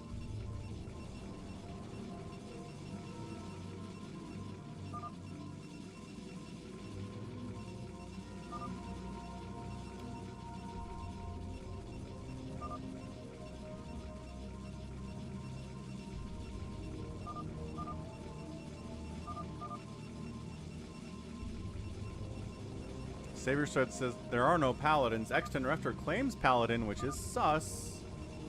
It's sus of him to do that. 1-0. 1 phantom, 0 paladins. CanIplayplz is in here, and he's our best at sniffing out our phantoms. So we got Detroit Bolt PROTOSS. We got another PROTOSS here, green. It's SaviorSword, of course it is. CanIplayplz red PROTOSS, traditional for him, though he will do other races and colors sometimes. ToyCop with his beautiful magenta PROTOSS. We got light pink PROTOSS Kokomi, as is tradition. Yimmy down here playing Terran at a kind of a tan color. We got a dark gray Terran player, Realultra, and the next Enrefter playing PROTOSS on the left side. Yeah, we'll get to a Falcon Unrest tonight, John.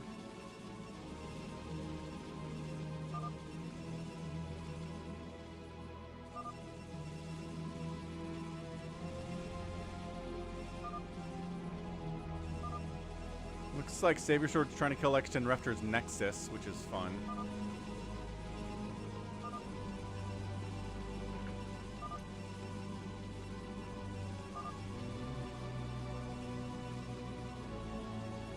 Trying to backtrack a little bit here.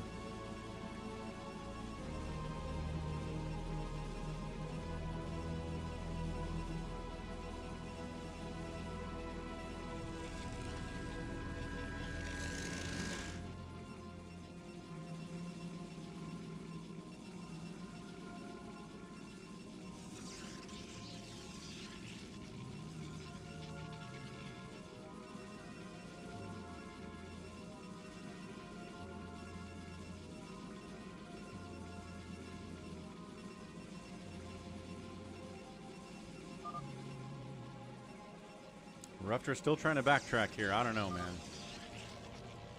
Yeah, I mean, we have magenta, pink, and tan all in the same corner. It's like, ugh. Okay, I'm going to step away for a second. I'll be right back, but enjoy chair. We'll keep an eye on what's going on here. Anybody who wants to attack has to come through the middle.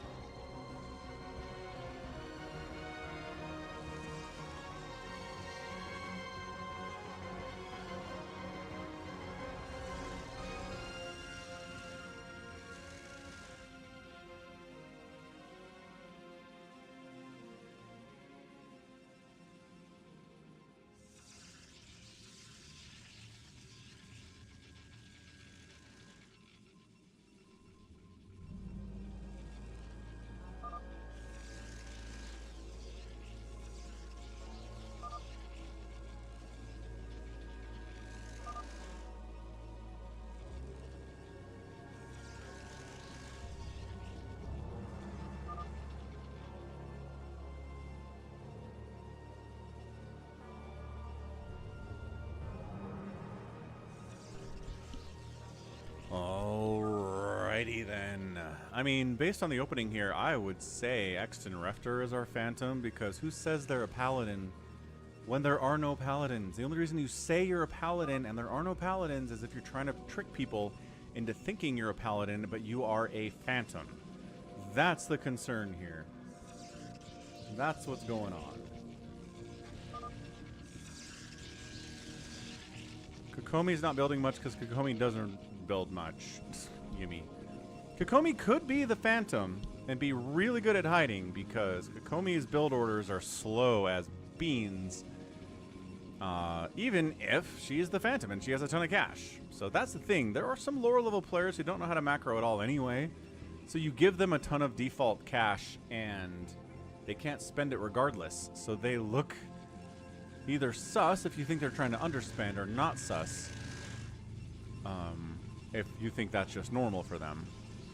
ToyCop doing his scout play. Can I play please is fast DT. Where he's going with those, I don't know. But he could probably kill Exton Refter with this because there's no detection for this guy at all. Let's see who Can I Play Please thinks it is. Unless he's the Phantom, and he just decides to go murder people with DTs to start off. Nope.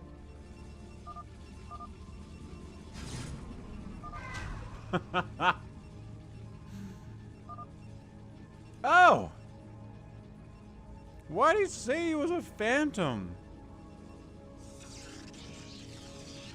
That's horrendous. That is tough stuff, man. Yeah, sure thing, Ahmed. We just don't say you're a Paladin if the game didn't tell you you're a Paladin, and you're gonna be fine. I guess that's the rule here, right?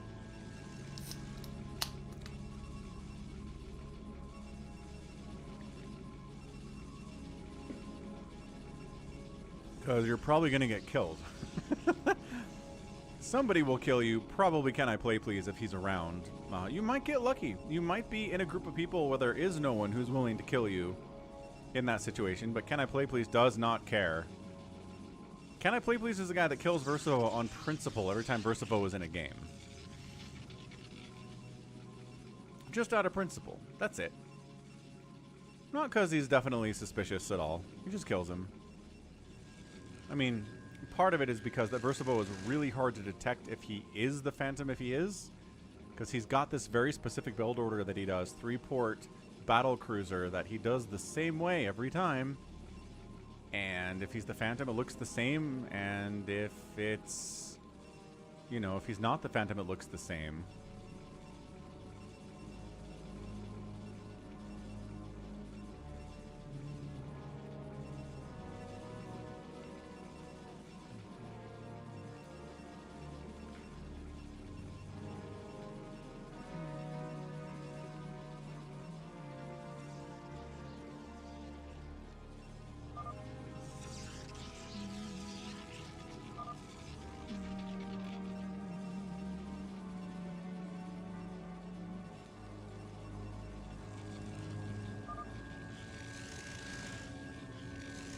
Also, Phantom gets a lot more default income than Paladins do.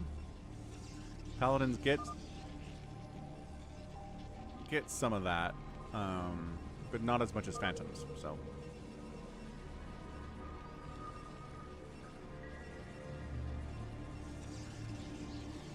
Scouts on a cross-journey adventure.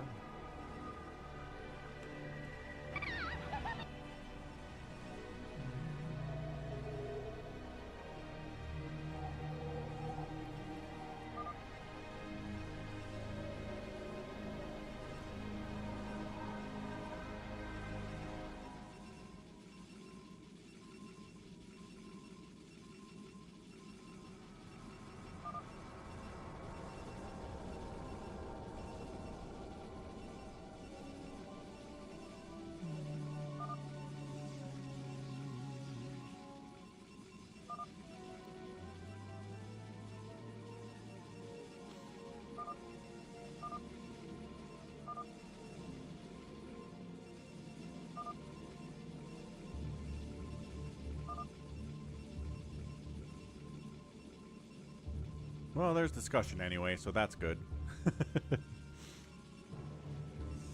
SaviorSword doing what SaviorSword always does, right? 3/4s, that scares people, into carrier, off of 2 gas. Actually has a 3rd gas here today, so that's nice for Savior. Who else is predictable? ToyCop making mass scouts is predictable, unless he's the Phantom that he doesn't make mass scouts.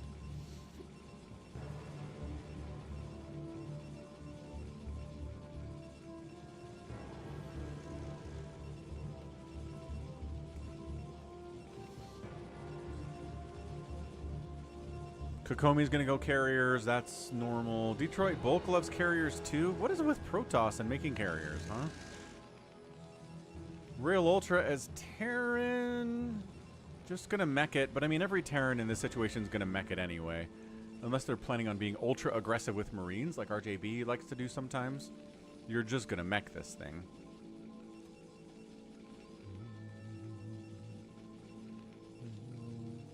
Nah, my kid sent me a YouTube short that I pulled up and then muted.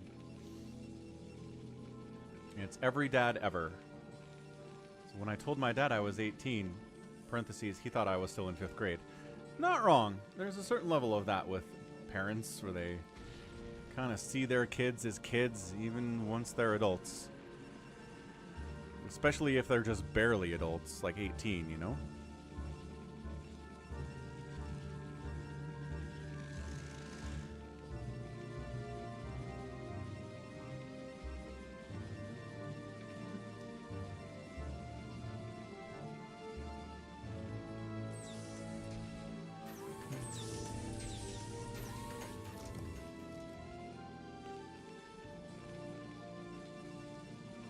Hey, Jeff.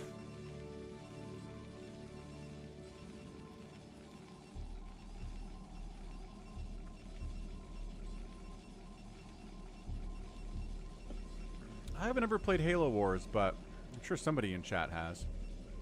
Yeah, it's an RTS, exactly. Jeff, what are you trying to say? I guess you can't tell me what you're trying to say without saying it and getting that deleted.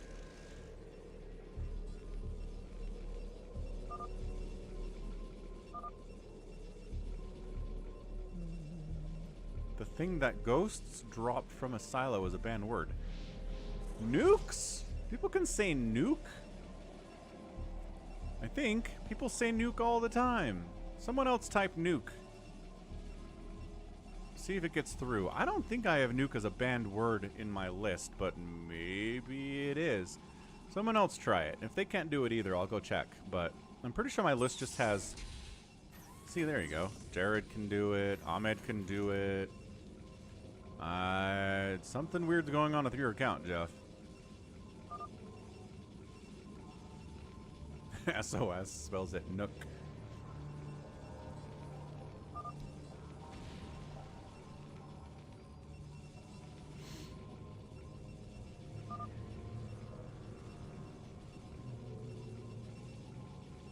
See, BMO likes Halo Wars. Told you there'd be somebody.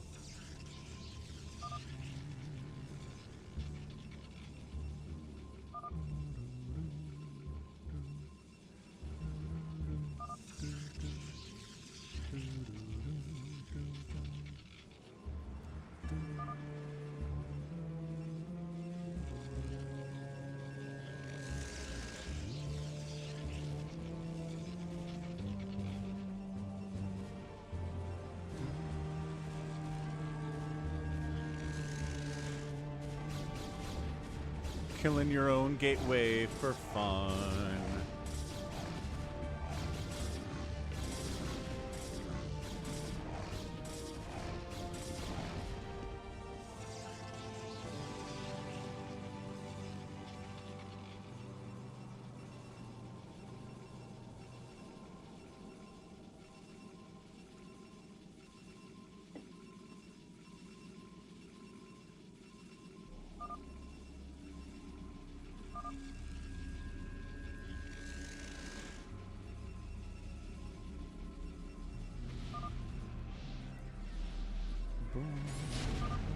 Whoop! What are we doing? Siege tanks across the wall. Our guy Realultra going to town. I think he just declared war on everybody. Alright, Realultra, if you think you can do it. Ahmed called it, man. Ahmed's like, someone do something. And Realultra's like, you got it, boss.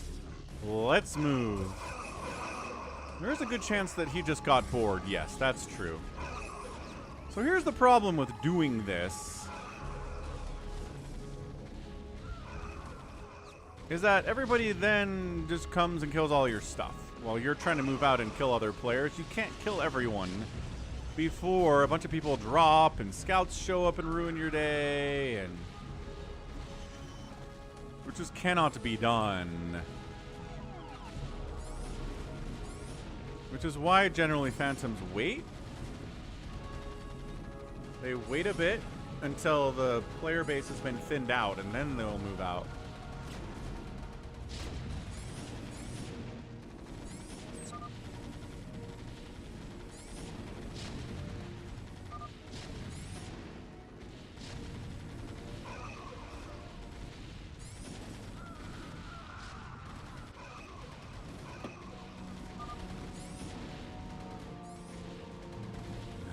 Hamster doesn't like 1-0 mode. I did hear that Richard Simmons passed away yesterday. I didn't hear about Dr. Ruth Tyrion.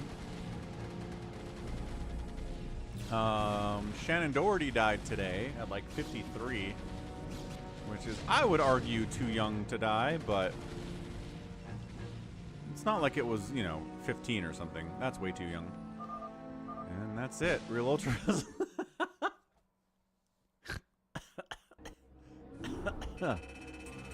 Alright, sounds good, Realultra. Got bored. Was like, enough of this. And tapped out. So let's go. Let's try one more of those, because that one was short. Here we go, number 2.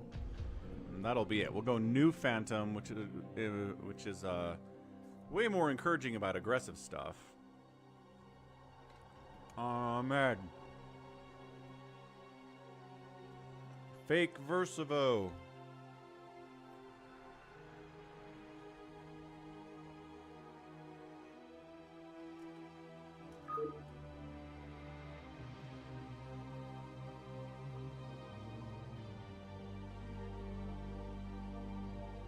Ahmed's like, why am I the only Zerg?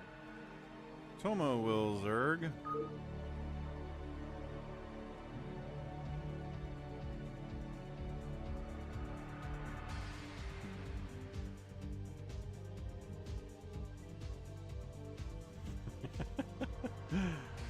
Oh, no, wait. Does Hamster not want to play?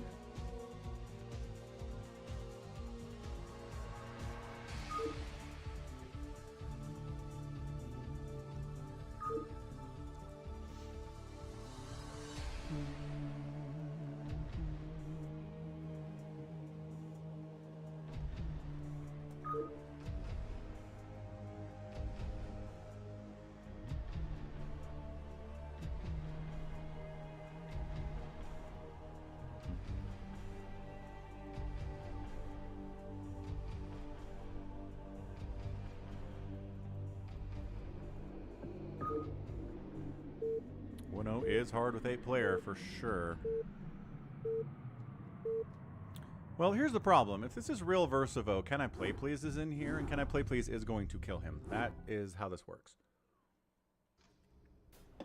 So seriously, if I was Verszivo and I hopped into a Phantom mode game and CanIplayplz was involved, I'd just be like, out, get me in the next one. Because that's going to happen.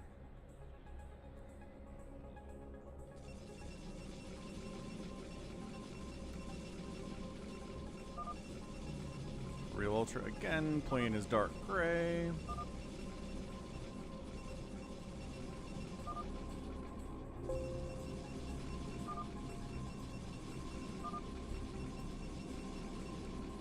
Alright, guess who this green PROTOSS is? It's SaviorSword. We also have Toma playing his yellow Zerg. Yimmy. PROTOSS white, a brown Zerg Ahmed. Also known as Beep Bop Beep. CanIplayplz playing red Zerg this time. Got Detroit bulk orange PROTOSS as per usual. Realultra got PROTOSS this time. Did Verszivo claim something? Whoa! This is probably fake verszivo then, huh? If he's claiming stuff, he never claims.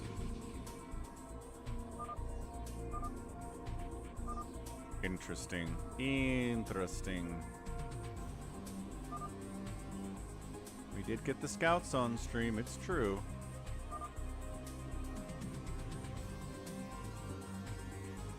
SaviorSword goes for the center gas, taking it from Realultra, and somebody else wanted it. Ahmed wanted it. He wanted that third gas because a 2-basing Zerg with 2 gas is going to die to a 2-basing Protoss or a Terran player. So yeah, I think it makes sense that Zerg should get this gas, but not much you can do about it. Not at this stage, but yeah, we're going to see CanIplayplz here. Probably straight up just go kill verszivo right away. As soon as he's got a bunch of Hydras, generally, before the battle cruisers start coming out. That's how this usually works.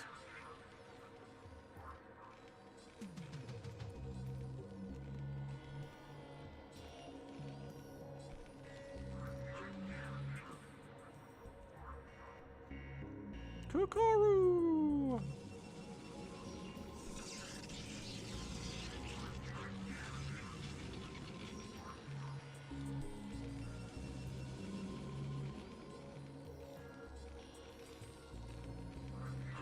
First factory of the day on the way from someone whose name is verszivo.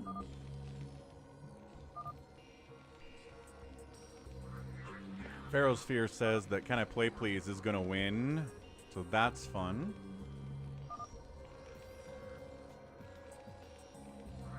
Ahmed says it's obviously a Realultra who did a cybercore without any gas. All right, neat. So Realultra, here goes nothing. I get he's. What version is this? 2-1. So it's 2 Phantoms. So there is another Phantom available here with Realultra. Whether they choose to engage here or not is the question.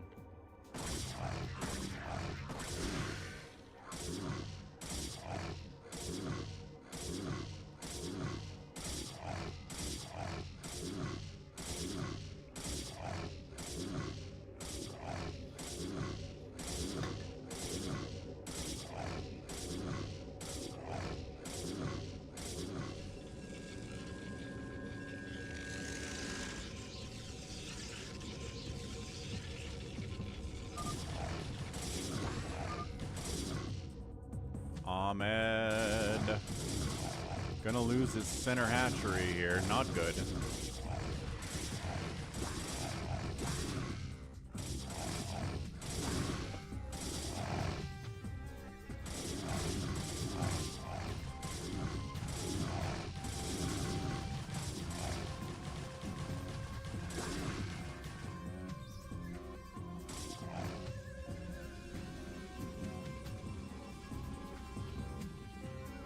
Toma's going to send some Lings out to try to fight against all of these Zealots. Is he going to give them...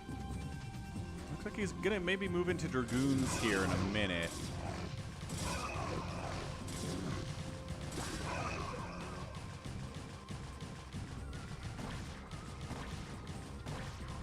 The Lings on the counterattack on Realultra. Why does Realultra keep getting... We go in waves here, it feels like. Get waves of time where someone is always Phantom. It's super annoying. Oh, yeah, attacked his own cannon accidentally. That micro was unfortunate for Realultra, but the rest of it's been pretty good. Yes, please keep attacking the Dragoons. Buy time for these cannons to come up. That would be nice.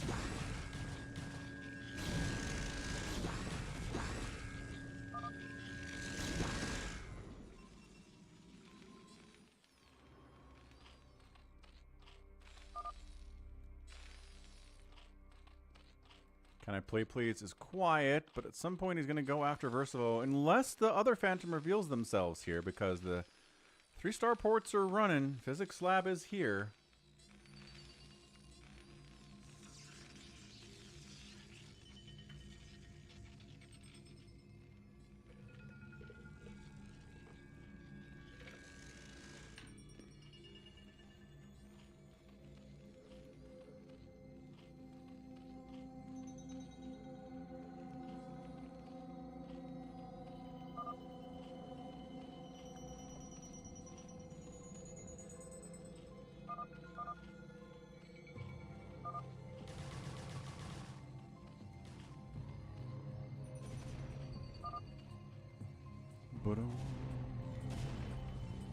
Okay, Realultra finds himself on the defensive, which is not good when you're a Phantom. And everybody knows you are. That's really bad news bears. So we'll see what he can do. I would say getting Zealot legs would be great. Working on upgrades is definitely fantastic too. I like that he built an assimilator and then is not actually using it. So that's fantastic.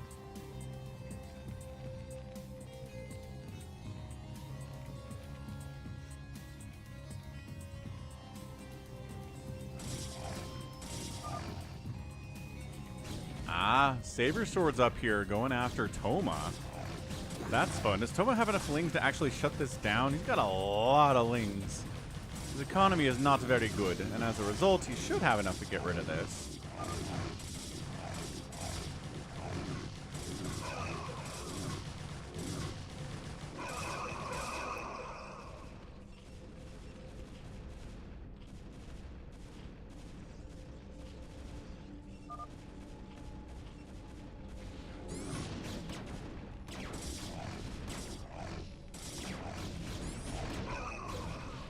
Verszivo is just going to die because of Realultra at this stage.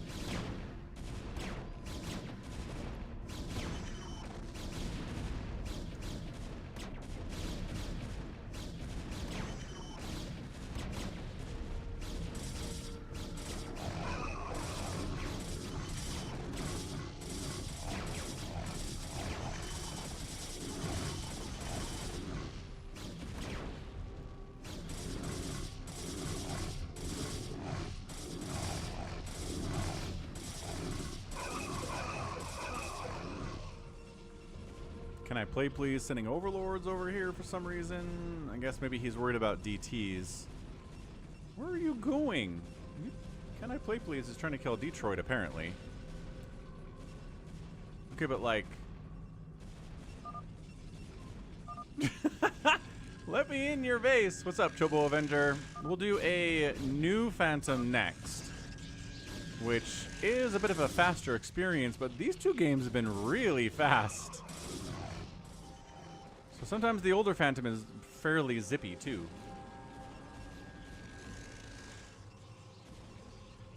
I see what we're gonna do here. I see what's gonna happen.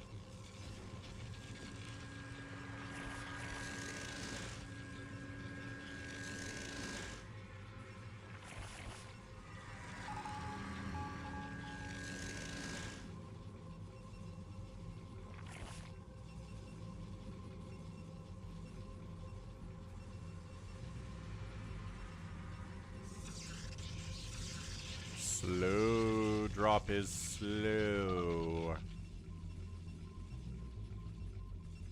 Yeah, we'll do a fastest, Chobo.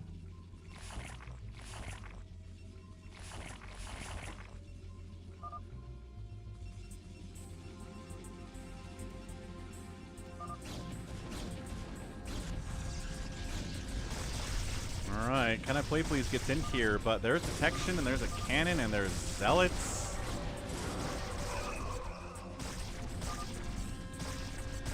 Ah, takes out that cannon, so detection on these three lurkers is not available. He doesn't have a robo yet either, which is pretty bad. Yeah, if you're going to be Phantom, make sure you get some detection, because one of the surefire ways to kill you is to get DTs or lurkers, or like cloaked wraiths somewhere in your mineral line, and then you're in a lot of trouble.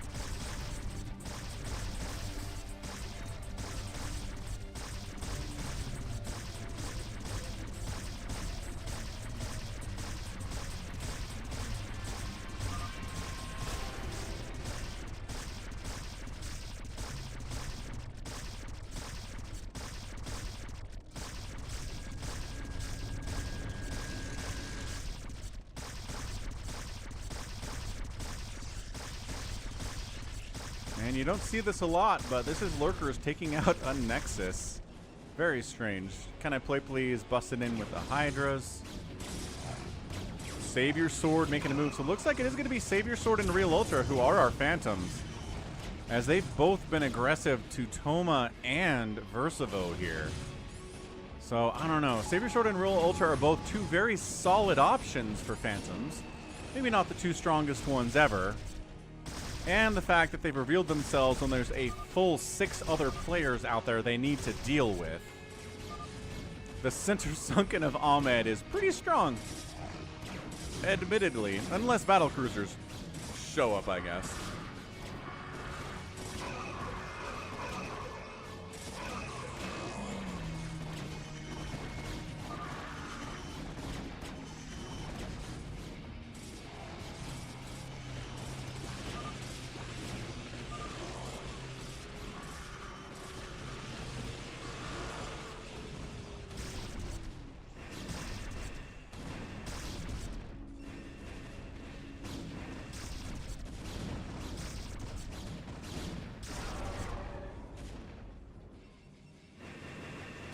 Yeah, I mean, we've definitely seen games where, yes, RJB and CanIplayplz are the 2 guys who are Phantoms, and they get out there aggressive early. Marines, medics, stim, Zerglings with speed. They wipe out 2 or 3 enemies real fast, and then move on to the rest. It gets hard from there, but if you're good, you can make it happen. But if it's just like declare early that you're the Phantoms and then nobody dies, you can't do it. It's just not going to happen unless your enemies are really weak, which in this case is not happening.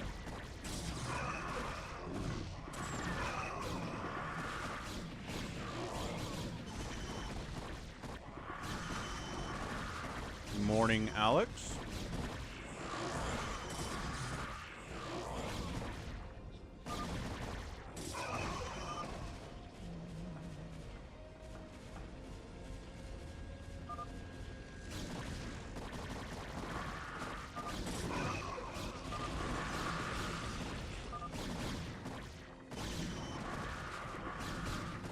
Wait, what?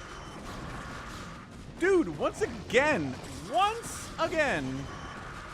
Oh no, we're good. Nobody's confused here. We're good. Alright, so it is Toma here. I got my colors mixed up. Toma's here with CanIplayplz, taking SaviorSword down. He's getting wrecked. I mean, that's what Realultra does. He jumps the gun with Phantom. SaviorSword's out. That means Realultra is alone against the Hajillion carriers and nothing else going on for him. This game is over. Realultra not quite tapping out yet, though. It'd be nice if he did.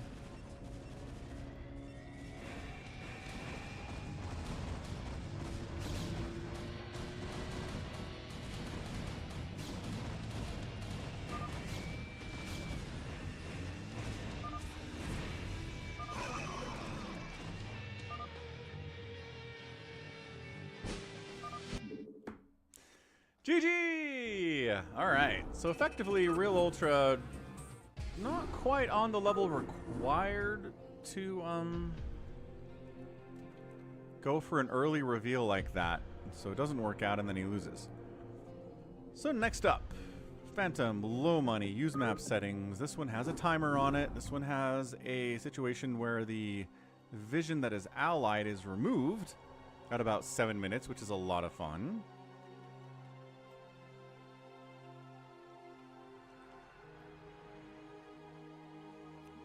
KanadianKaizer makes it in this one. CanIplayplz wants to obs.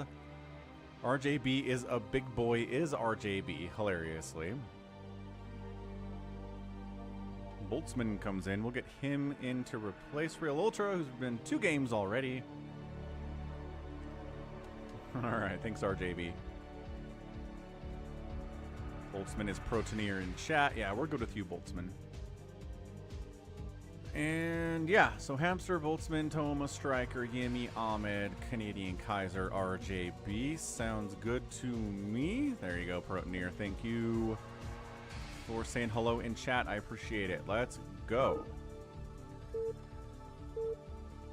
Ahmed's happy there's a lot of Zerg representation in 4 and only 1 actual PROTOSS, although RJB could spawn his PROTOSS with his random opening.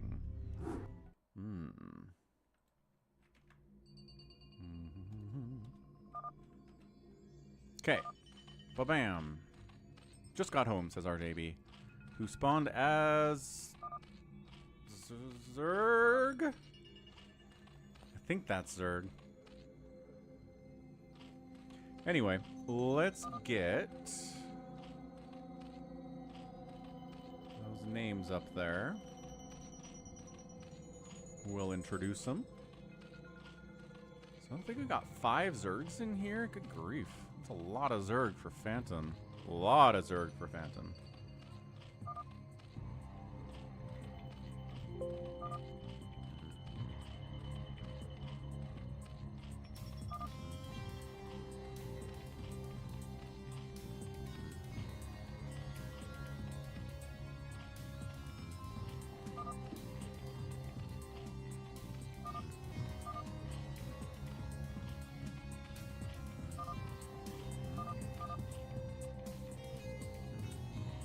It's no spoon.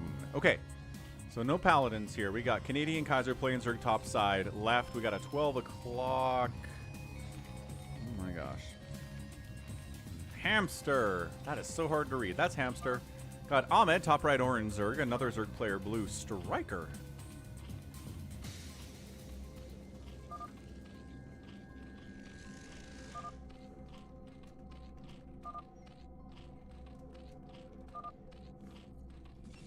Yimmy, bottom right, PROTOSS, Toma, Zerg, yellow, RJB down here. Yeah, this is RJB playing Zerg, getting a hatch inside his main. And then finally, it's Boltzmann playing Terran.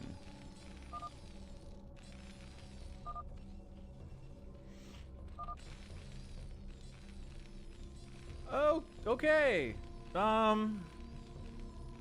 What's up, Kai? Why not do Brood War on Fridays? Call it Barai Day. Well, I have a 9-to-5 job Monday through Friday, Suppleman, so can't really do like a long stream on Friday. I can do a short one.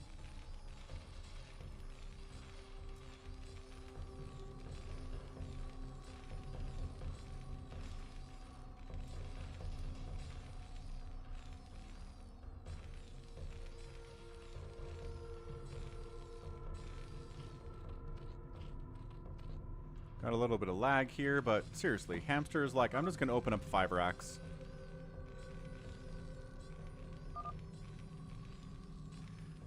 So we did get 3 straight Phantom modes where the Phantom immediately reveals.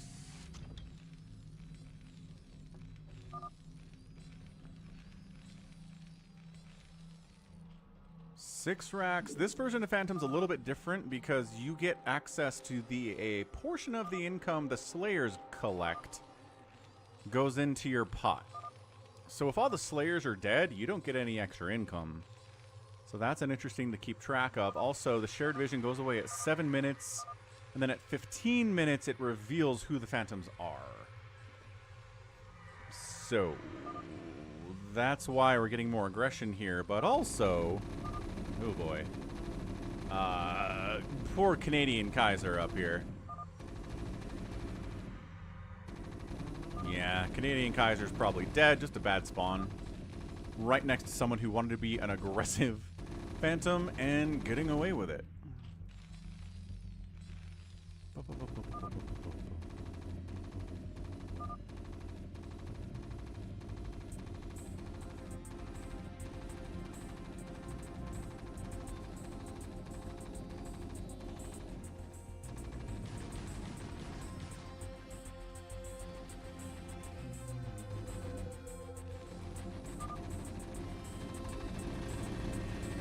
RJB is like, I didn't make a spawning pool.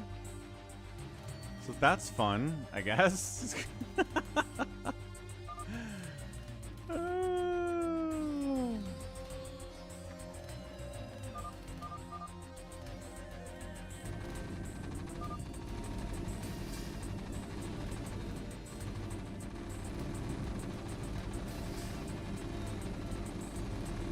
Center gonna die here too. This is Toma down here.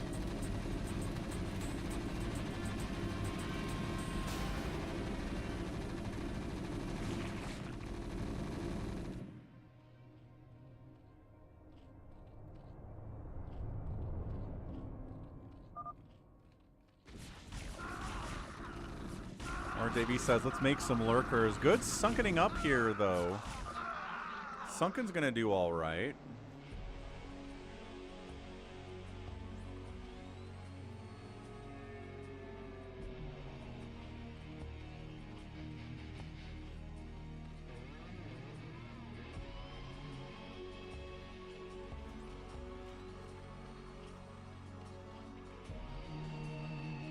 going, boys? Where are you going next?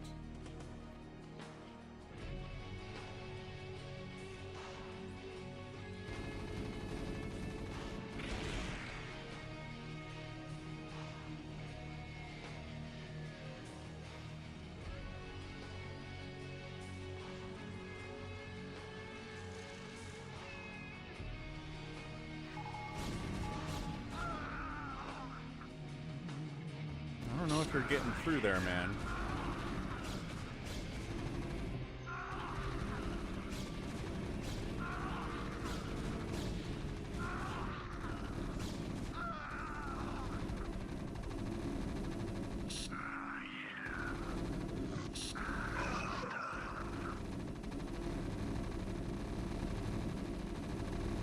Yeah, getting in here, no, but probably going to take down that gateway. Connor's alive thanks to sneaky hatchery down here. Toma says, I'll come help you. I've got some mutalisks, which is nice.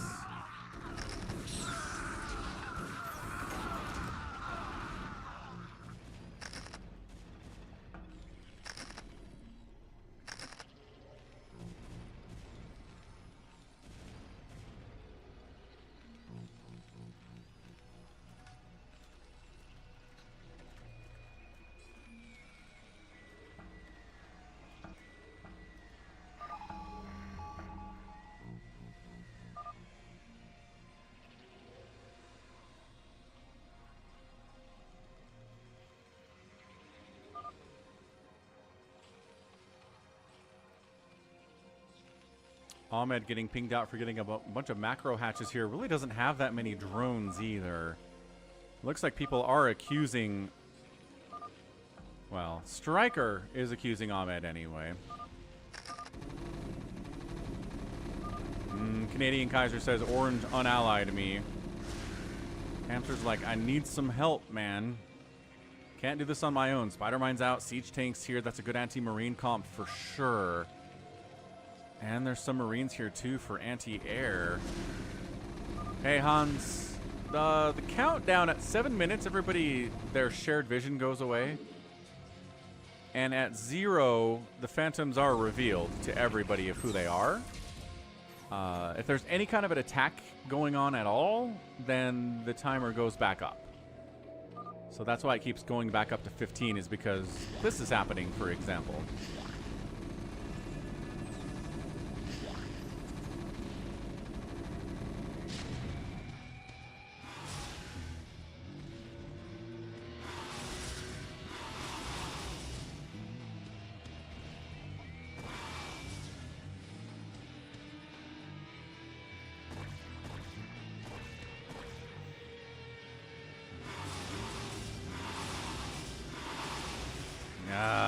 This is good. Muta's going to town on Ahmed, really slowing him down.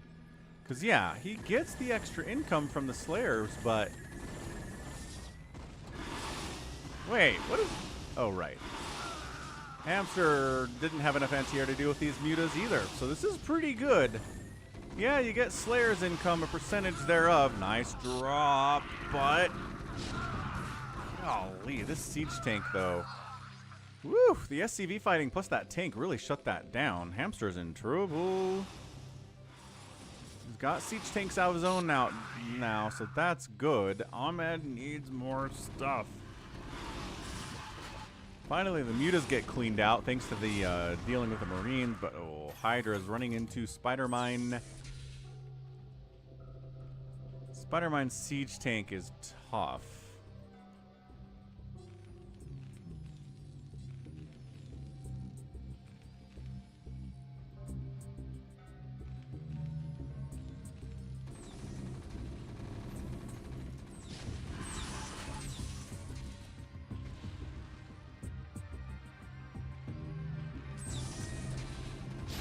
Well, we got some tank versus tank stuff here coming across the border.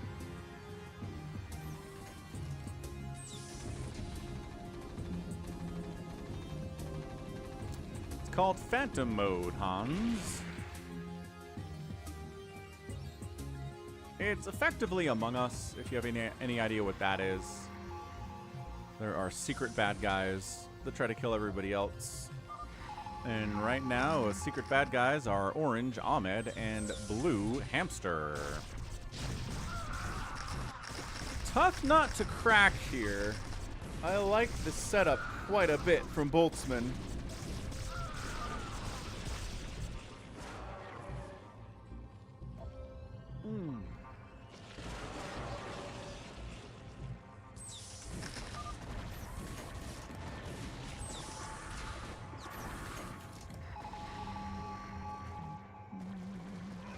Hey, you're welcome, Hans. Yeah, it's a lot of fun. Uh-oh. Ahmed and Hamster are making a push towards the middle here. If they can hold middle, as is tradition, going to be A-OK. RJB coming in with the drops, though. Dropping lurkers. Immediately dying to tanks. Okay, that wasn't good. How about dropping up here? Is this better? Marines, siege, tanks sieging up. Marines attacking. I don't know about this. Yeah, it's a pretty big lurker drop, but I think all the lurkers are going to die before doing too much. Lurker down, lurker down, lurker down, lurker down, lurker down. Lurker down, and lurker down. Okay, I mean, not terrible. A bunch of SCVs died there for sure. It did distract Hamster from pushing down here and taking center, though, which is good.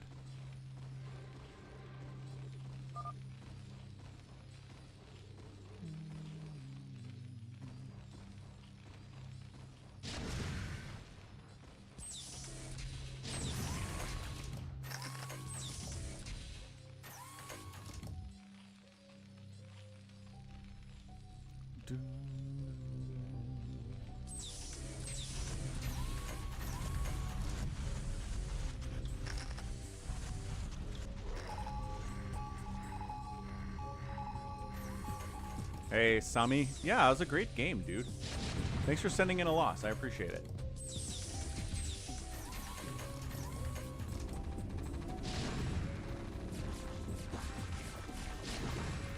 Ling's fighting these Sunkens, but not in numbers that really make any difference there whatsoever. Irradiating the mutas of Toma is good. Ooh, there you go. There's a split. There's another split. Okay. All right. They're pretty injured to the point that they probably don't want to fight these Hydras or Marines or anything else at all. Tragically. So building up here. Hamster. Nobody's taken this yet, which is weird. Where's Red's army? Yimmy's kind of hanging out, I guess.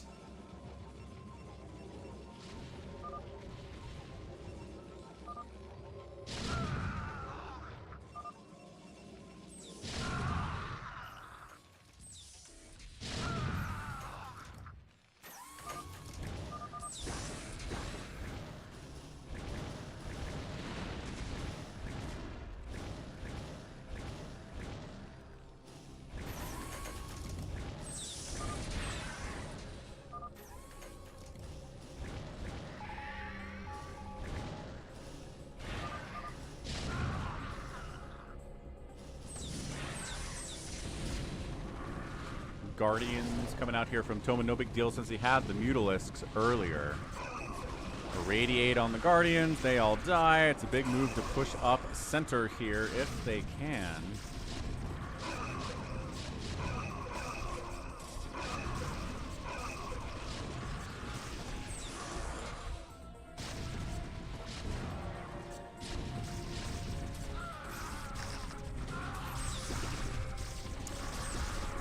Huge Darkstorm Lurker gonna shut this down. Yeah, I don't see this, man. It was a good attempt from Ahmed. It was a good attempt from Hamster for sure, but only killing Connor wasn't enough. You really got to kill probably 3 people.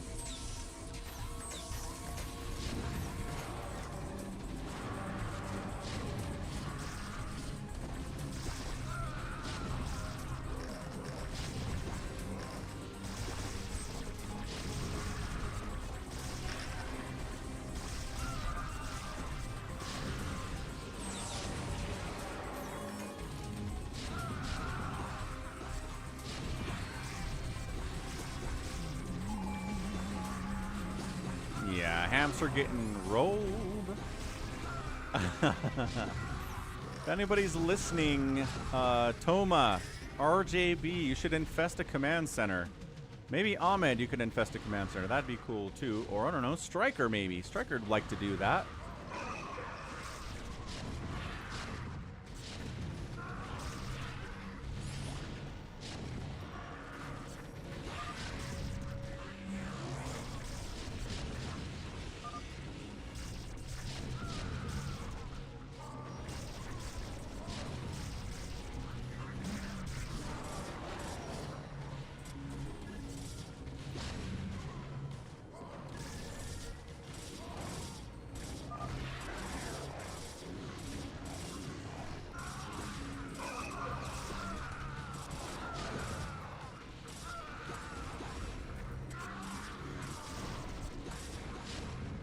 Ultra is bumping in here too. Things are horrifically falling apart.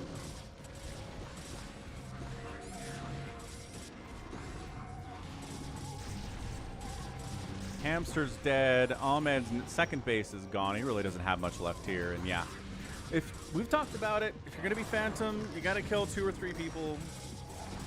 Probably 3, or else you're just toast if you're going early with it like this.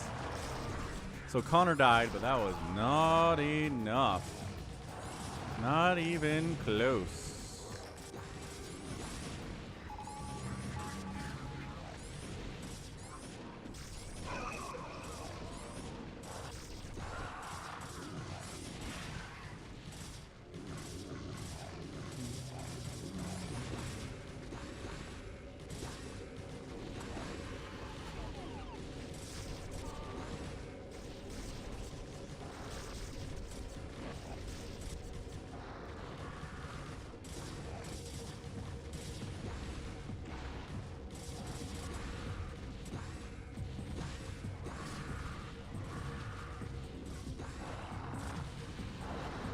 Ahmed's trying.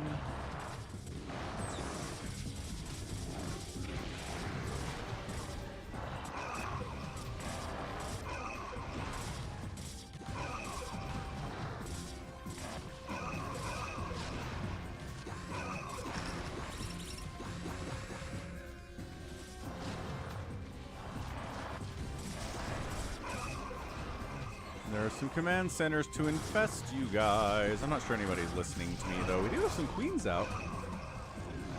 Yeah, slow ultras are sad.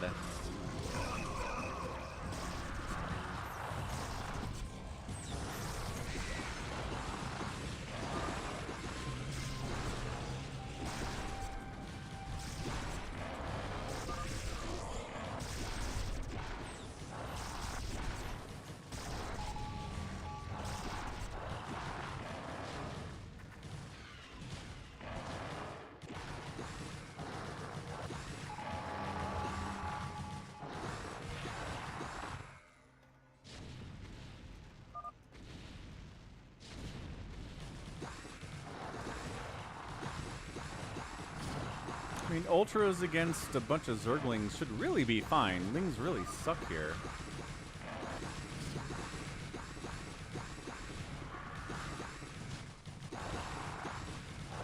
But then enemy ultras show up and suddenly it's a bad time here. So, 2-0 upgrades versus 3-0 upgrades. Armor all the way for these ultras and Lings, which is fun.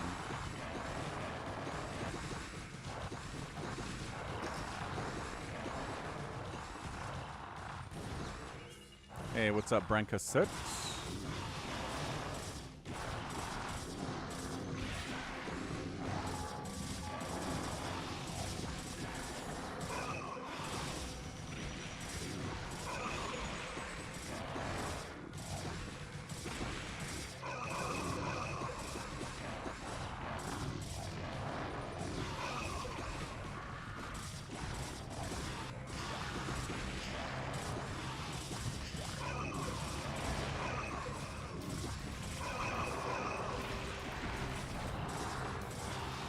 I mean, Hamster's not dead. He's still pumping a bunch of tanks at once here. He's got 2-1 upgrades. The mutas are the biggest problem here, though.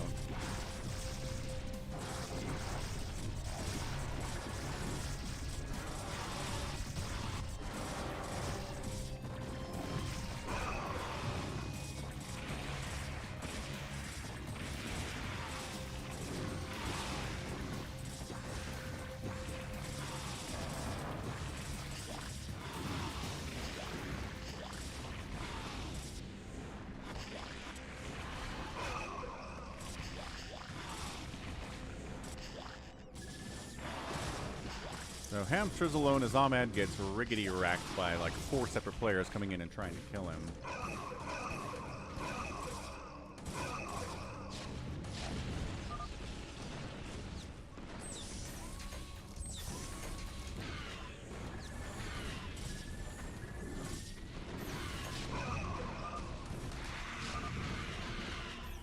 Little spawn broodling action on those tanks. That's sick.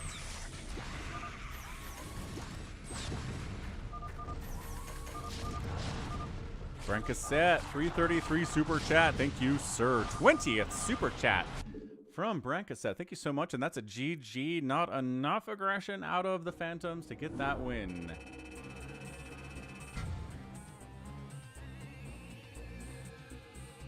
All right. Let's go one more new Phantom mode. Phantom number 2. Mike the Mutalisk. Not too late to the party this time. That's nice. Be nice if we could get something where the Phantoms get like relatively close, but I don't know. Just spitballing here.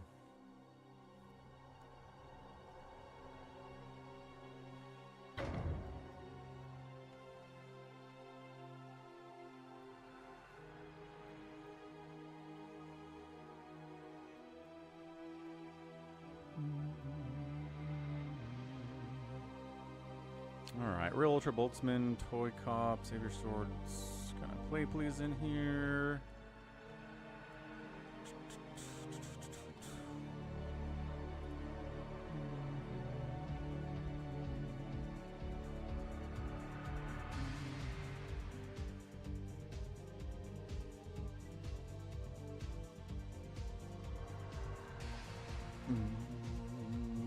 JohnDoe wants in? Okay.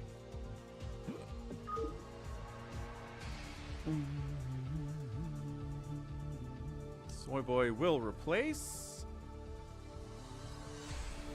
Toma, who's in 2 games in a row.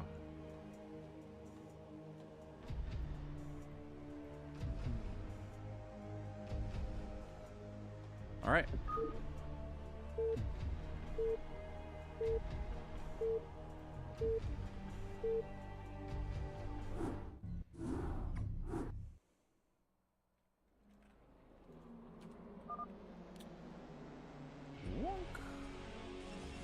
Name update, it's a name update, it's an update for the names.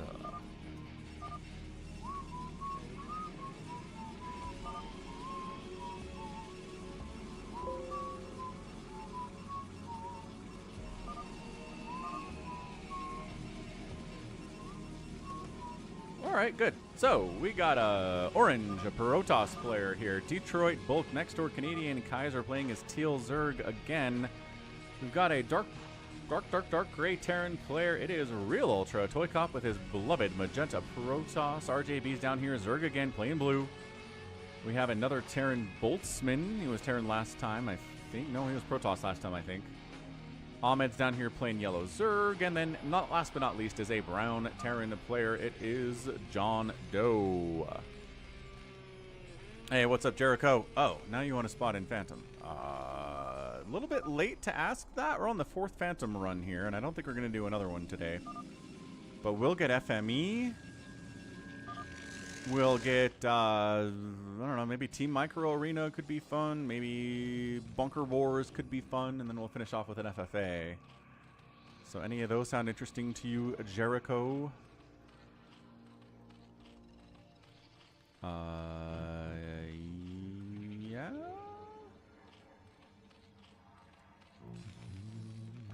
Wait, who?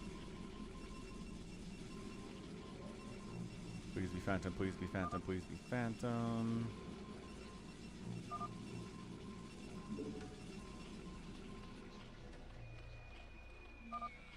So, yeah, this is sus. I'll be right back.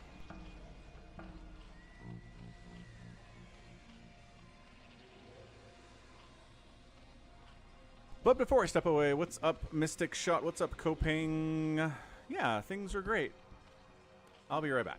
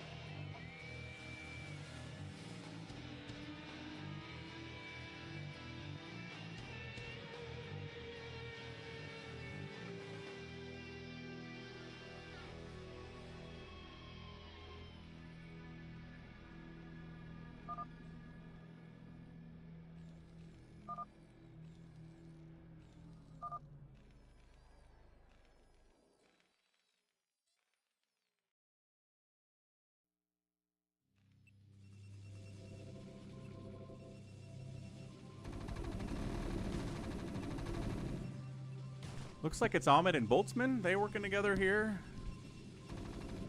Yimmy wants a Team Micro Arena. Alright, so they're pushing on ToyCop, who does have 2 gates up in response here. But this is too many. Too many Marines. Too many Zerglings. Coming and trying to save the day is KanadianKaizer, but not quite enough there.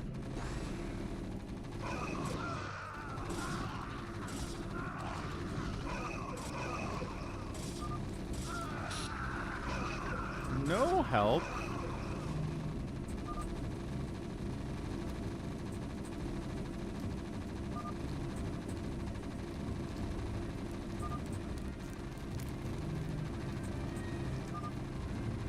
ToyCop taps out after getting aggressively murderized.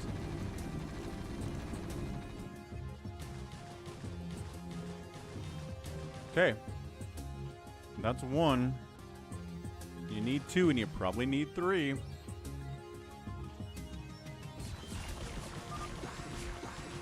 RJB's gonna tough one to break, though. Especially, dude, you gotta go. Boltzmann, buddy, what you doing? You can't hang out in the middle. You gotta choose someone to kill. Ahmed's like, killing him would be good. Boltzmann's like, alright. Ahmed is just kind of sacking lings into this, isn't he?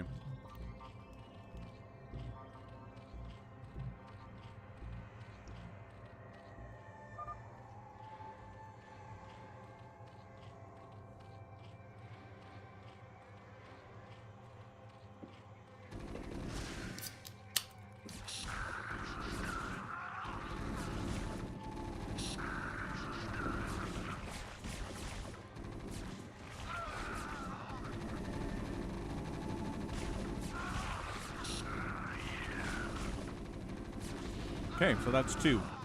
So RJB down is a big deal. ToyCop down's a big deal too. He's really strong. So next up, who's gonna die next? I think you guys need 1 more.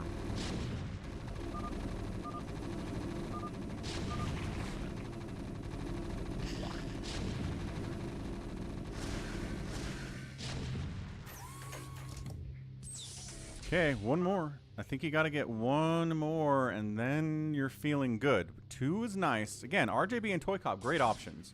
Detroit Bolt, KanadianKaizer, Realultra, and JohnDoe are left. So probably the top 2 best players you wiped out first, which is great. This Mutalist needs to get out of here. Definitely. They're going to make some kind of move, it looks like, on JohnDoe.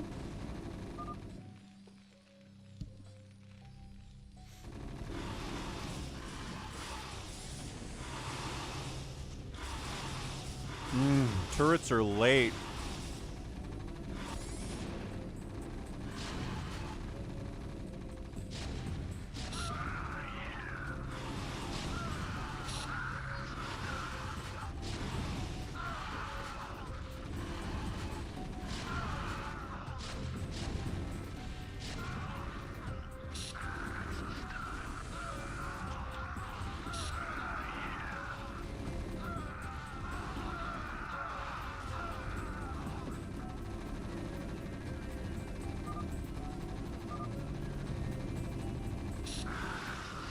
Yeah, JohnDoe's dead.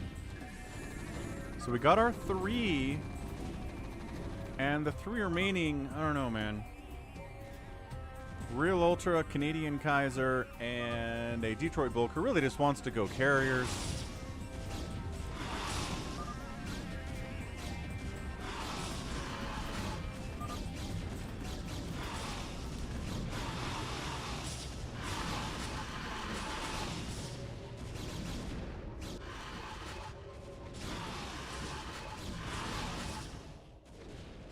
Man, doesn't even have the second gas. Yeah, brutal.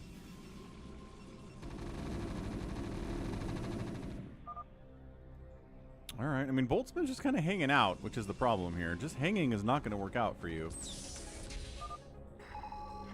Even at this point, I guess it's 3v2 and... Kaiser's got some Hydras out. He's trying to get some Spawn Broodling going, it looks like. But no energy on these queens means they're just dead supply right now, and then they die. The mutas wipe them out, and okay. Classic queens, getting nothing done. KanadianKaizer's mad about dying twice in a row.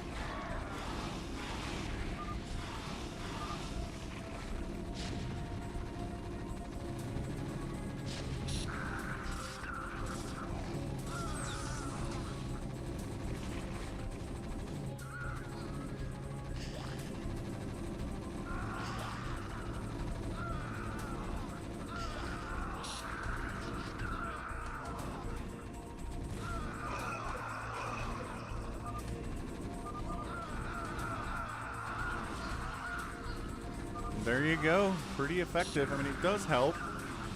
That Detroit, like, went one base carrier, for example, but good work anyway. So there you go. The rushing.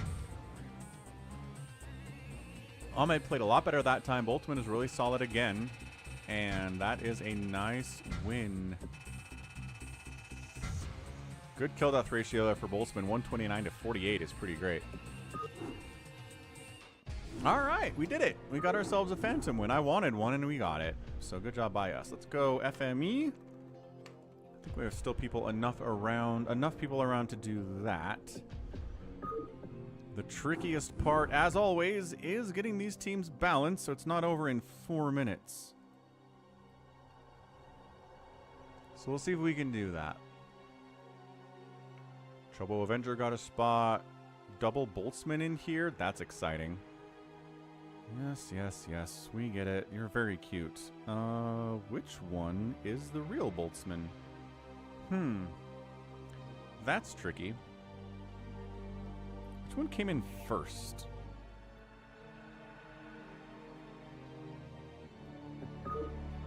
Artwork. I think I got it.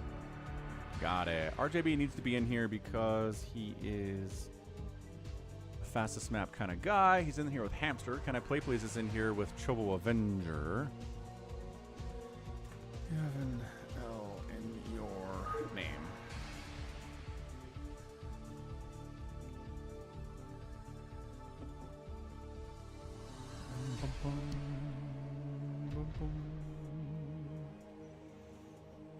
Tell me to...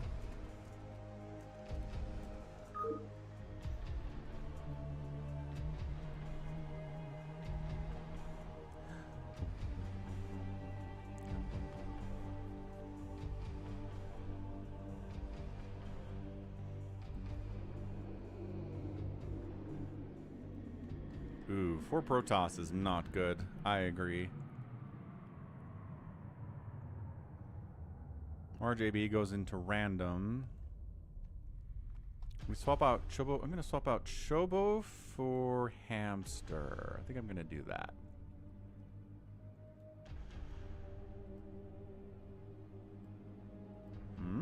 How's that sound?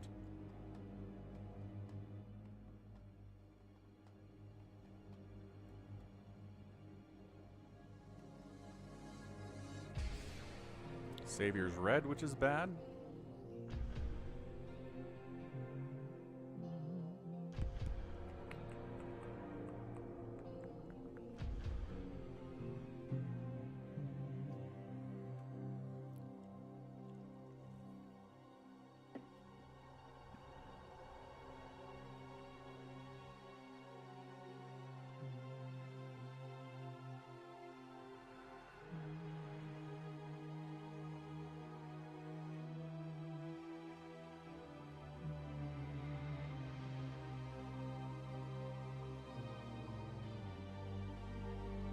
What's up, Vader Josh?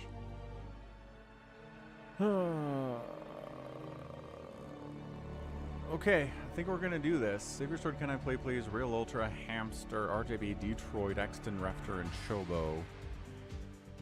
Seems good. I don't want to hear complaining about teams after.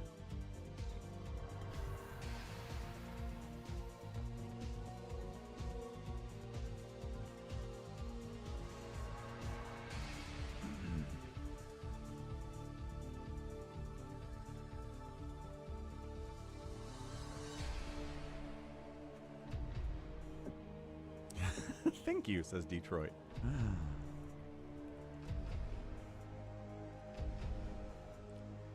PROTOSS' best, fastest map race. That's the problem. Let's go. We're good.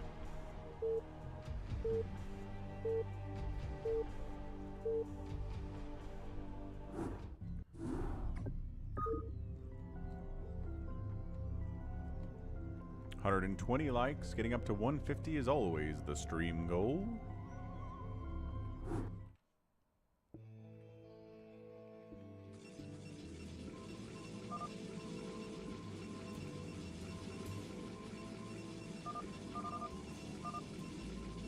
Alright, here goes nothing. Top left, team 1, it's going to be a purple PROTOSS. It is Detroit Bulk, his teammate RJB playing PROTOSS as well. Another PROTOSS, Exton Refter, and a Terran player. It is ChoboAvenger. Team 2, Teal Terran, Realultra. We got a red PROTOSS here, SaviorSword, a brown PROTOSS, CanIplayplz, and a white PROTOSS, Hamster. So yeah, all of the PROTOSS known to mankind, no Zerg representation at all, 2 token Terrans, and that's what we have going for us today.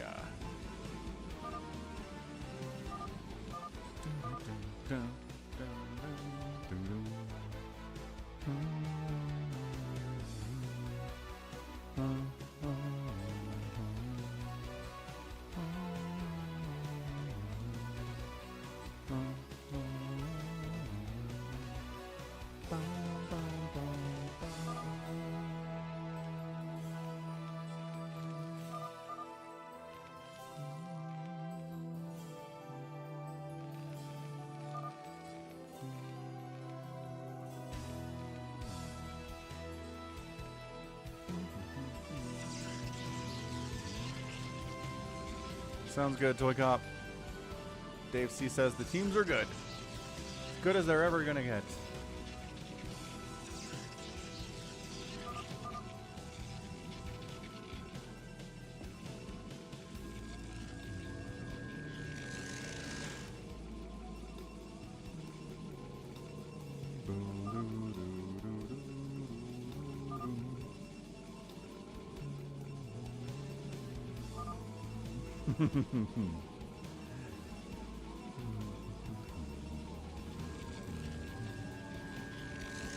So this is good. I like Realultra walling off. I don't like ChoboAvenger not walling off, but people are saying he's the second best, fastest map player after RJB, so he'll be fine, I guess. He does have some SimCity here to fall back to if some Zealots show up.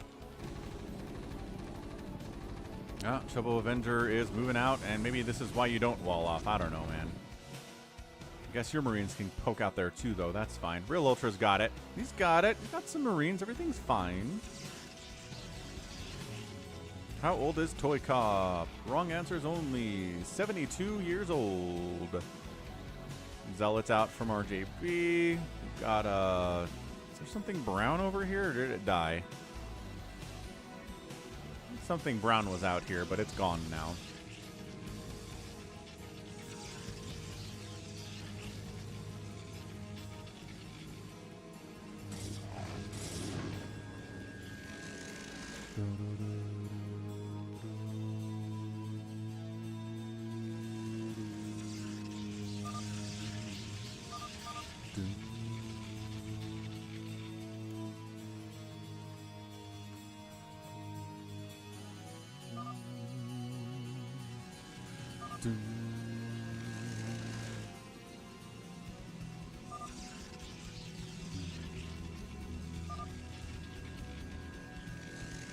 RJB says, I got Artosis. What does that mean? Artosis plays Terran anyway. So you mean you got attacked by a Terran player? But there are no Terran players attacking you. I don't know what's up with this. TBT Marine versus Marine shenanigans. Not something you see a lot of. Fastest map gets you stuff you don't normally see in StarCraft, which is nice. So, ChoboAvenger maybe getting squished a little bit by Zealots. Yup.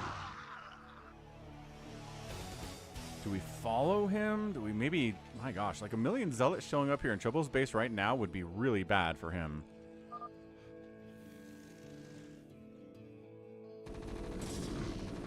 Ah, his pylon didn't make. That's it. Good call. Great call.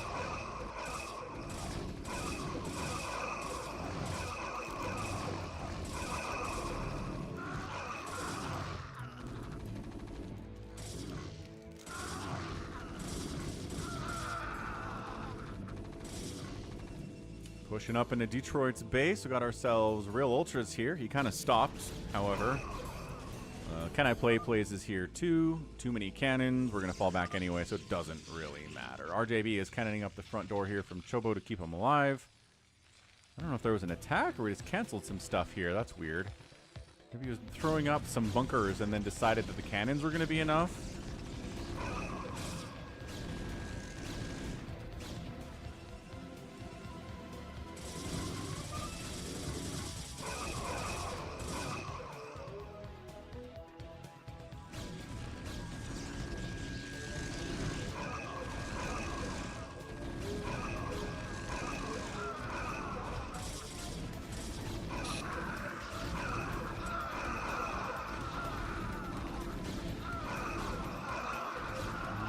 SaviorSword plus Realultra here, not doing too poorly.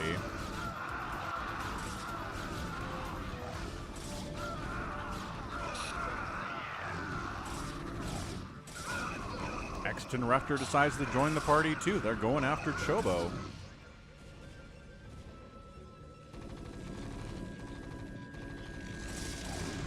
Oh no, he's on the defense. Never mind. Raptor's here to help. Hamster trying to find an angle here to go after RJB, but the cannon placement's pretty good. So he goes after a couple pylons, trying to supply block the RJB. What's not going to happen because he's at like 50 used of 106 available. That's not happening. So Marines come up to try to deal with these zealots. There aren't really enough of them, but Chobo says it's the thought that counts, I guess. Also, Detroit is all up in here trying to keep RJB alive too. So we're at 6 minutes in and nobody's dead yet, which is really promising. What's up, Jedi Master? How's it going, man? Happy Sunday.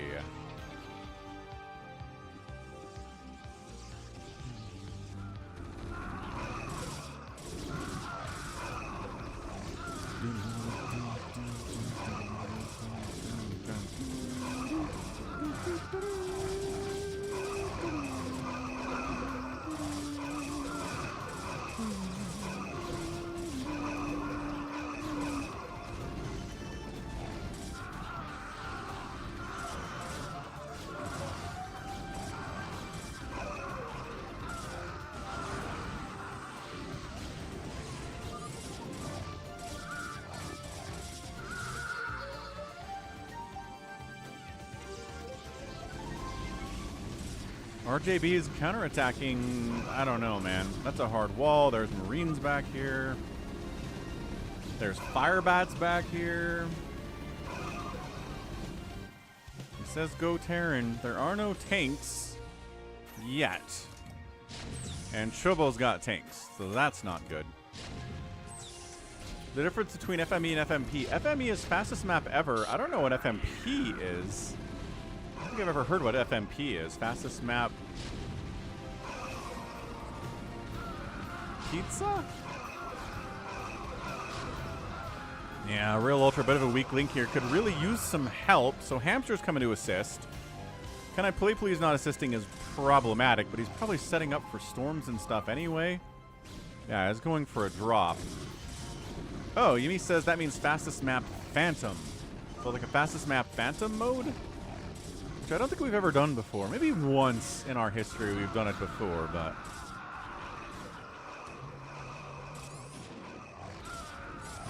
yeah. Realultra just did not have enough to stay alive here, but, I mean, Hamster's here.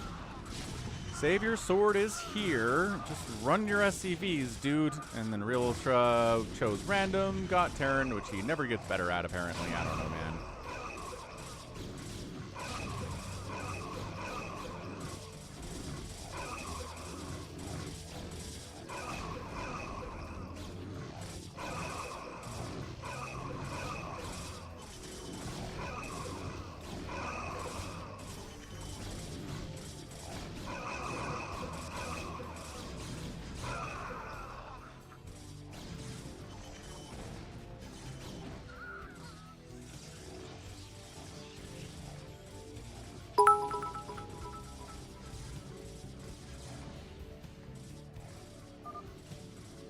what's up? Stoner Boner, 100 bits.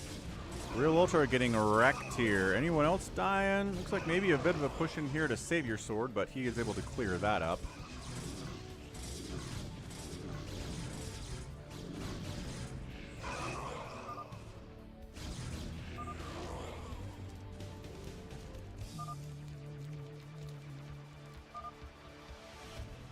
So, I don't know what the difference is between fastest map possible and fastest map ever, Tyrion. What's up, GG?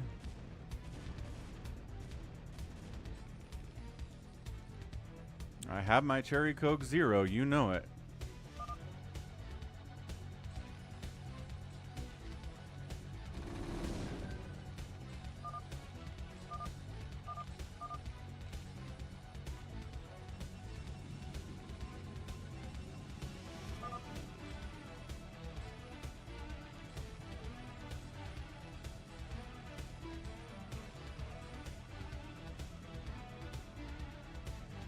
Pack for 450? Heck yes. That's about as good as you're ever going to get these days. That's pretty amazing.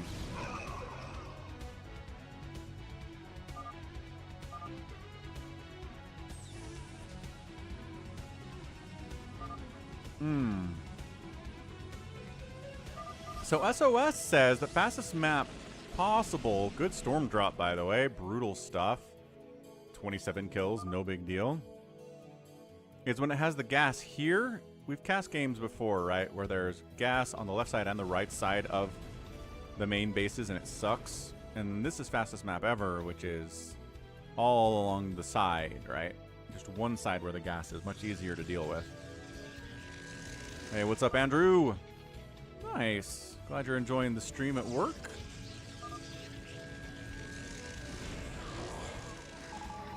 So, Exton Refter apparently has gotten Storm Drop twice, which does not bode well for his future.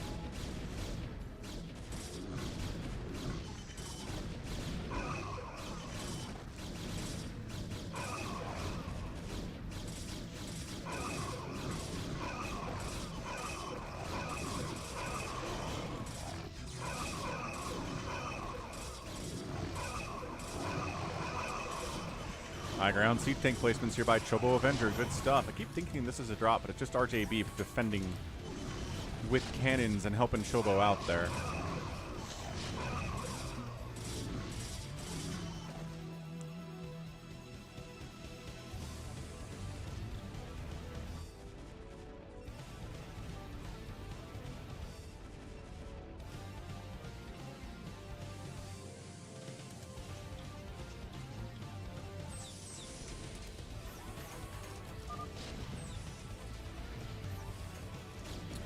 Yeah, Realultra trying to come back here. He's getting high ground tank dropped, which is bad news bears.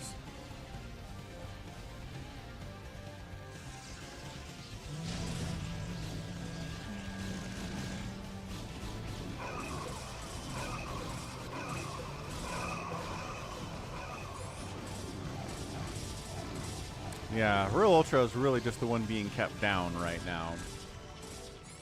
He's trying to recover, but there's not enough to defend him, unfortunately. Some vultures would be good. I like the idea behind tanks. But if you're dealing with someone who has tanks and you have vultures, it's not going to be a good time at all. Look at this tank running. Run, siege tank, run!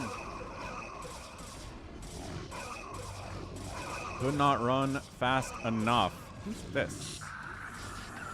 This is KanIplayplz going in for a drop, but ChoboAvenger shoves that one away pretty easily.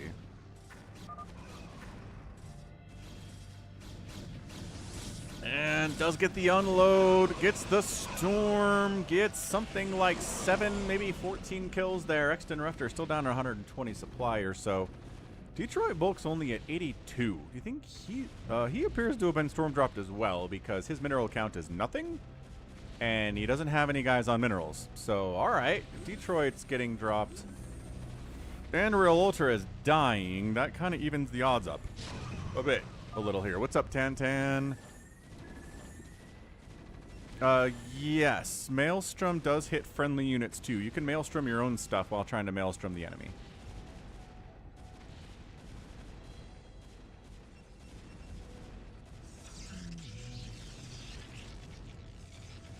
Hey, what's up?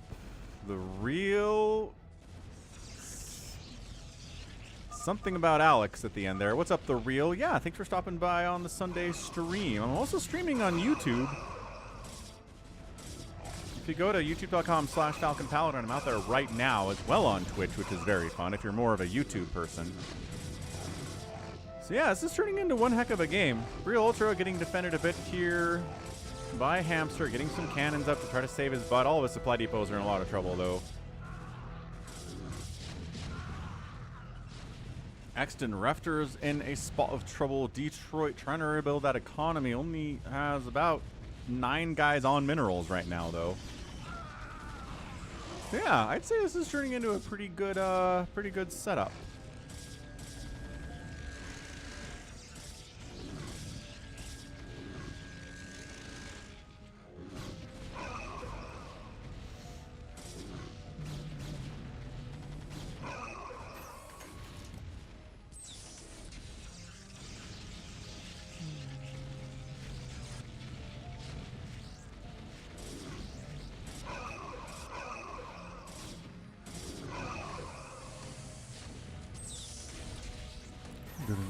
Chobo is here to make sure that Realultra never comes back from the dead at all. Realultra is feeling the pain.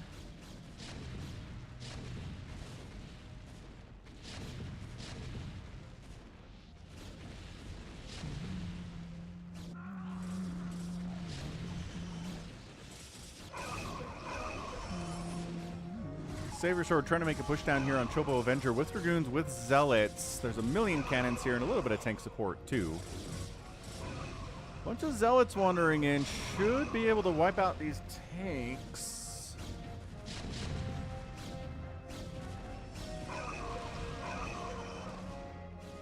Yeah, there's Obs here. Man, the slow death of Realultra. Like, super props to him for not tapping out. RJB just got one heck of a drop, it looks like, on Hamster. Yeah, certainly did. That's going to slow Hamster down quite a bit. Fair enough, Tyrion. I hear ya.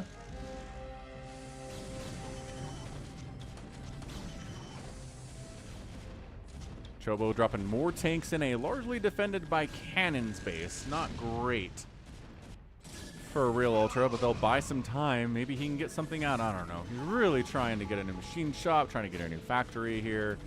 Floating 22,000 minerals. Realultra, buddy. Factory, factory, factory, factory, factory, factory. Go. Start. I mean, make battle cruisers. Do something. You cannot die with 23,000 resources in your bank. I know there's been attacks coming, but this area is secure for now. He's listening. What I'm trying to do. No, you're not actively building anything right now. Now you are.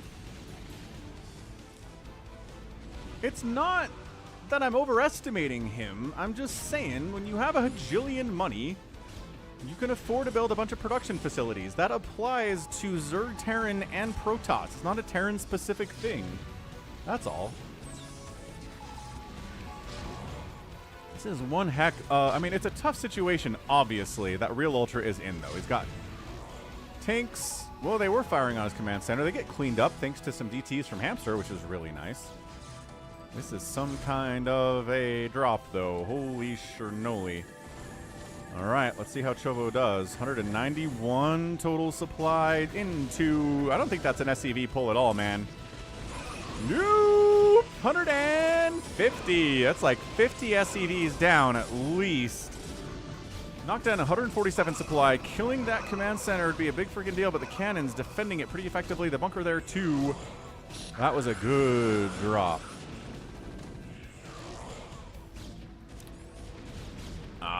And then Detroit shows up to just make sure he straight up dies. So, the end. Tough, tough, tough beat. Someone's got to get picked on in a team game, and this time it was Realultra.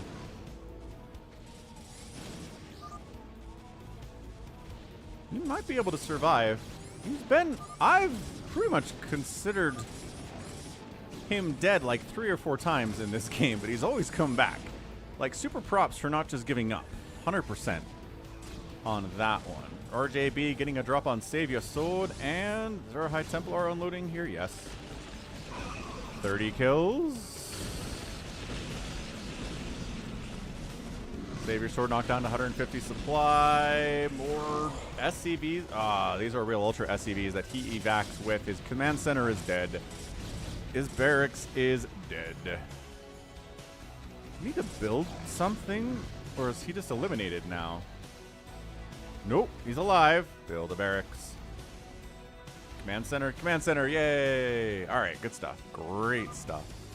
Detroit is carrying, says Dave C.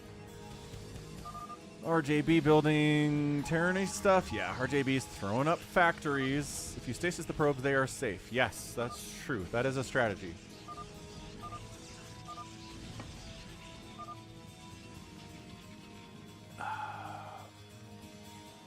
Stick-to-itiveness. Center is being held by a combination of ChoboAvenger and Exton Refter.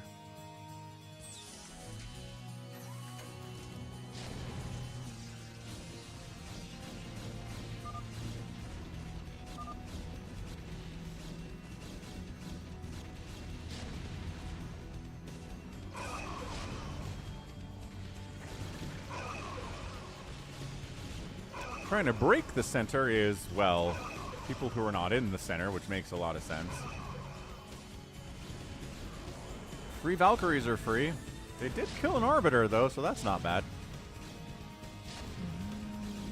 122 likes, 150 is always the stream goal.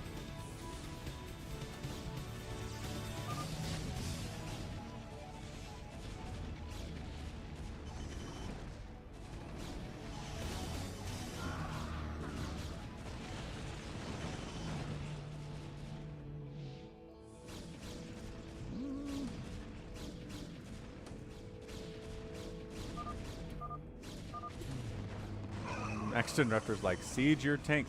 ChoboAvenger is walking unsieged tanks into cannons, which is kind of funny. But he figures out to siege them thanks to a little bit of help from his friends.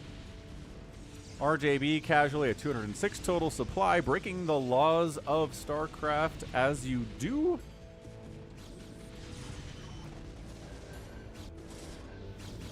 Somebody keeps dropping SaviorSword. I don't think it's going very well for them, at least not right now.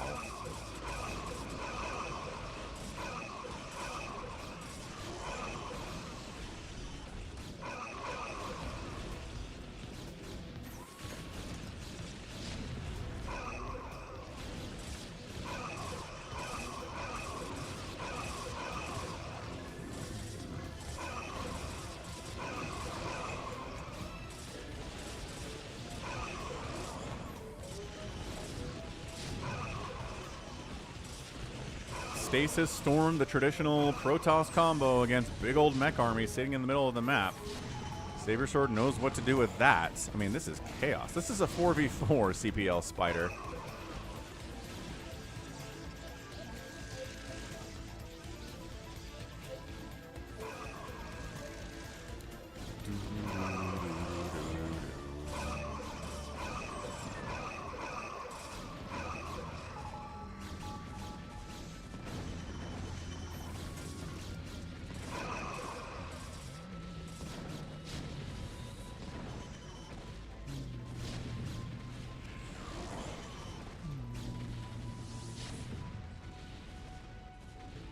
I like how Reaultra is just building command centers. I think he's largely tapped out.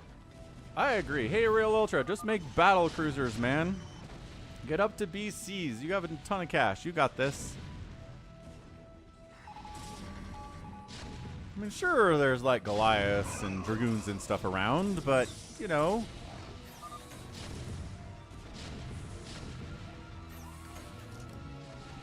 You have command centers, and I'm sure SaviorSword will let you take one of his geysers or two.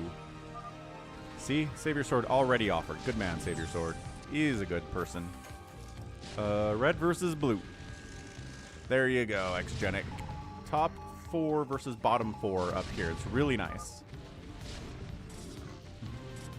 You have a command center. Command centers can go wherever they want. There's nothing about close when it comes to command centers.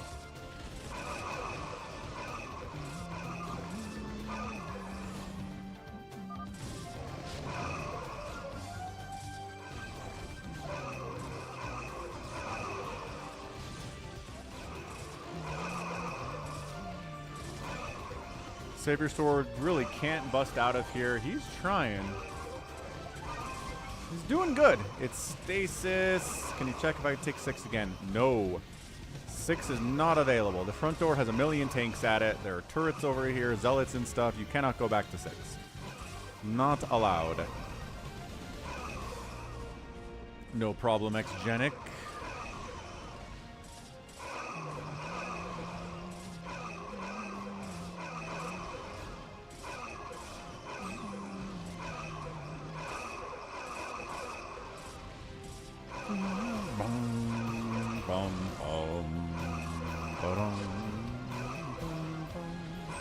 Can I play, please? 175 supply, holding with Storm, holding with Reavers. Siege tanks are kind of a good answer to both of these things, though. 1 Storm on a Siege tank, not enough to take it down. You got to get the 2 Storms. Got to get a lot of Zealots in here would actually do pretty well. Especially, there you go, if stuff's already been stormed up and bruised. That's good. But I like that Realultra has 90 total supply. It's got a lot of CCs. He took a gas. Maybe not the right one to take. I was thinking the one up to the north, like the top one in SaviorSword's base. Maybe the one next to that too would be good. Maybe. Yeah, RJB has had a Terran army for a while. Casually at 263 supply.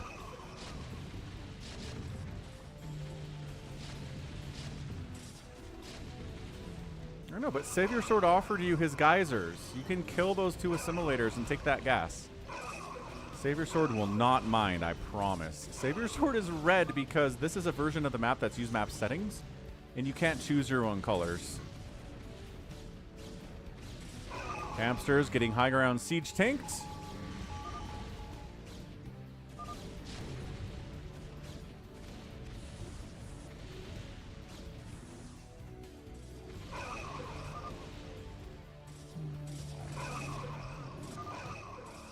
Like, as long as an FME doesn't end in 6 minutes, I'm okay with it. It was good. Yeah, maybe it feels a little unbalanced, but it's not so unbalanced it was over in single-digit minutes. See, Yimmy's enjoying it. That's what I'm talking about.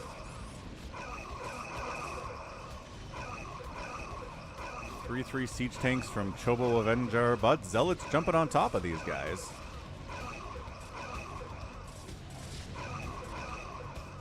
Center, the stranglehold on center. It's a carrier zealot combo. I like that SaviorSword keeps sprinkling in DTs, although I guess there's turrets in the middle, so be not as good if there's turrets hanging around. But otherwise, you know, they still do a lot of damage. They swing hard, especially with upgrades. And if I know SaviorSword, yeah, it's a 2-2-2 scenario. Should honestly be a 3-3-3, but he's working on it, okay? That forge is moving. See it? Yes, it is. Realultra is not taking my advice about gas at all.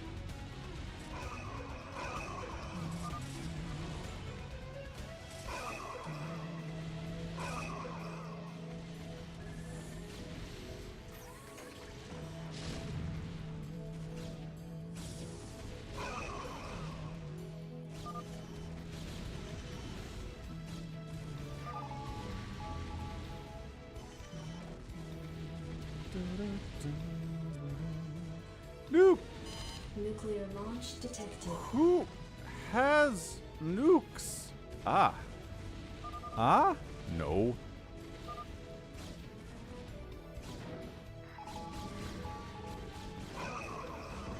Ah. RJB. It's RJB who is nuking. Oh no. He's PROTOSS. Man, even if you steal somebody's... Oh, gosh. Can I play, please? Trying to get some kind of drop-off here does not go well for him. Like, even if you steal somebody else's race, you should not be able to nuke as PROTOSS. I feel like that just morally violates everything about StarCraft. Can I play, please? Is not dead here. Center tanks are still being had. We're pushing carriers against our guy Hamster. Gateways are dying. That's not good. The carriers are hard to deal with because there's tanks on that high ground. Realultra is calling it a GG. There we go. He's taking that gas. That's what I'm talking about. That's what I'm talking about. Not enough scouts made, so that's why enemy carriers are putting in so much work. Good stasis again, though. By Hamster. Another nuke. Robotics facility dies thanks to a shot from a tank after it has been largely nuked into the ground. Well, Realultra's back on his feet. 58 total supply. 0-0 battle cruisers ready to fight against fully upgraded Goliaths. Not the fight necessarily want to take.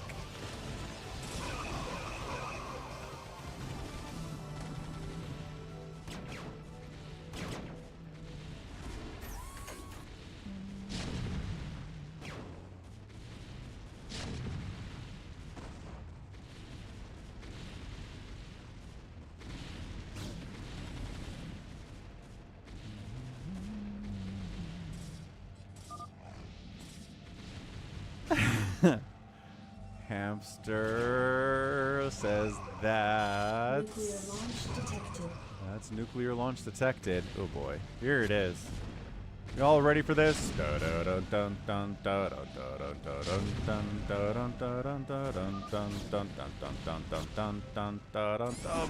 Yeah.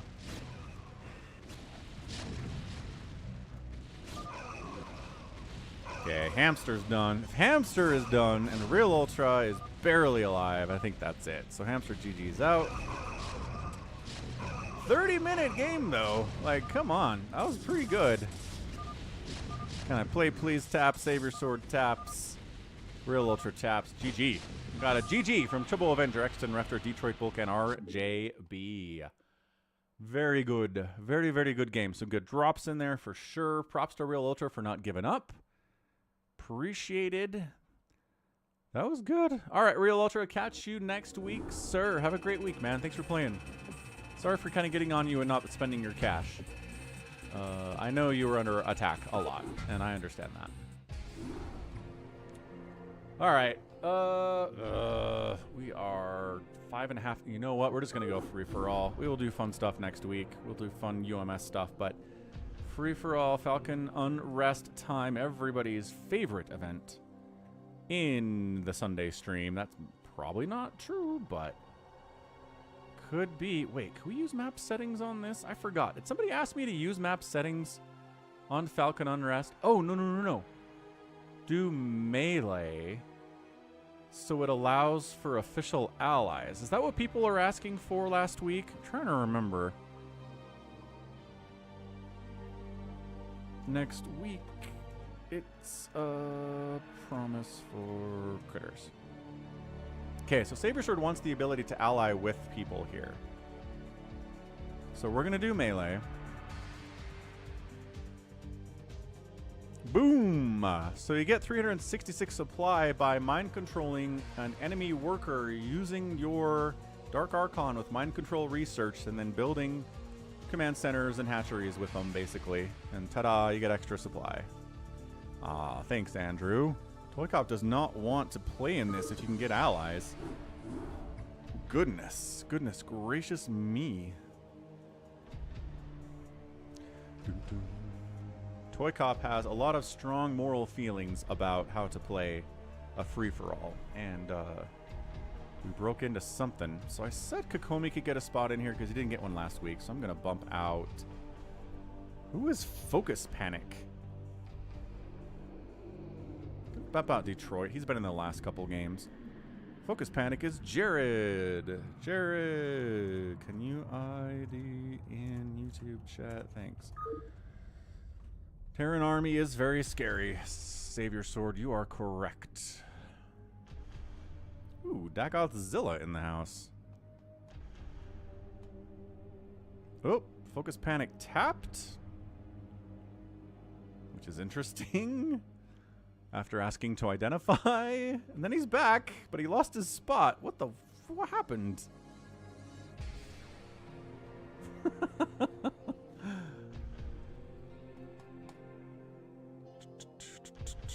Focus.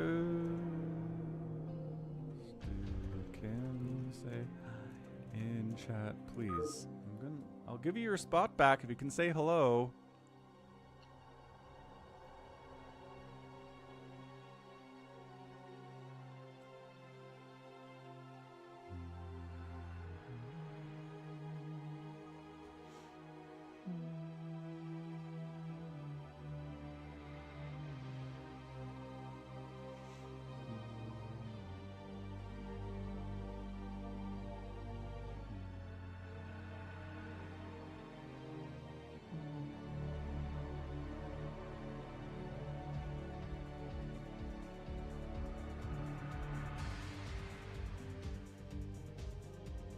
So, no?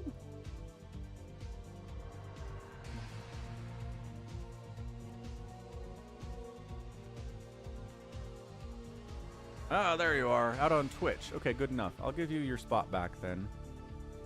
Sorry, DaggothZilla, you were too late. But who do I boot out? Could I do that? Yeah, you know what? We're gonna do that for Toma. Good man, DaggothZilla. Hasn't played for a while. Oh, and you have YouTube chat too, Jared. Nice. Okay. Good, good, good. Good, good, good. Thanks for closing so you don't stream snipe. That's wonderful. And we rock. Jared, choose a race. Oh, you closed the stream. He'll figure it out eventually here. Probably.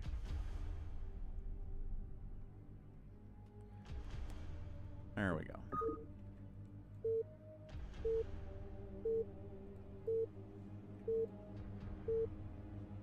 So, FocusPanic, otherwise known as Jared. Excellent. Okay, free-for-all. Falcon Unrest version 7 here today. We try to make it a little bit more balanced. It is still kind of a crappy map, but that's why I chose it. So, top side, we have a pink Terran player. Is kokomi playing Terran? Imposter kokomi here. Playing Terran. How do you make your carriers now? Also in a really vulnerable spot. No, just kidding. This is Brown. I'm an idiot. This is JohnDoe. Kokomi's up here, and she's lagging out. She's playing PROTOSS. I'm stupid. Thanks, ToyCop. I don't know what I was looking at, man. There's a little bit of pink in here. Ignore that. Boltzmann. Purple Terran down the right side. So pretty vulnerable spots, both of these. Got ourselves a striker down in the bottom left. Fairly safe. People tend to leave this person alone, but not always. Same thing here. FocusPanic, newcomer to the free-for-all. Always good to get some new blood in here. He's a red at PROTOSS. We have a yellow Terran, RJB on the right side, playing Terran. Can't complain about how Zerg is garbage in free-for-alls. We have DaggothZilla playing PROTOSS, and then a green PROTOSS, SaviorSword. If we get carrier versus carrier, stasis versus stasis garbage, I swear I'm leaving. There. That's the rule. What's up, Dead Infested? How's it going, man? Welcome back. Okay, I'm going to step away for a moment. Clear off some of these Coke cans from my desk. But I'll be right back. So generally, like, this is the aggression, right? Somebody's going to attack here. I'll be right back.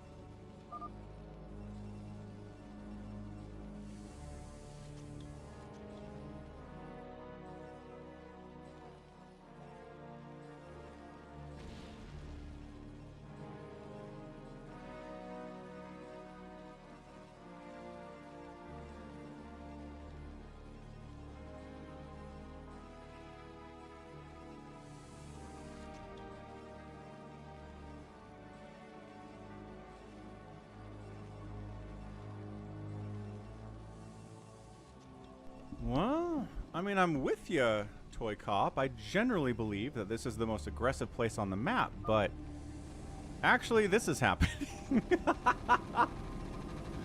What? No, not Jared. Jared gets, like, bunker rushed and killed by RJB. Our newcomer gets absolutely obliterated in his first free-for-all. Cockroach it. Don't give up, Jared. Keep staying alive, man. Ugh. How do you get a bunker up here? Love to know how we got a bunker up here. We do have some green and yellow aggression. RJB might be in trouble. Yeah.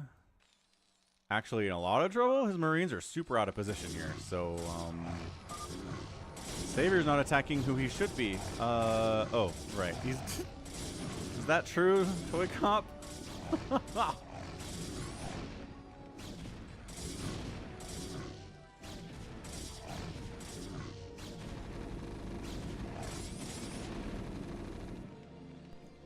Bunker finishes, though. That's huge. So RJB gets it back in time to save the day. FocusPanic not complaining. I appreciate it. Savior stream sniping. There's the accusation. Check your bingo cards. Check your bingo cards for accusations of stream sniping. You got that box if you have it on your card. If you want a bingo card, the command is !bingo. Has anybody got a bingo yet?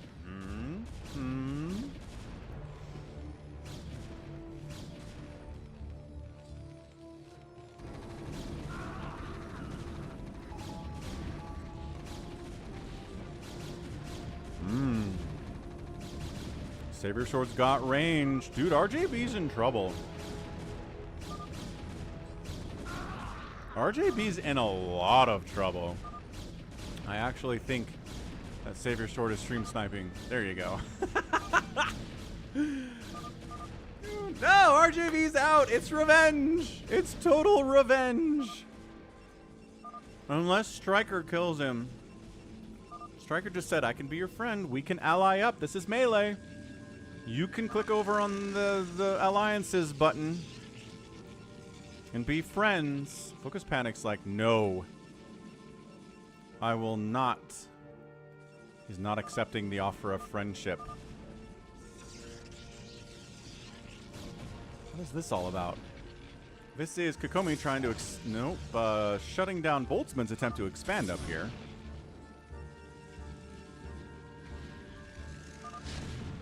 Alright, FocusPanic allows the friendship, and Striker accepts the offer.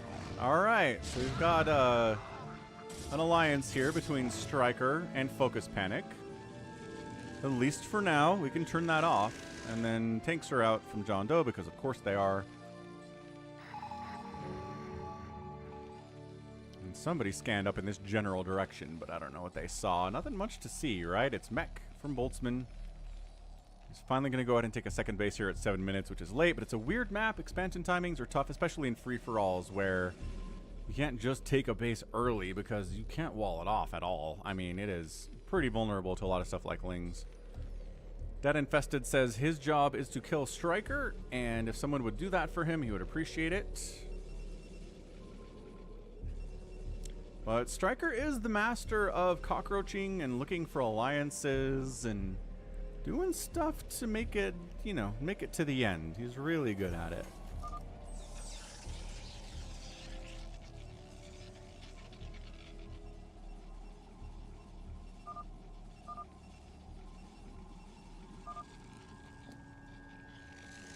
Striker has some plans in allied chat that I will not share on stream because of stream cheating problems. But Striker getting pushed by siege tanks. No, ground did not kill you at the start. That was yellow.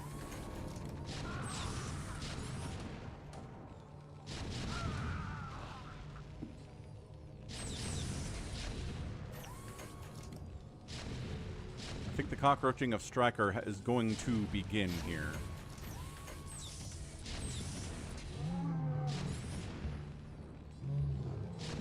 Wait, did he haha RJB? There it is. Okay. We did get a haha RJ to get. That's important. Oh, look at the teamwork on display here. Really helping.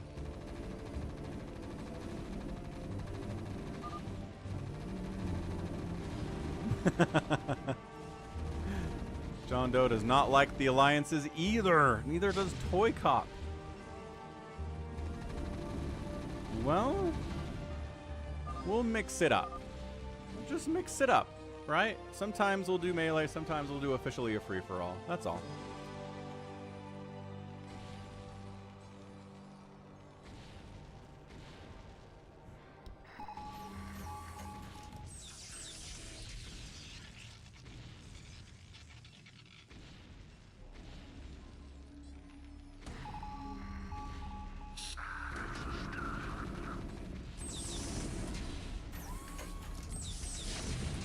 Run! Run, Marines! Run past the siege tank. Take down JohnDoe's second base. Ooh, that sucks for JohnDoe. He might not make it to the end here. JohnDoe is another one that can make it to the end, but nobody's guaranteed to make it there. I've never started a free-for-all and been like, well, one of these players is guaranteed to make it all the way to the end. Although, maybe SaviorSword. SaviorSword is very capable of, like, having one observer and running around until the end of the game. I'm talking about serious contenders. Nobody can manage to stay a serious contender to the end of the game every single time. It just does not happen.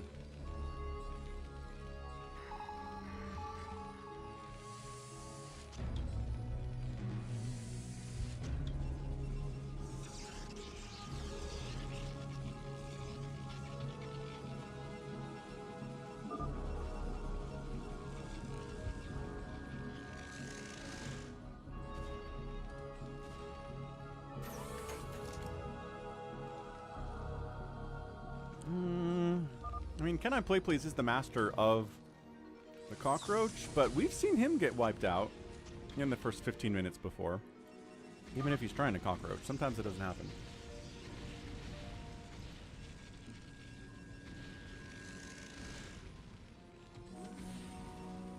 Still fighting up here? Yeah. So the Boltzmann kokomi battle for top left has been pretty intense. It looks like Boltzmann's winning it for now.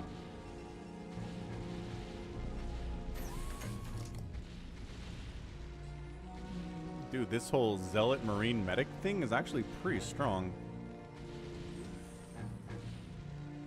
Those are Kakaru.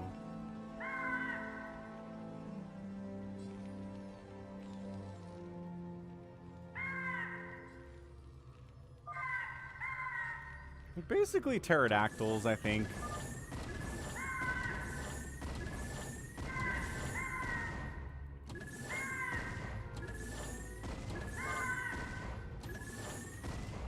Went into the fog of war like for 2 seconds, 1 second even.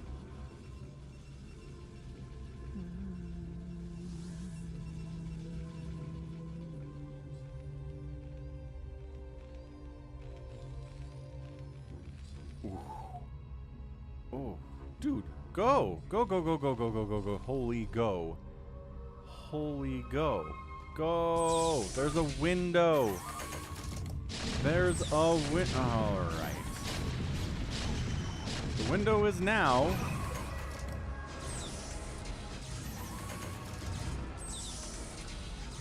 The window is now. And there's the scan. All right. Dude. But does he have enough energy for another scan? That is the question. What is whatting somewhere?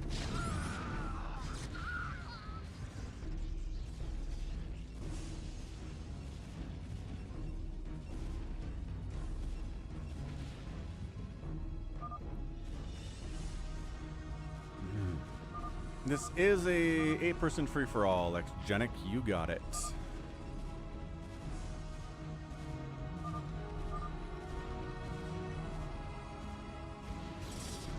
There is... Okay. Man, I was hearing this forever. There's not a battle happening. It's just SaviorSword clearing out what's left of RJB. Okay, man. I hate that you can hear Dragoon shots from all across the map, but sometimes it's not actually a fight, and then you're like, what is happening? Usually, you're killing your own gateway because it messed up your Sim City or like a pylon or something, but in this case, it was we need to clear out what's left of RJB's base, I suppose.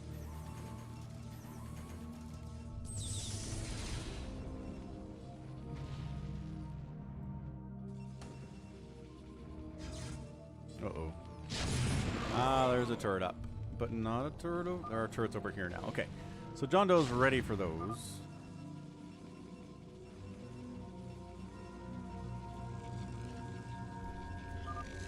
Yeah, Xgenic. We've definitely... I don't know if we've played a 2v2v2v2, but we've cast a couple 2v2v2v2s on Big Game Hunters, especially on the channel before. Really fun stuff.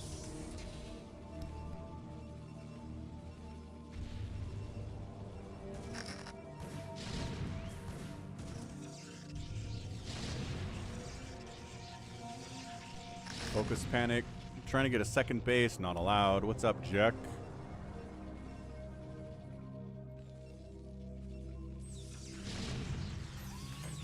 Oh, that's true. 2v2v2v2 on Team Turbo.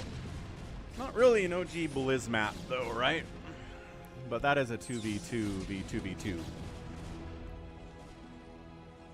Yeah, if JohnDoe, oh, he's got this one. He's doing stairs base, which is one of my favorite aspects of this map, are stairs bases, which are surprisingly not as crap as you might think they are by looking at them. They're pretty good for income, it turns out.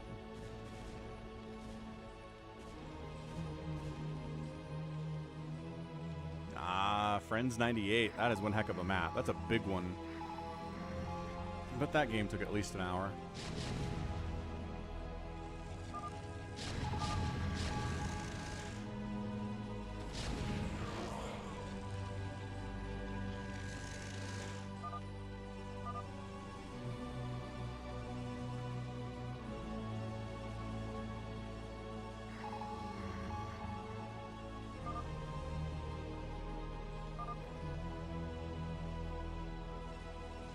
Kokomi doesn't have a lot to deal with siege tanks.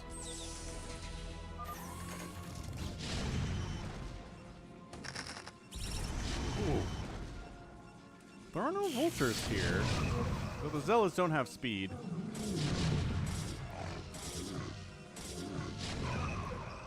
Ah, stream sniping accusations. They exist everywhere, don't they? You can see that showing up on our Narcosa stream for sure. I mean...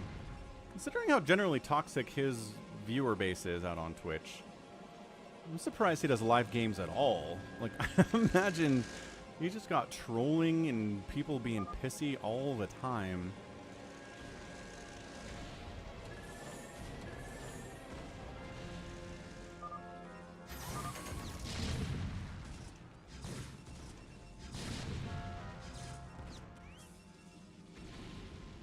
Still nobody takes this base, very strangely. I mean, SaviorSword just needs to hop on these bases just now, honestly. Just expand, expand, expand, expand. Everybody else seems to be interested in everybody else, and just getting big in this situation is tough. Bridge to bridge 98 is fun. It is.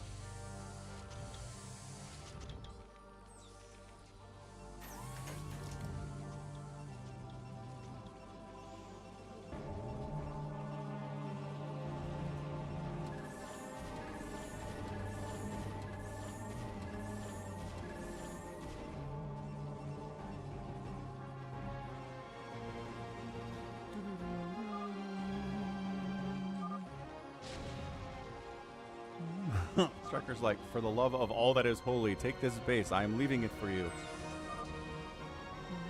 Still hasn't retaken his old base either.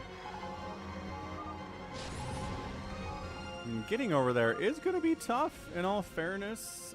Making a shuttle would probably work.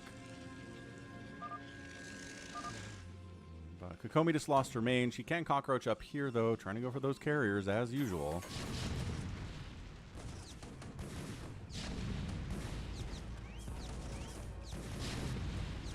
Yeah, I mean, at this point, SaviorSword pretty much owns the entire right third of the map if he wants it.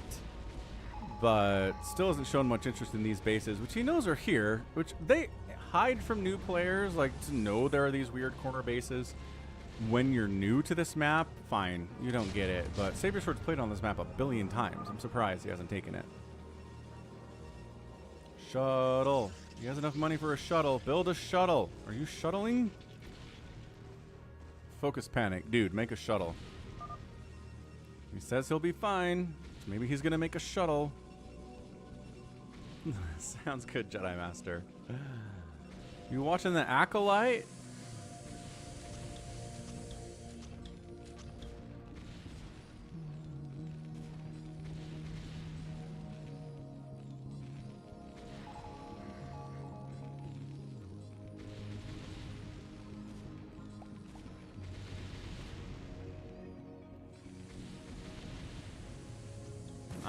Got dropped on. Alright, Kokomi is out. Sounds good, Jedi. Have a good rest of your day.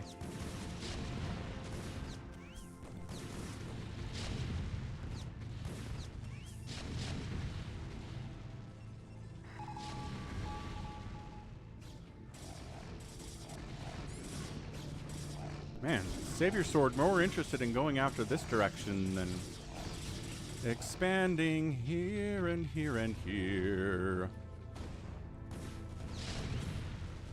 I like how Kokomi has a carrier out. Get him, Kokomi! Get him! They can't shoot up.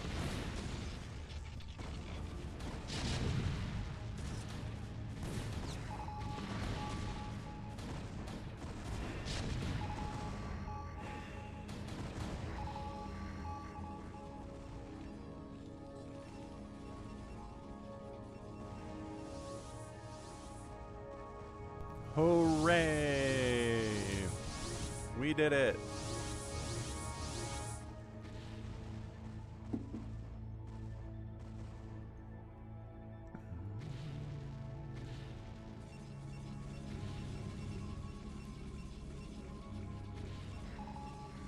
I don't know where Kokomi goes though. This isn't safe. Just trying to stay alive. Oh, but Kokomi has allied with SaviorSword because she's dead. SaviorSword offered the alliance. Okay, that's good. Gonna be able to get enough money for an expansion here.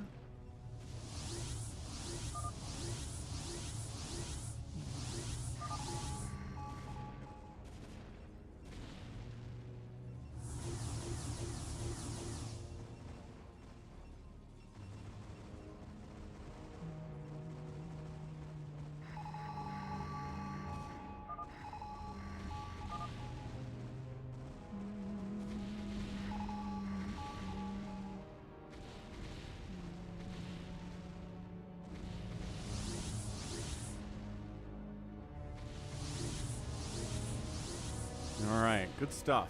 Second base for FocusPanic. We got Striker meching his way into SaviorSword's heart.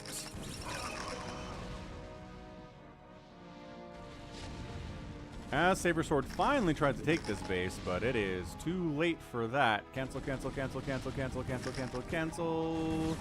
Cancel, cancel, cancel, cancel, cancel, cancel, cancel. No cancel.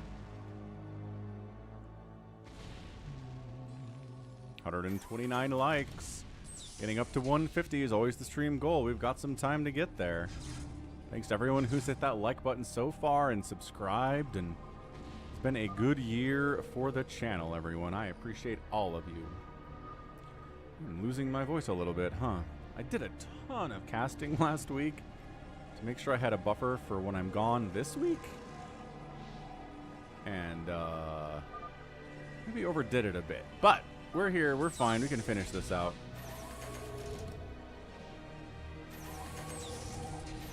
SaviorSword has tanks.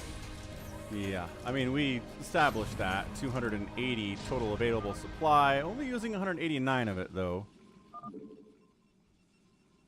If Kokomi's lagging, we just need to get rid of Kokomi. Like, having her stick around out of a sense of, like, pity is not going to help anybody else.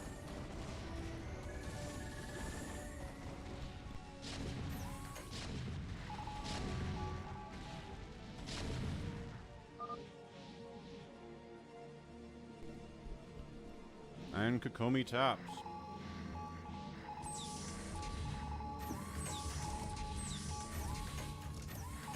GG, Kokomi. Yeah, it's just a family vacation. Ex-genic.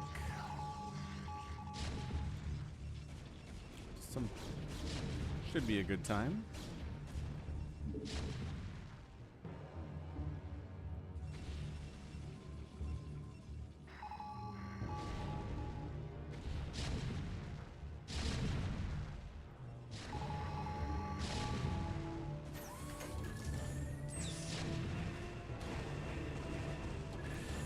Yeah, SaviorSword's carrier micro is not great. Ah, Striker's got the lockdown. But there are no Goliaths to take advantage of it. Yeah, you probably want to stasis Goliaths with your stasis energy, but that's fine, I guess. Oh, looks like DaggothZilla, who's been pretty quiet so far, showed up. Dropped on one of JohnDoe's bases, wiped it out. Maybe overextending a bit here. But fitting out the situation here for JohnDoe is pretty good. Thank you, Kokomi. There weren't a lot of places to rebuild. I guess maybe could have gone here. But anyway, what do we got here? We have the Empire of Boltzmann in the top left. The Empire of Striker in the bottom left. We've got SaviorSword all down the right side. We have FocusPanic, who's trying to come back to life here with the help of Striker. And then JohnDoe kind of center left, getting super dropped by Boltzmann now. JohnDoe is mad about getting attacked one after the other here. It's a free-for-all. It's tough. Tough experience. Did I just hear? I might have heard a ghost get feedbacked. Yeah, 2 kills on that Archon. Okay. That'll do it. 1950 penny. Interesting. Might be worth more than a penny. Somebody might be interested in a 1950 penny.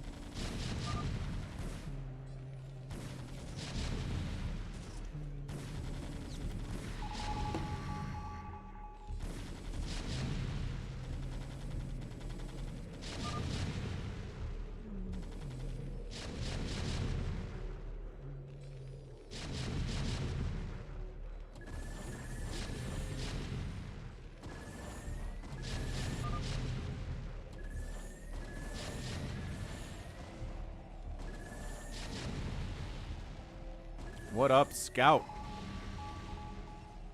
Welcome to the free-for-all portion of the stream. We're at 6 hours in. Feeling good, looking good.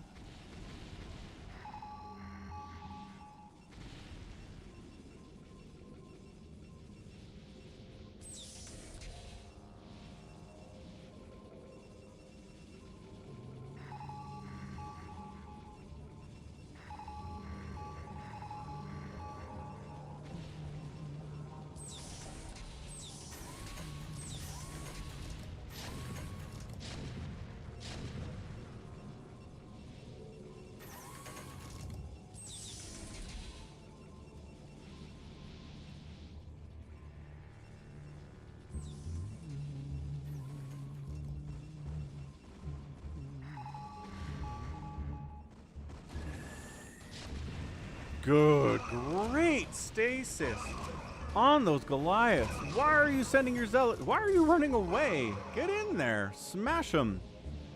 You might get locked down, but no, I guess there's more Goliaths over here. Never mind, there's way more Goliaths than just this group. Tricky. JohnDoe's main base is in shambles. This base is coming back. This base lives. What's happening over here? DaggothZilla double recall right on top of FocusPanic. There's the lockdown. Stasis wears off on the Goliaths. And I think SaviorSword just going to leave these units to straight up die. Tragically. Another drop down here from Boltzmann. I like these drops. These are good.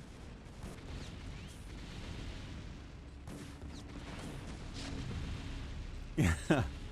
Yeah, Scout. Next week, we'll be here, man. We start like T-minus 6 hours ago. Nuclear launch detected. Is when we start these things every week. I have to assume this nuke. No, JohnDoe is our nuking player. Although I don't know if he has any nuke silos. Sounds like Striker tried to nuke, but his ghost got sniped. Ah, see, now Striker's mad we're getting attacked by 3 players, but you allied, so you became 2 players. So how are you supposed to be defeated except for 3 players? Eh? Live by the sword, die by the sword is what I say. So FocusPanic's alive here at 28 minutes. Got some carriers out. Striker's at 129 supplies. Main base is in shambles. These corner bases seem to be doing fairly well because people forget. Yeah, Boltzmann's been doing pretty good, honestly. I'd say he might be a favorite to win here at this point. Oh, massive stasis. DaggothZilla. Oh, and then a counter stasis. SaviorSword has battle cruisers. That's fun. SaviorSword, battle cruisers, and tanks added to the PROTOSS army. Good stuff.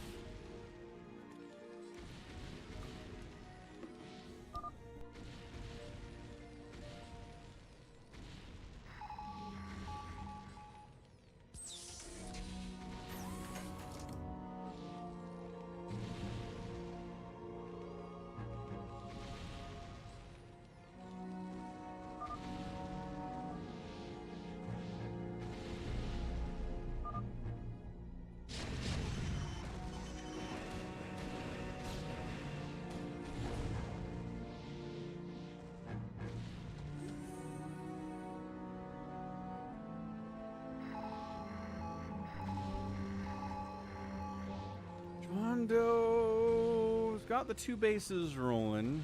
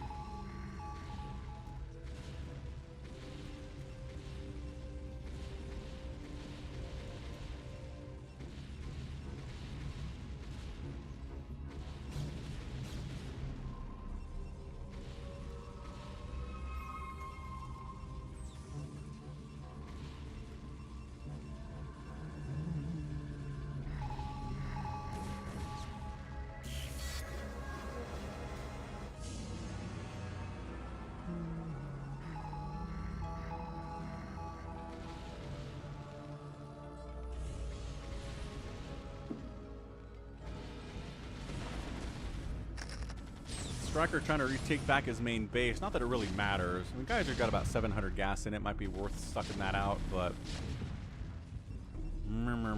FocusPanic is rolling at the 2 bases. Bit of a carrier army here. Could have come over and maybe helped with that. Actually, this tank line has no anti-air whatsoever, so that's good.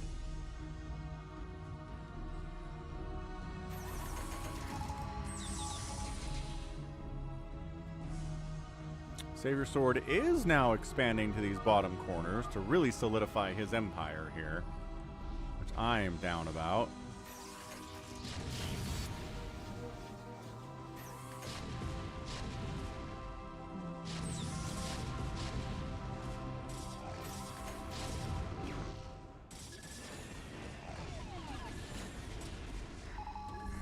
Oh, there's a cloaked Wraith Ball, though. Oh, no. Oh, carriers are like, don't put that evil on me, Ricky Bobby. DaggothZilla kind of losing the PvP here at 166 supply versus SaviorSword's 245, but based on the numbers, that's pretty understandable. Stasising 3 of the carriers. Obs gets sniped out there too.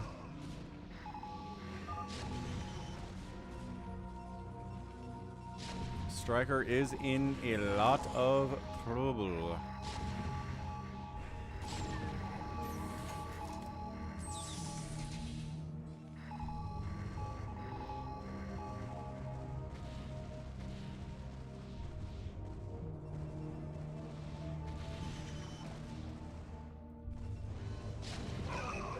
Nuclear launch detected. So JohnDoe's got a nuke silo again. Calm sad anyway. But also Orange has nukes.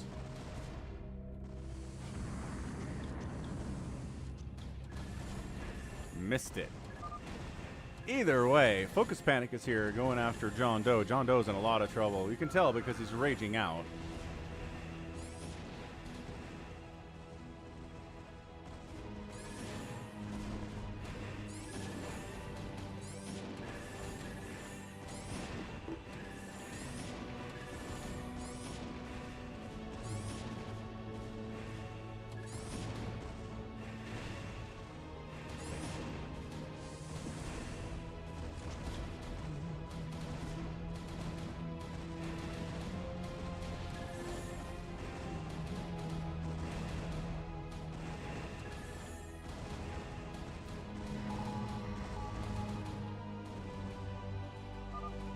Jacoby Jones died? What is going on the last few days?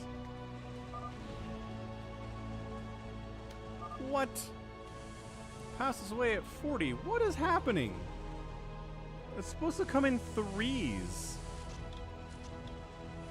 This is like the 7th death over the last 2 days.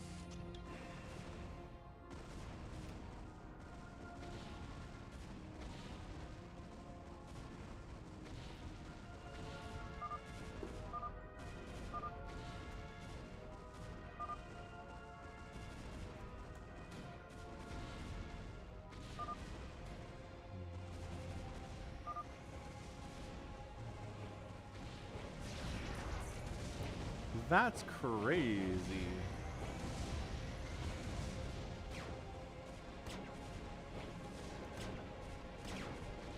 Wow. All right. Meanwhile, stuff is happening. Wraithball still waiting launch orders.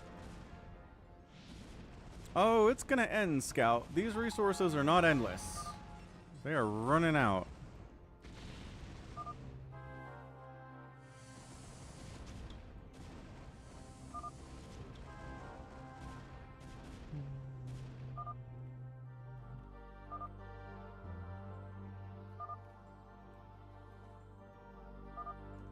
Man, how did Jacoby die? They're not telling us. Not immediately available, so probably suicide. It's usually how that works.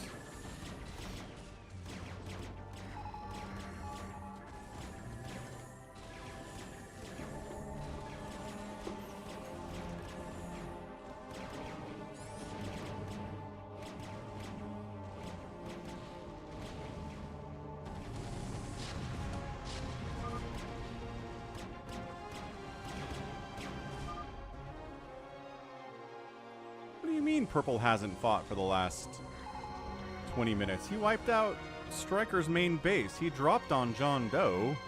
He's been killing people. Don't malign Boltzmann here. He's been active. He does have a ton of cash, though.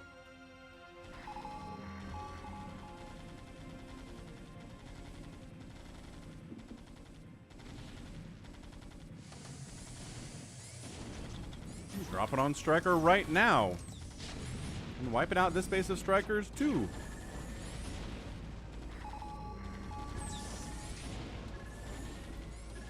Boltzmann is getting my seal of approval, right? Taking his corner, being active, trying to kill people. SaviorSword also has my seal of approval as he's trying to take down DaggothZilla.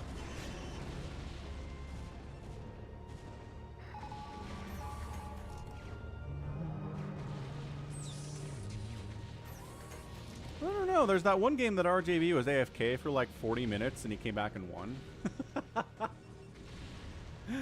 That was one heck of a game.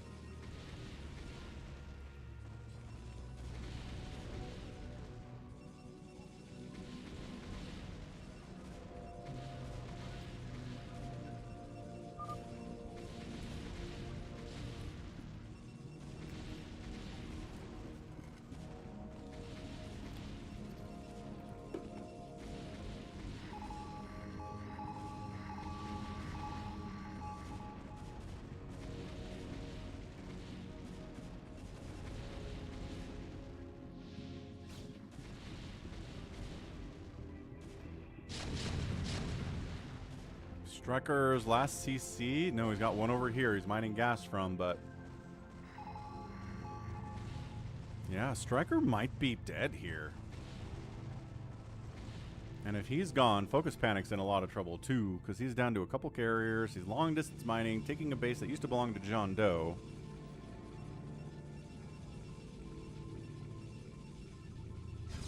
Ooh, this is fun. Look at this guy. Never mind, he's totally dead.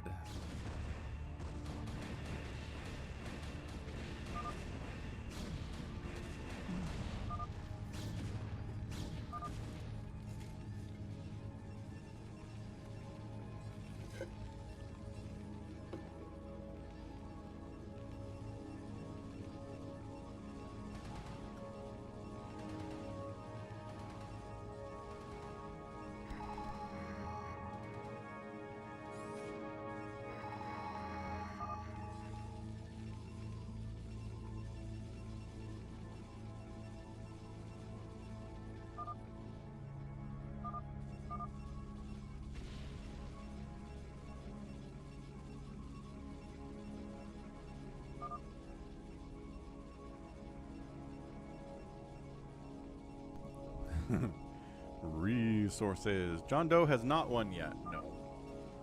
In fact, JohnDoe is at 0 supply, so it's going to be hard for him to win this one. Historically, people at 0 supply have a difficult time winning free-for-alls. Especially if they've left the game. This rapey stuff out of Boltzmann's a lot of fun, but you're not beating Goliaths, I'm afraid. This tank positioning is hilarious. 8 kills, 8 kills, 5 kills.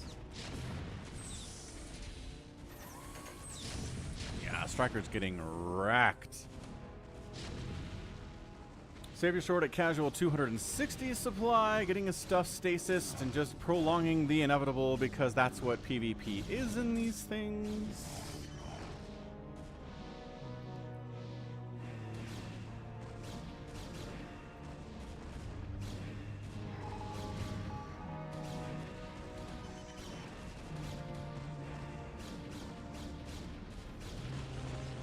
Dead infested, rooting for bolts here.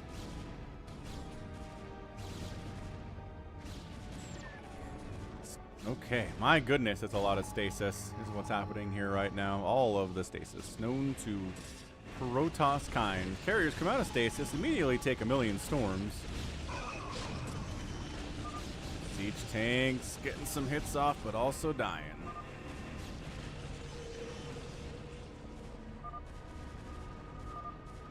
Striker is very sad about his teammate losing his carriers. Not that I think it would really matter at all. I mean, Boltzmann he's up here for heaven's sakes. He's crossed over to the other side of the map and taken some resources from that side.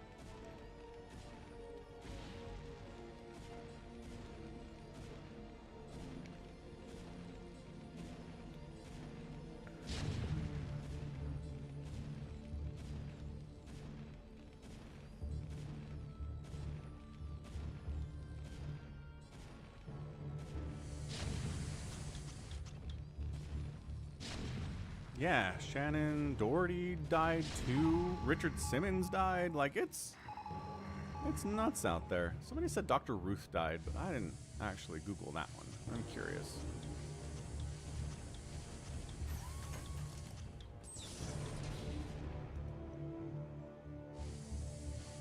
Yeah.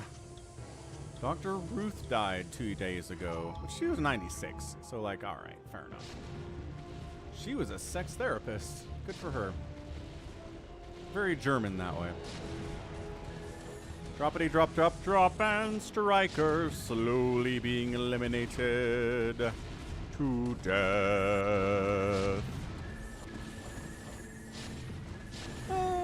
Yeah, 2v2v2v2 on this map would be interesting as long as you could determine spawn locations. Or would you rather the teams of two not spawn next to each other? Because that'd be interesting.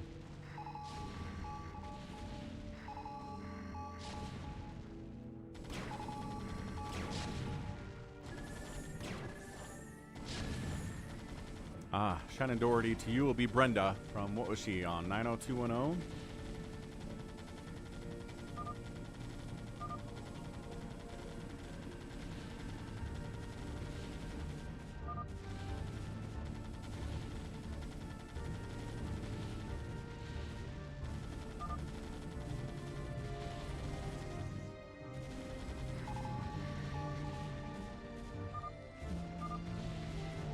Good heavens, Andrew. Tough stuff, man.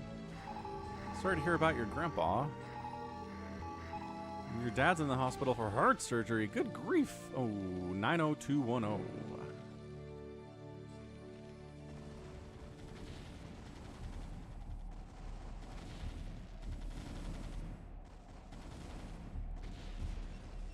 I mean, Striker refuses to tap out. Always does. Oh, that's cool. So you're watching the stream on a hospital TV. That's exciting, Andrew. That's new, at least. But yeah, best of luck to your dad. Heart surgery is no joke. One of my grandpas had heart surgery, and he was able to live for...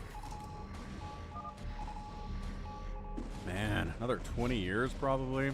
There's your stasis. SaviorSword still trying to break DaggothZilla here. PvP, late game PvP with stasis is a slow doodad. 720p, excellent.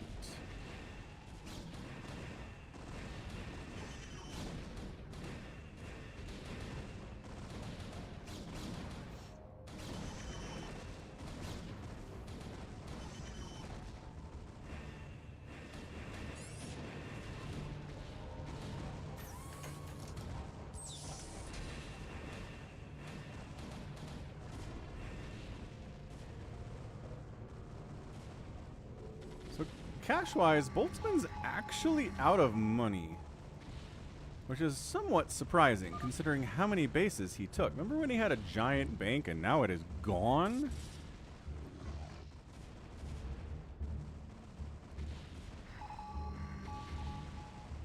Ping, ping, ping, ping, ping, ping, ping, ping, ping, ping. Oh boy. Bring your obs with you. There are cloaked wraiths about, sir. Boltzmann might actually be in trouble here.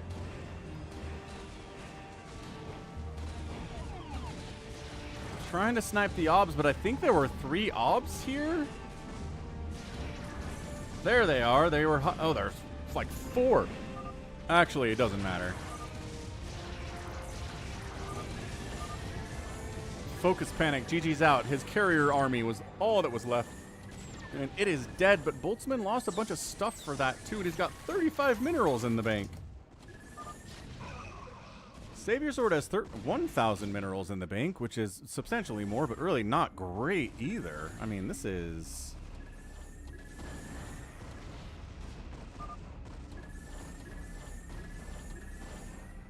Striker wants another melee free-for-all where allying is possible.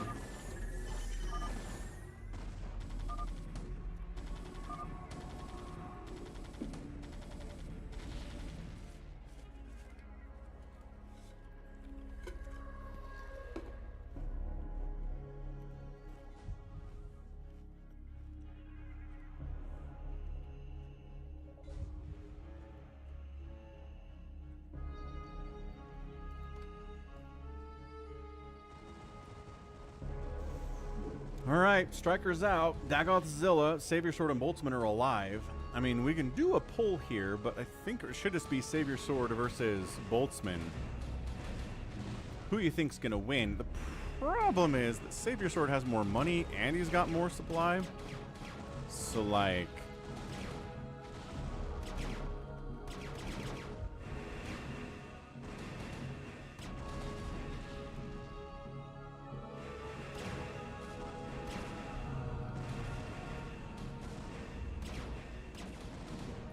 We'll do the poll.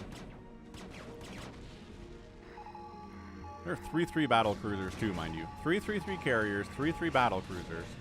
SaviorSword loves his upgrades, certainly.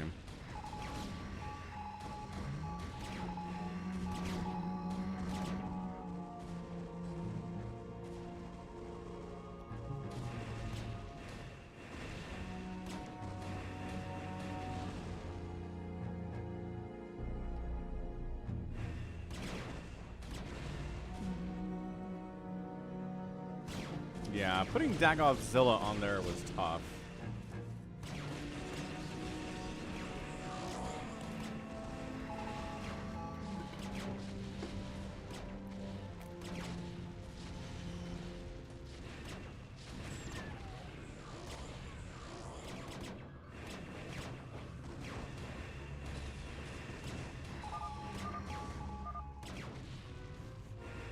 Whoa! Boltzmann straight up taps at the carrier battlecruiser army. Kind of abrupt. Again, a lot of abrupt GGs today. Gotta say. Well, that's okay. Most of you chose SaviorSword anyway.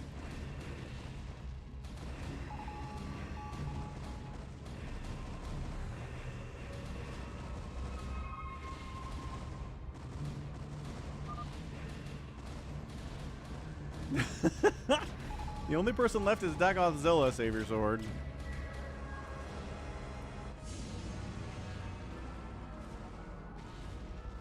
He has a Dragoon.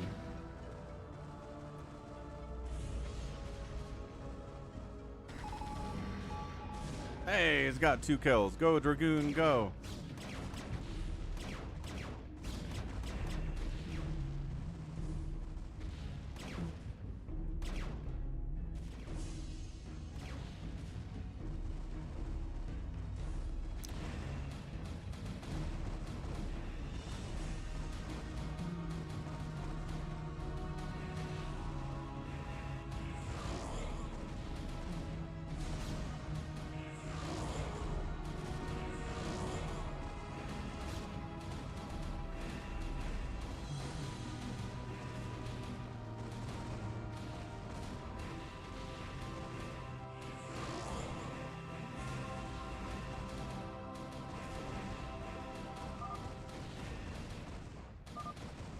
GG, and SaviorSword wins it. Good man, SaviorSword getting the win here in 51 minutes. Not even an hour. But yeah, I mean, it really came down to him taking out RJB early, and from there just kind of able to establish that whole right side of the map to himself. Wasn't really bothered that much. Able to outproduce everybody, outkill everybody. Raising the second most buildings. I mean, Boltzmann and SaviorSword are just building and base destroyers today. And then just out-resource everybody by a ginormous amount. So, you allied with Kokomi, SaviorSword. Don't give me that no ally stuff. Alright, so before we go, quick plug for FalconPaladin.store. Check out the merch link in chat. You can buy mugs and t-shirts and all sorts of great stuff. Steve the SCV, Terry the Overlord, Robert the Zealot in the house. We've got the mugs. We've got the headwear you want if it's cold where you are. Maybe you buy this beanie and save it for winter if you're in the Northern Hemisphere. It's all good stuff. Stickers for $5. Make sure you choose your currency in the top right. Otherwise, it's going to be wrong for you. We can do VUV. I don't even know what that is. So that's it. All right. So GG. Well done. We'll do more of those in the future, SaviorSword. We'll mix it up. We'll go melee FFAs and non-melee FFAs in the future. Just kind of like we do new Phantom and old Phantom. Right. Okay, so that's going to be it for me today. This has been Falcon Paladin coming at you with yet another edition of what? StarCraft Brood War Sunday. Thanks for sending in your replays to falconpaladin@gmail.com with the subject of Brood War. Appreciate you guys sending those in. Really helps the stream be awesome. We'll be back in a week. Until then, hit the like button. Subscribe to the channel. All sorts of great stuff. Let's raid somebody who's also out on Twitch doing Brood War shenanigans. Looks like DeWalt's out here doing Brood War stuff. We've got, that might be our only option. So sure, let's raid DeWalt. Looks like he's laddering. That's a ton of fun. That's going to be it. Again, check out the merch at FalconPaladin.store. Got a Flash game I can watch, says Danny. I have posted a hajillion Flash games over the last month because he's back. He is back on ladder, baby. So here, 125 Flash games in a playlist. There you go. Check out the entire playlist of Flash games. A bunch of them are new. And that's it. Let's raid DeWalt. Until then, next week, stay safe and stay healthy. And above all, you take care of yourselves. Love you all. Bye.